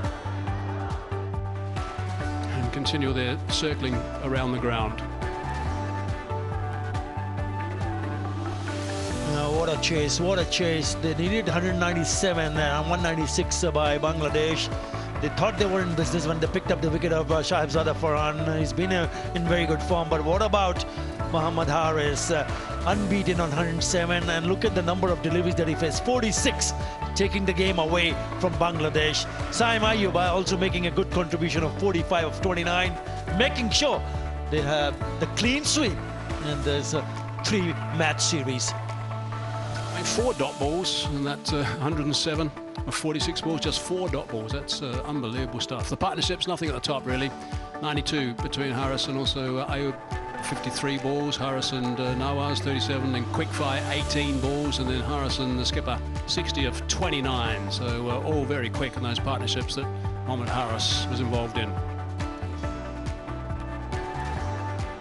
I thought Madison Miraj was the pick of the bowler. Look at his figures, 2 for 26. But then the only wicket went to Tanzim, but others expensive. Let's have a look at the match summary of the third and final match. KFC Bankofala presents the T20 series.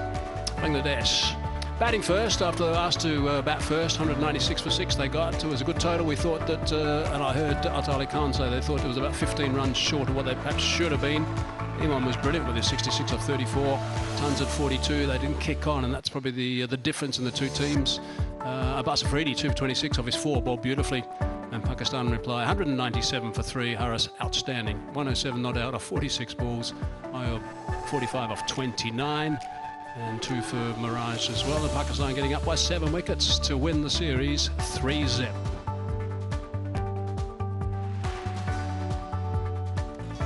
So we go through a table or two. That Pakistan's highest successful chase in T20 internationals. 208 for 3. Was the highest against the West Indies in Karachi back in 2021. That's when they won 3-0 as well. The last time they won 3-0 in a T20 international series. And then this one is the bottom of that list, 197 for 3 against Bangladesh today.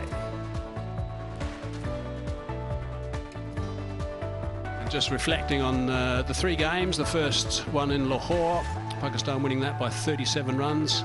Shadab was superb with his wickets and also runs. The second one, Pakistan won by 57 runs. Farhan was superb with his 70-odd with the bat. Quickfire 70-odd with the bat.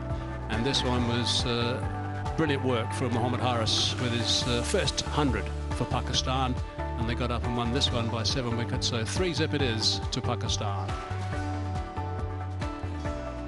Righto, we're going to take a break now. When we come back, of course, we're going to have the presentation.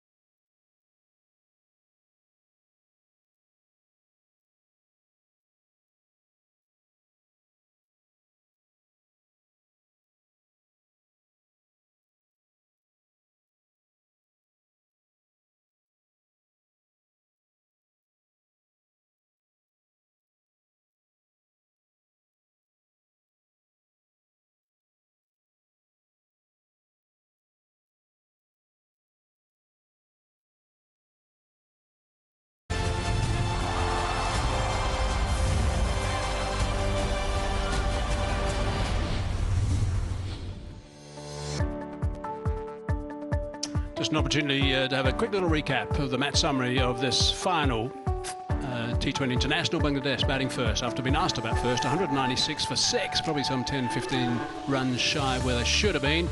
Imam was terrific with his 66 off 34.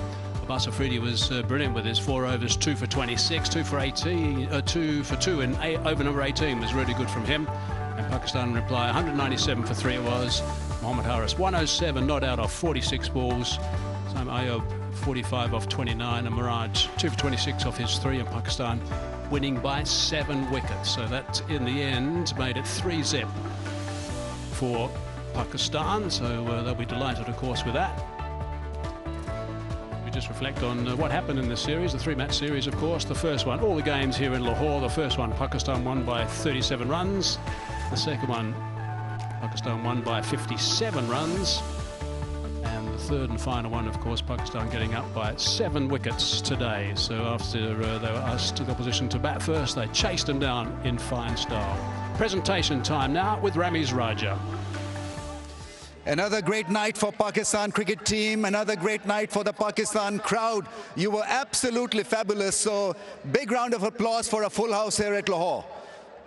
Fabulous response to this fabulous performance from Pakistan. They whitewashed Bangladesh, and a round of applause for the ground staff as well. They've maintained a certain standard on the surfaces, and they produced some beauties here right throughout PSL and here in this series also.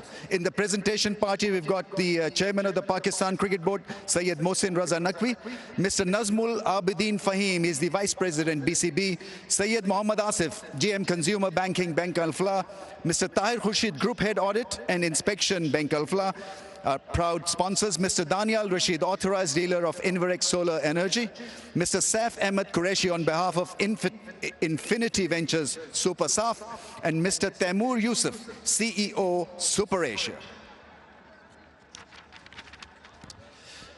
Mr. Masoodul Hassan Alvi on behalf of Exchange On is here with us as well.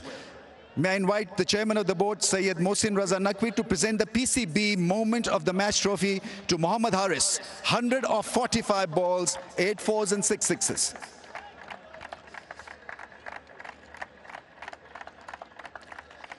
Just a tremendous innings laced with some great shots. Mr. Taimur Yusuf, may I invite him to present the Super Asia Fielder of the Match cash award of PKR 100,000 to Rishad Hussain. 2 catches. He got rid of Farhan and Nawaz.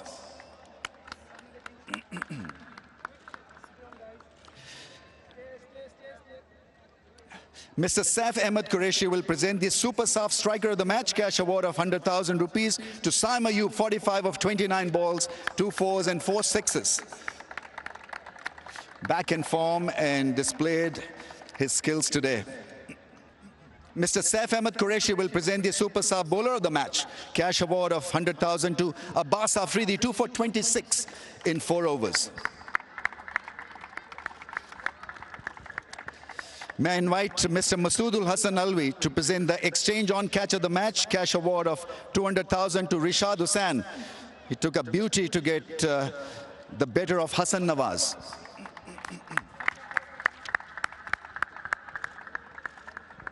Mr. Daniel Rashid to present the Inverex Solar Energy Energetic Batter of the Match cash award of 200,000 to Pervez Iman of Bangladesh. He got 66 of 34 balls, 7 fours and 4 sixes.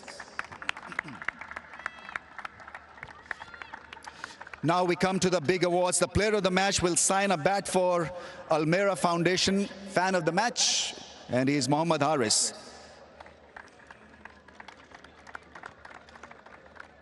May I invite Syed Muhammad Asif to present the Bank Al-Flah Player of the Match trophy and cash award of 300,000 to Mohammad Haris, 107 of just 46 balls, 8 fours, 7 sixes. Mr. Tahir Khurshid, may I ask him to please present the Bank Al-Flah Player of the Series trophy and cash award of 500,000 to Mohammad Haris. 179 runs, strike rate of 201, 10 sixes, 4 catches and 1 stumping.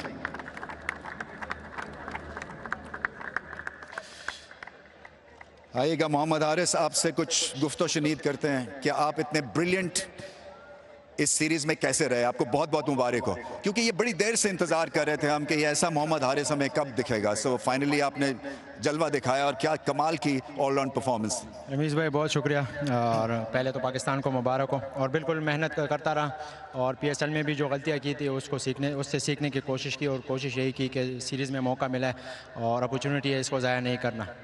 आपको पता है आप पहले Pakistani batsman बने हैं जो कि outside openers जिसने सेंचुरी लगाई है। सो इस इनिंग्स में आपने क्या चीज़ डिफरेंट की, या कुछ चीज़ ज़्यादा डिफरेंट नहीं, क्योंकि मैं देख रहा हूँ कि हजामत तो खासी है, चौके छक्के तो वैसे ही मारे आपने। रमीज़ भाई इस चीज़ में इस इनिंग्स में स्पेशली ये डिफरेंट था कि मैंने कोई हैवी पेवी शॉट नहीं मारी जो मैं नेचुरली मारता हूँ। मैंने कहा कि सिंपल रहना है और watch the ball and play the ball. Strike rate आपका माशाल्लाह से मैं देख रहा था सीरीज़ में, इस इनिंग्स में नहीं सीरीज़ में, इसके ऊपर ख़ास तवज्जो दे रही है टीम?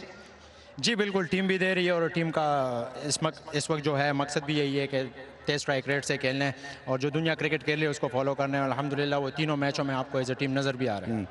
हम बात नहीं करते हैं कि कीपर बैट्समैन के लिए कितना मुश्किल होता है ये ऑलराउंड एबिलिटी रखना, क्योंकि कीपिंग भी एक टफ जॉब है। कीपिंग में कितने खुश हैं आप, क्योंकि आपके कैचेस भी हैं, स्टंपिंग भी है?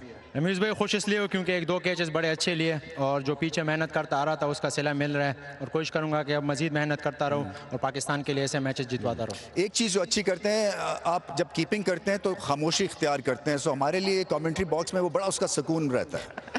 जी बिल्कुल रमीज़ भाई, बॉलर अक्सर कहते रहते हैं कि मुझसे ज़्यादा बात नहीं करनी, और जो प्लान होता है प्लान ए उसको सिर्फ याद दिलाना होता है और वो अप्लाई करते हैं। बहुत आला खेले, आपको बहुत बहुत मुबारक है, रिचली डिजर्व करते हैं आप ये award. Thank you. May I now invite the Bangladeshi captain Liton Das to please come forward.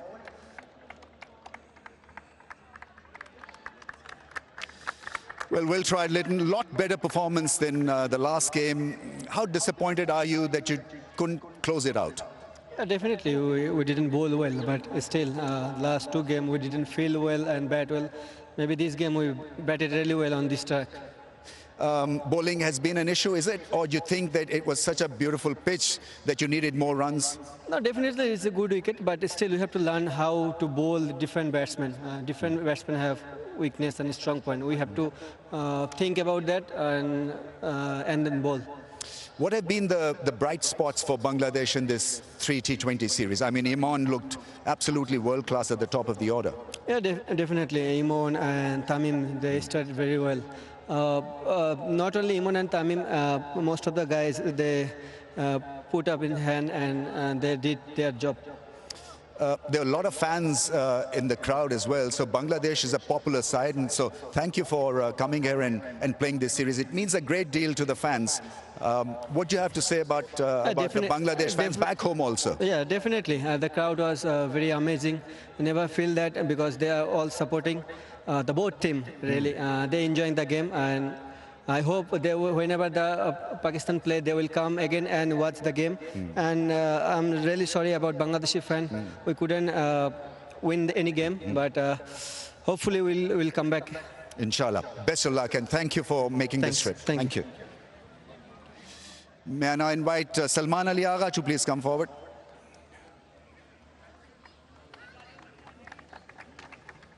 Salman English में कि उर्दू में? सर इंग्लिश में। इंग्लिश में कह रहे हैं, चलें अंग्रेजी फिर तैयार कर लें। This is a huge win for you. After 3 years, we were able to whitewash a visiting side. What does it mean to you as a leader? It's massive win. I'm very happy the way boys played, and the great thing was the cricket we wanted to play, the brand of cricket we want to play. We play all three T20s in all three departments. This is the way we want to go forward and do well in every single game we play, because this is people associate with us like we do well in one game and then we don't do well in other games. We want to be consistent team. We want to do well every single game and every single series. What was good about today was that you challenged yourself. After winning the toss, you could have easily batted again and probably bat them out of the game. But this is a good mindset. This is good thinking where you want to test yourself. Yeah, this is in international cricket. Teams will come and test you, and we want to test ourselves. We want to put ourselves in a situations where like things go difficult, and the pressure will come. So we want to prepare these kind of situation as well. And yeah, we wanted to chase from like the way we won last 2 games and we won the series. And I always wanted to chase in this game because I wanted to put under pressure boys. That's right. I mean, let's come to the good points. Saim Ayub back in form. He really looked good. Mohammad Aris at number 3. Obviously, he's a match winner on the day when he bats like this. So these have been really strong points for you. When I became a captain, the one thing I thought, winning is very, very important. Winning a game for Pakistan is important. But for me, Haris, Saim and Hassan, if in my captaincy they don't become a match winners, I think that will be a failure. So this is what I'm working on. And if they become match winners, we will win most of the games. So my focus on them and the other teams as well. So for me, I want to make a match winners. So if I manage to do that, the result will follow. Have you been able to convince Hassan Nawaz to bat in the middle order? He's very happy batting in middle order. He doesn't want to bat open anymore. Yeah, I know. He's a real find for you, right? I told you other day as well. He's someone for the future, and he's a generation talent. He just need to go, keep focus and keep going like that, and he will become a match winner for Pakistan. The match winner tonight, other than your team, was the crowds. I mean, how good was the crowd today? It was a dead rubber, dead game in a way, but they responded brilliantly. To be honest, I heard before the series the crowd will not come, but the way they come in numbers, I think it's outstanding. Lahore is something you associate that. They come in numbers, and I'm very thankful to them. And keep supporting us like that, and keep coming. We will entertain you. All right, okay. Well done. It's a great series win. It instills a lot of confidence in the fans also. So this win was absolutely desperately needed. You can now go and lift the trophy. Thank you. Okay. May I invite the chairman of the board, Mr. Mohsin Raza Naqvi, to please come forward and present the trophy.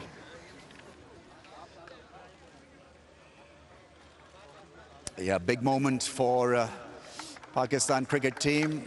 They richly deserve this. They were the better side, and it's a massive result. It's a whitewash, it's 3-0 in favor of Pakistan cricket team. So fantastic work done, and that ends the presentation ceremony out here as well. Ramiz, thank you very much for that. There we go, the players just getting around that trophy now. This is going to be a moment they're going to enjoy a lot. There's going to be some beaming faces here, that's for sure. Abbas Afridi, he's just got next to that. He's camping next to that trophy, I think. He's quite happy with the work that he did today. Over number 18, picked up 2 wickets for just 2 runs. Instrumental in keeping Bangladesh down with the runs that they were steaming along with at that stage. That was a top over. But the rest of that team can be so pleased. And it was great. Absolutely terrific to see the crowd turn out to see these winners play today. And this is going to be something they're going to remember for a long time. And where's Mohammad Haris? There he is at the far right.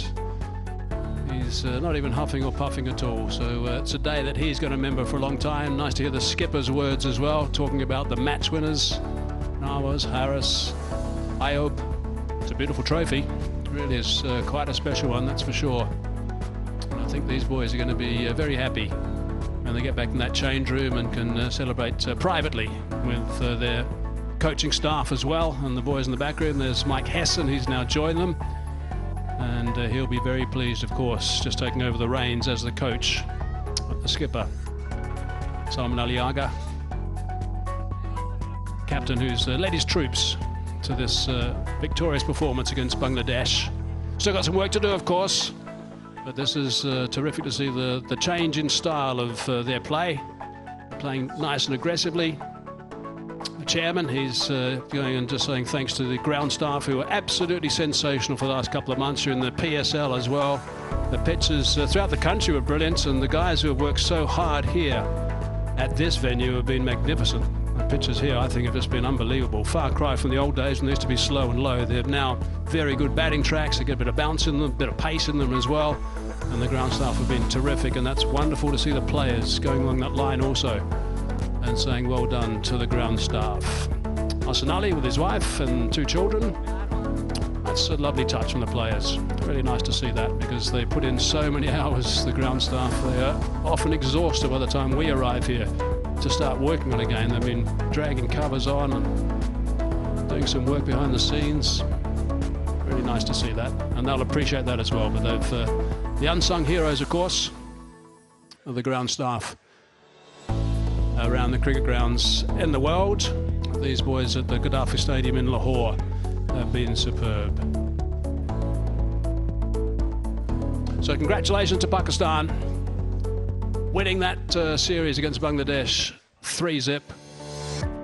And it's something they're going to remember for some time, because they haven't done it for a few years. Back against the West Indies in 2021 was the last time it happened, winning that first one by 37 runs, the second one by 57 runs, and the third and final one today by 7 wickets, with Mohammad Haris getting a century for the ages. Righto, so we've had a great time over the last couple of months here with the Pakistan Super League, and of course here with this series, the Bangladesh-Pakistan T20 International Series. The entire crew, which numbers about 110, have been working hard behind the scenes, bringing this to you. We've thoroughly enjoyed it. We love coming to Pakistan. And these boys are still hovering near that trophy. They still want more photos to remember this occasion from. There's Mike Hesson alongside the chairman as well. But it's been a lovely time from us. I hope you've enjoyed all the action. For our overseas viewers, thanks for being with us. And we'll catch you next time. For our local viewers, of course, you can stay tuned, because we've still got our wrap by the pitch side. We're going to look back at what happened in this game today and discuss that a little bit more. But thanks for being with us, everybody. Congratulations to Pakistan. Thanks for being with us throughout the broadcast as well. And we will catch you next time. Good night.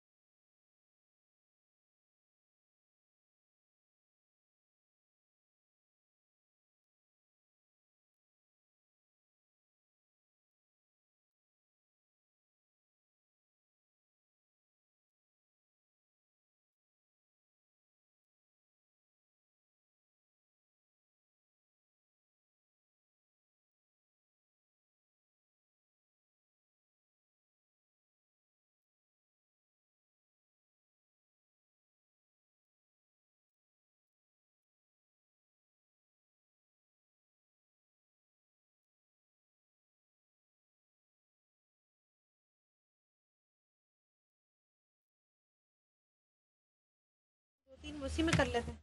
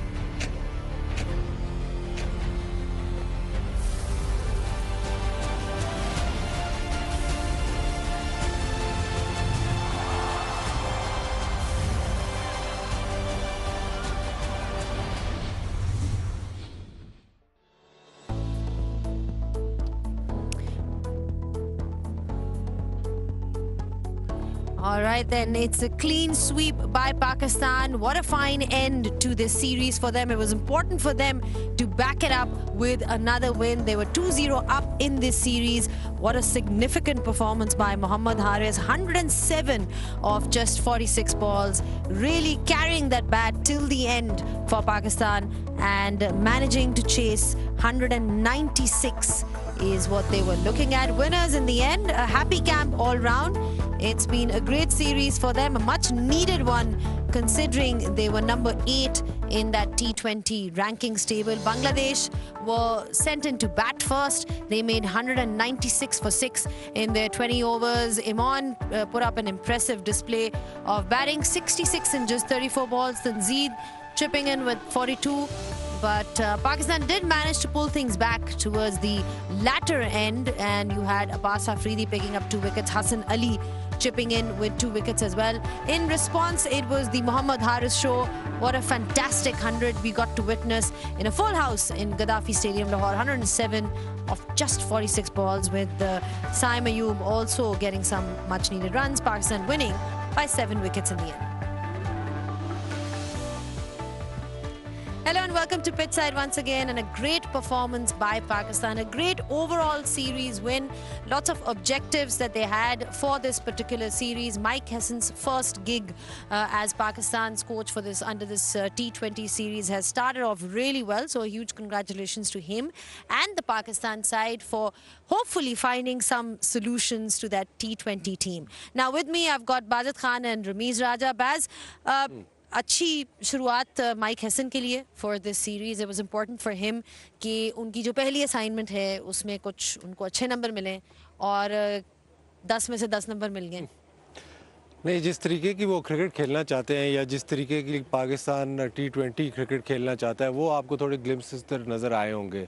सारे Bangladesh is not the elite team नहीं है, but even saying that अगर आपको approach देखें batting में, वो ज़्यादा aggressive थी. पावर प्ले का इस्तेमाल था. उसके बाद पावर प्ले के बाद भी जो प्लेयर्स आपने रखे हुए हैं वो अटैकिंग प्लेयर्स हैं. तो आप अगर सिलेक्शन पॉइंट ऑफ व्यू से भी अगर आप देखें तो जो ब्रांड ऑफ क्रिकेट जिसको हम बोलते हैं, ब्रांड वाला लफ्ज़ काफ़ी लोग इस्तेमाल करते हैं, लेकिन जो तरीक़ेकार है T20 क्रिकेट खेलने का, वो मेरा ख्याल हैसन ने एक डिफ़ाइन किया और शायद उसी पे लेके चले. ऑलराउंडर्स बहुत ज़्यादा हैं ताकि बैटिंग डीप हो, ताकि आप बॉल नंबर 1 से बॉल 120 तक अटैक कर सकें. आपको क्या चीज़ रिफ्रेशिंग लगी इस पाकिस्तान अप्रोच की, इस पाकिस्तान विन की? T20 में एक टाइम पे T20 एक ऐसा फॉर्मेट था जिसमें पाकिस्तान अच्छा खेलता था, लेकिन अब नंबर 8 पे आ गई है, तो उस तरह से एक अच्छा स्टार्ट करना ज़रूरी था. जितना बड़ा ज़रूरी था.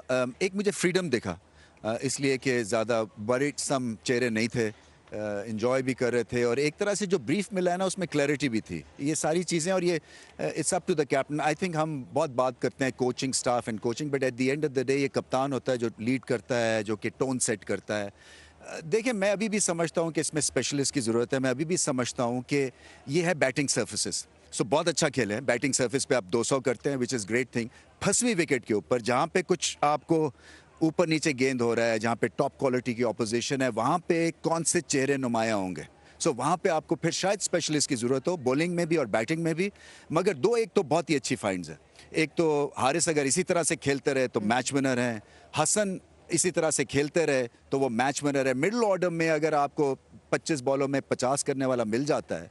सो पाकिस्तान ने बड़े बड़े एक्सपेरिमेंट किए हैं। सो इसका मतलब ये है कि आप ऊपर से भी खुल के खेल सकते हैं, क्योंकि वो जो एक रिलेंटलेस प्रेशर है ना, वो आके हसन नवाज भी मेंटेन करते हैं। सो 2 विकेट्स गिर भी जाएं, उन्होंने नहीं रुकना है। सो एक तरह से रिफ्रेशिंग अप्रोच है। अभी आई थिंक जैसे मैंने कहा कि सैम्पल साइज़ छोटा है, मगर बहुत ही अच्छा सैम्पल साइज़ है। इसलिए कि जैसे मैंने कहा, आप देखें, आप फैंस 30,000 आए, किस लिए आए हैं? एक एक्सपेक्टेशंस क्रिएट होती हैं, और वो पहले इस क्रिकेट या टीम में या जिस तरह से हालात थे, मुझे लग रहा था कि एक्सपेक्टेशंस आपकी जो है ना, वो इस टीम से ज़्यादा बन नहीं रही थी, क्योंकि हार रहे थे। सो मैं ये भी चाहूँगा कि एक्सपेरिमेंटेशन जो है ना, वो थोड़ी कम करें, आप एक सेटल यूनिट की तरफ चलें, क्योंकि जैसे मैंने कहा, ये वर्ल्ड कप है 6 महीने में, फिर आगे जाके ओलंपिक्स भी हैं, आप टेस्ट होंगे। सो वो जो टेस्ट आप होंगे ना, तो आपकी बेंच स्ट्रेंथ भी तगड़ी होनी चाहिए और आपके प्लेयर्स कॉम्बिनेशन भी तगड़ा होना चाहिए। Speaking of strength, Mohammad Haris showed a lot of strength in the batting department today because he was absolutely magnificent. Baz, जिस तरह से उन्होंने आज बैटिंग की, पहले भी हम उनके ग्लिम्सेस देख चुके हुए हैं जिस तरह से वो खेलते हैं, बट आज उन्होंने लंबी इनिंग्स खेली।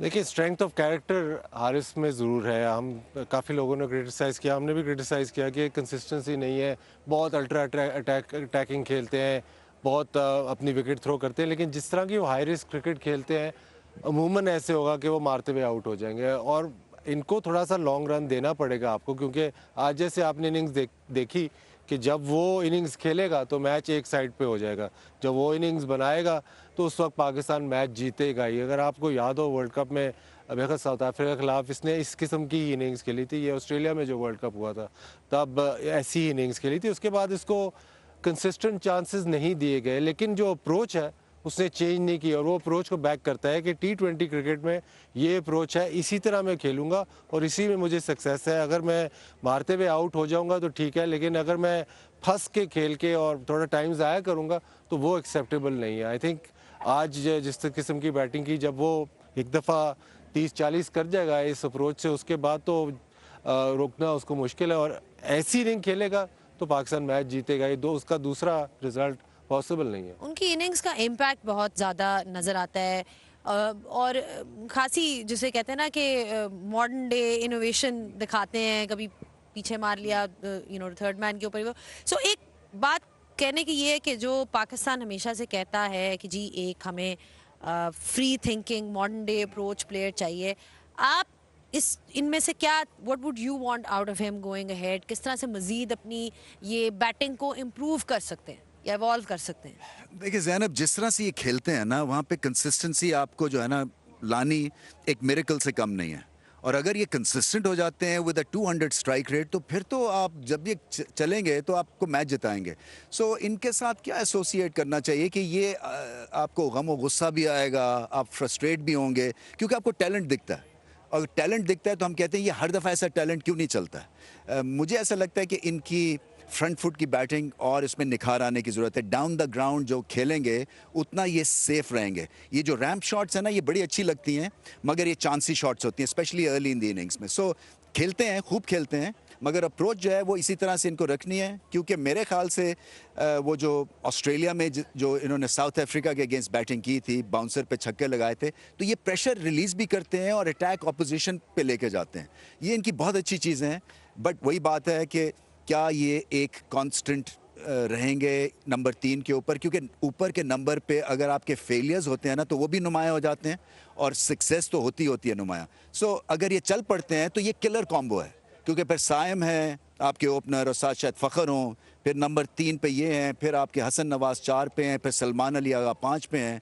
सो वरी नॉट, मतलब मेरे अगर चलते हैं तो फिर किसी भी टीम को धेड़ सकते हैं। ठीक है, Hasan Nawaz again, Baz has been a wonderful addition to this T20 lineup.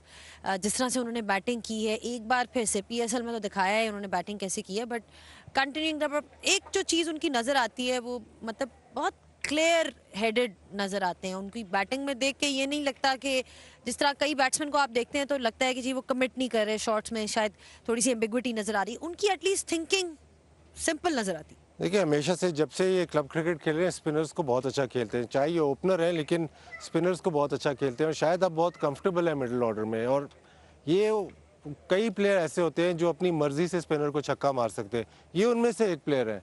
तो उनको प्रॉब्लम नहीं है क्योंकि उनको पता है कि मैं स्पिनर को अटैक करूंगा और मैं बाउंड्री मार सकता हूं। तो वो एक सुकून सा है जब वो बैटिंग करते हैं और उस वजह से जब आप उनकी बैटिंग देखती हैं तो ऐसे लगता नहीं है कि परेशान है क्योंकि ही ट्रस्ट हिज एबिलिटी। आप तो बहुत अपने आप को बैक करें, पीएसएल से बड़ा मैच्योर हुए। जो एक इनिंग्स इन्होंने शायद इस्लामाबाद के खिलाफ खेली थी जहाँ पे जीते थे मैच, आखिरी ओवर में कैच ज़रूर छूटे थे, लेकिन उस इनिंग्स के बाद का हसन नवाज जो है वो टोटली डिफरेंट है और अपनी एबिलिटी को ट्रस्ट कर रहा है और जो उसकी गिफ्ट्स है, टैलेंट है जो स्पिनर्स के स्पेशली खिलाफ, उसको बैक कर रहा है। तो वो सुकून जो हमें लगता है कामनेस है, वो कामनेस इस वजह से है कि अपनी कॉन्फिडेंस इतना है कि यार इस ओवर में मैं इसको 2 छक्के भी लगा सकता हूँ, तो मसला नहीं है। वाकई यही एटीट्यूड उनका नजर आता है. But thank you so much for your thoughts. We are going to be taking a short break and when we do come back we will be joined by a very special guest. It's his first campaign with this Pakistan cricket team, international team. I'm talking about the head coach, Pakistan's head coach Mike Hesson.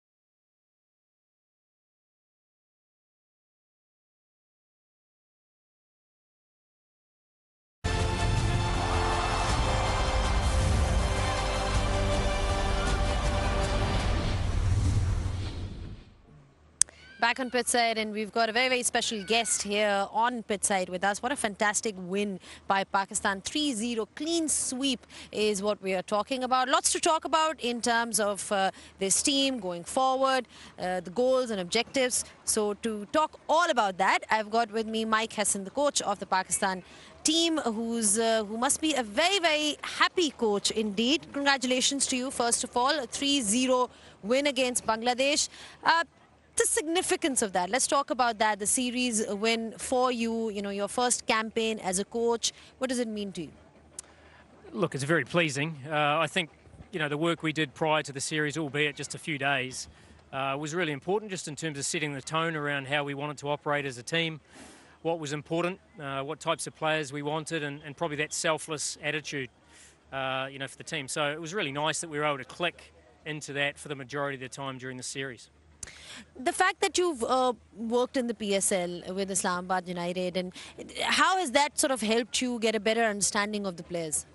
Oh, I think it's been critical. I've obviously worked with a few of the players, but I've also coached against many. And you get to know them, around the hotel and get to talk to, players that engage with them and how they think about the game. A big part of my role is sort of understanding, how they operate and try and maximise their talent, really. And you can't do that unless you get to know them. So it's been a really important couple of years just to get to know the wider group of players in Pakistan. So my question is whether you are from Brendan McCullum School of Thought or whether you are Mike Hesson and you want to have your own kind of flavour. Oh, very much my own flavour. I mean, I obviously coach Brendan a lot. We think about the game differently. We have different strengths. We're probably quite a good combination, or we were, because we look at things from quite a different angle. I'm quite a boring coach, really. I'm quite methodical in terms of how I work. I don't get too high, don't get too low, and as I said, just try and work with the players to maximise what they have. Yeah. So it appeared as if strike rate was important in this series. I saw a lot of freedom because they were out there expressing themselves. The bowlers looked pretty relaxed, even though I would have actually wanted a specialist thrown in there. But I think moving forward, probably you'll have a look at a couple of specialists thrown in, because I feel there's a lot of all-round strength. Whether that'll work against good sides, better sides, I'm not too sure on different varying conditions. But this series win is so much needed, was so much needed, because, you can play with a lot of freedom, and winning does matter. You saw the crowds today, 30,000 people here, just because they've started to have a bit of confidence in Pakistan's cricket. Yeah, without doubt, and I think they've liked the style of play. And I think the challenge with trying to play with that freedom is you actually do have to have some batting depth, because if you don't, you can't. You lose a couple of early wickets like we did in the first game, or we've lost an early one in both other games, and you can start to then feel like you've got to create a partnership, whereas therefore you're applying pressure on other people. So, even someone like Kushdal Shah, who was batting at 7 for us, didn't have a role with the bat, bowled a few overs. Just having his presence there, knowing that he could come out at a certain time, is important. But then you're right, from a bowling point of view, the 3 specialists we have got to be bankers. Once they're bankers, then, your all-rounders come into play. Yeah. Just in terms of, there's been so much talk around having that modern-day approach. What is the modern-day approach, according to you? Because it's open to interpretation for Look, I think we interpret it in different ways. Look, I think we've seen both sides of it, haven't we? Prior to the series in New Zealand, Pakistan were probably a bit conservative, and then in New Zealand they were probably, far too high in terms of probably not understanding what aggressive means. Aggressive means, you just got to stretch yourself a little bit, and you got to play shots that you're good at in the conditions that you come across. So for me, that's it's combining intent with some smarts. And cricket smarts, and then picking people that can play that way, I think is important as well. How important is fitness for you in terms of setting a standard for this side? Because it is an area where Pakistan has struggled, and comparatively to some of the other teams of the world, they are lagging behind. Yeah, for me, it's about cricket fitness. And I think, if we want to play a high-intensity game, you would have seen today when we were in the field, the amount of running that happens off the ball. Now, you can only do that if you're fit. And there were times where, 1 or 2 were a little bit late in terms of getting into position, and they've got some work to do. But for me, fitness and fielding are sort of a non-negotiable, really. You don't have to, take your shirt off and look like, a sprinter, but you have to be able to run. You have to be able to put pressure on when you're batting. You have to be able to maximise the opportunities you get out there in terms of trying to save singles by running in to the circle. And that's in one-day cricket as well. You just got to obviously do it for a bit longer.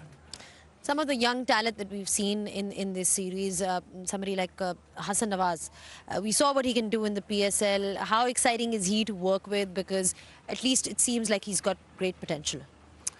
Well, he's got a repeatable game, in my view. He's got a really sound technique. He's got a long reach, so he can hit sixes without having to come down the crease. He's got fast feet, you know, for a big guy, so he can get deep in the crease and hit sixes over mid-wicket. And I think he's found a niche for himself, you know, in that middle order, regardless of the number. But, you know, if he comes in after 10 overs and you've got a platform set, anything's possible. And every time he's come out, he's played beautifully. So my question to you is that when will we be able to beat India in a World Cup game, Australia in Australia, South Africa in South Africa, New Zealand in New Zealand? How far are we from that goal? Year, 6 months, Oh, look, 1 year? It's hard to put a sort of a number on it. We're very much improving. You know, we're 3 games in. We know today we were pretty sloppy in some areas with the ball. We know against better sides we'll be put under pressure. But I think we're quite an honest group as well. We won't gloss over those, but we know we're going to have to be better in all departments, and we also have to get better playing in different conditions. Just in terms of going ahead in the future, I mean, what are some of your goals that you would like Pakistan to achieve, or something that you feel like this is an area that Pakistan can improve? Depth of squad is important. You know, we need to know that if we get injuries or things happen close to pinnacle events, we don't have to panic. We've just got straight like-for-like replacements, and that's a big part of the next 6 months, is having that. As I said, having 3 bankers with the ball, you know, whether they be seamers, whether they be 2 and 1, and then making sure that our all-rounders can get introduced at the right time. So, and improve our fielding. You know, I thought we were good catching in this series. Catching was really good. Ground fielding was okay, but I think things like speed to the ball and running off the ball are things we need to improve. What about your communication with Salman Ali Agha, the captain? I mean, what is that equation like? He seems, again, comes across as a very sort of composed character. And he's very passionate about Pakistan improving. You know, I think selfless is a really good word for Salman Ali Agha. He's not interested in his own, you know, numbers or stats. He's interested in trying to win games for Pakistan, and that's, as a coach, that's what you want in a captain. It's hard to do it by yourself. You can't change things by yourself, and the other leaders in the group are really important as well to help Salman, and we're trying to develop that group as well. Just in terms of the contenders for that opening spot, you know, Pakistan has had its share of changes, chopping and changing at the top, but you've got options now. You know, you've got options in the form of Farhan, Fakhar, Saim Ayub. I mean, how do you go about that and ensure that there is consistency there? Yeah, look, it is a balance between giving the same players enough opportunity and finding out if they're the right players. And, you know, really fortunate, I guess, in this series to be able to give Sabzada a couple of games, for him to play an innings where he would have gained plenty of confidence, gives the group some confidence as well. And it's not about just getting a score, it's about getting a score that helped us win a game. And that's the same. In Saim today, you know, he had a couple of misses today. You know, he didn't, first ball he hit for 6. You know, he wasn't worried about, oh, I need to get myself a score. You know, what did the team require chasing that? So that's what we want from our openers and from our top 3. And obviously Harris, was nice that he kicked on today.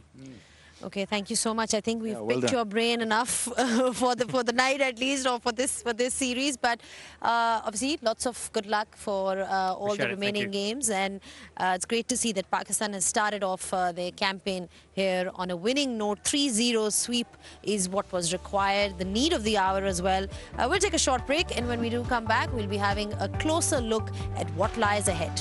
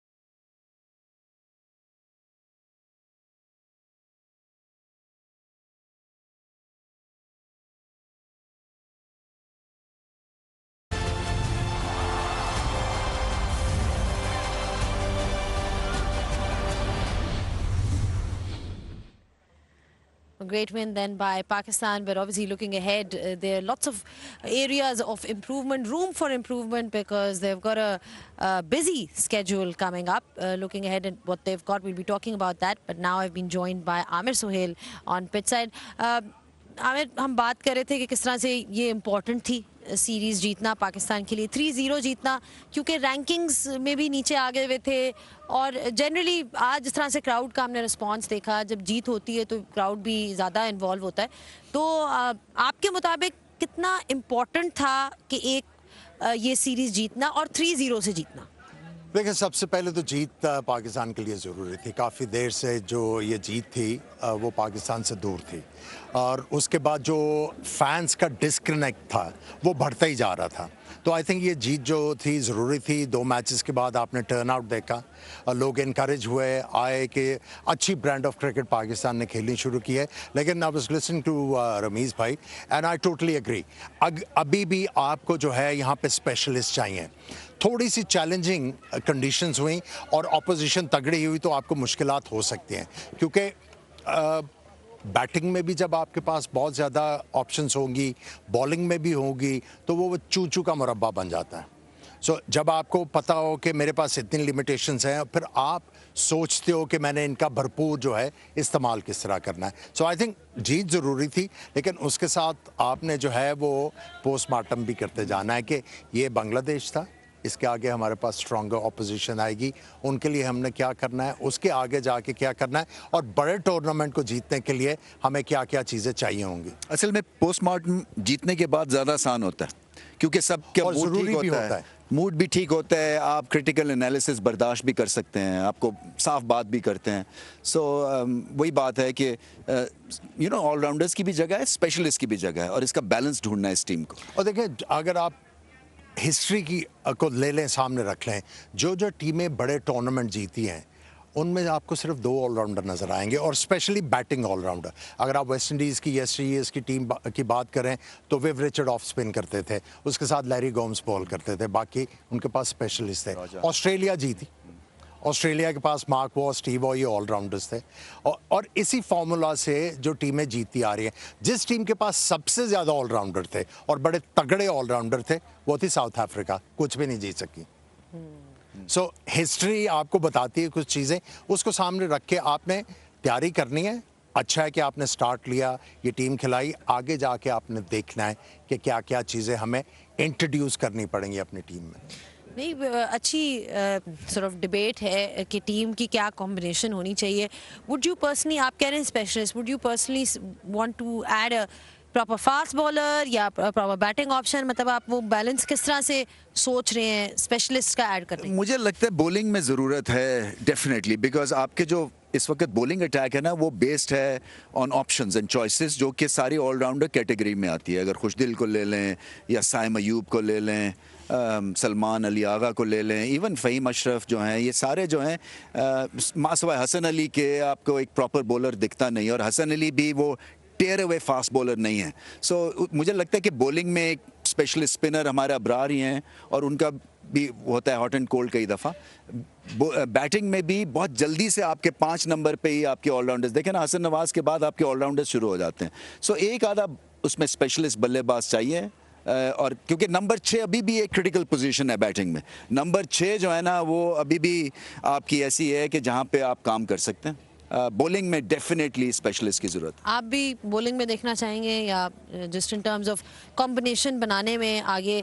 देखें, world cup जो है वो आगे next year होगा, T20 world cup Sri Lanka and India में होगा, वो भी आपने सोचना है, क्योंकि चैंपियंस ट्रॉफी में एक जो बात हो रही थी बार बार वो यही थी कि आपको बहुत देर से पता था कि क्या कंडीशंस है, तो अभी से प्लानिंग करनी चाहिए। बिल्कुल करनी चाहिए, इसीलिए हम लोग इस चीज़ को डिस्कस कर रहे हैं, क्योंकि पाकिस्तान को हारता कोई भी नहीं देखना चाहता और हम जीते हैं, लेकिन जीत के साथ साथ हमें ये भी देखना है कि हम और ज़्यादा बेहतर किस तरह कर सकते हैं और ज़्यादा हम अपनी टीम में अच्छाई किस तरह लेके आ सकते हैं। तो मैं समझता हूँ कि आपके पास 2-3 तगड़े फास्ट बॉलर जो हैं वो होना ज़रूरी है। अगर आप दुनिया की बेहतरीन टीमें देखें तो उनको जितवाने में फास्ट बॉलर्स का बहुत जो है वो रोल फास्ट बॉलर होना चाहिए, और स्पेशली विद द फैक्ट कि हारिस रऊफ रोज़ जो हैं वो आपको वो वाली परफॉर्मेंस करके नहीं देते। सो फिर आपके पास कोई ना कोई ऐसा बॉलर होना चाहिए जो आपको मैच अगर वो अच्छा नहीं कर रहे तो दूसरा कोई आपको मैच जितवा दे. ठीक है, चले, थैंक यू सो मच. शुक्रिया आपका. Rameez and Amir, always great to have you on pitchside. And it's been a wonderful series that we've had here in Gaddafi Stadium, Lahore. A special thanks to all the Lahore crowd that we've seen on all 3 days. It's been absolutely magnificent, especially considering we saw huge crowds in the PSL. It's great to see that they have come in huge numbers to support this series as well. And a huge congratulations to Pakistan for winning it 3-0. I hope you guys enjoyed overall this coverage, and we hope to see you in the next series, whenever that is. Until then, it's goodbye.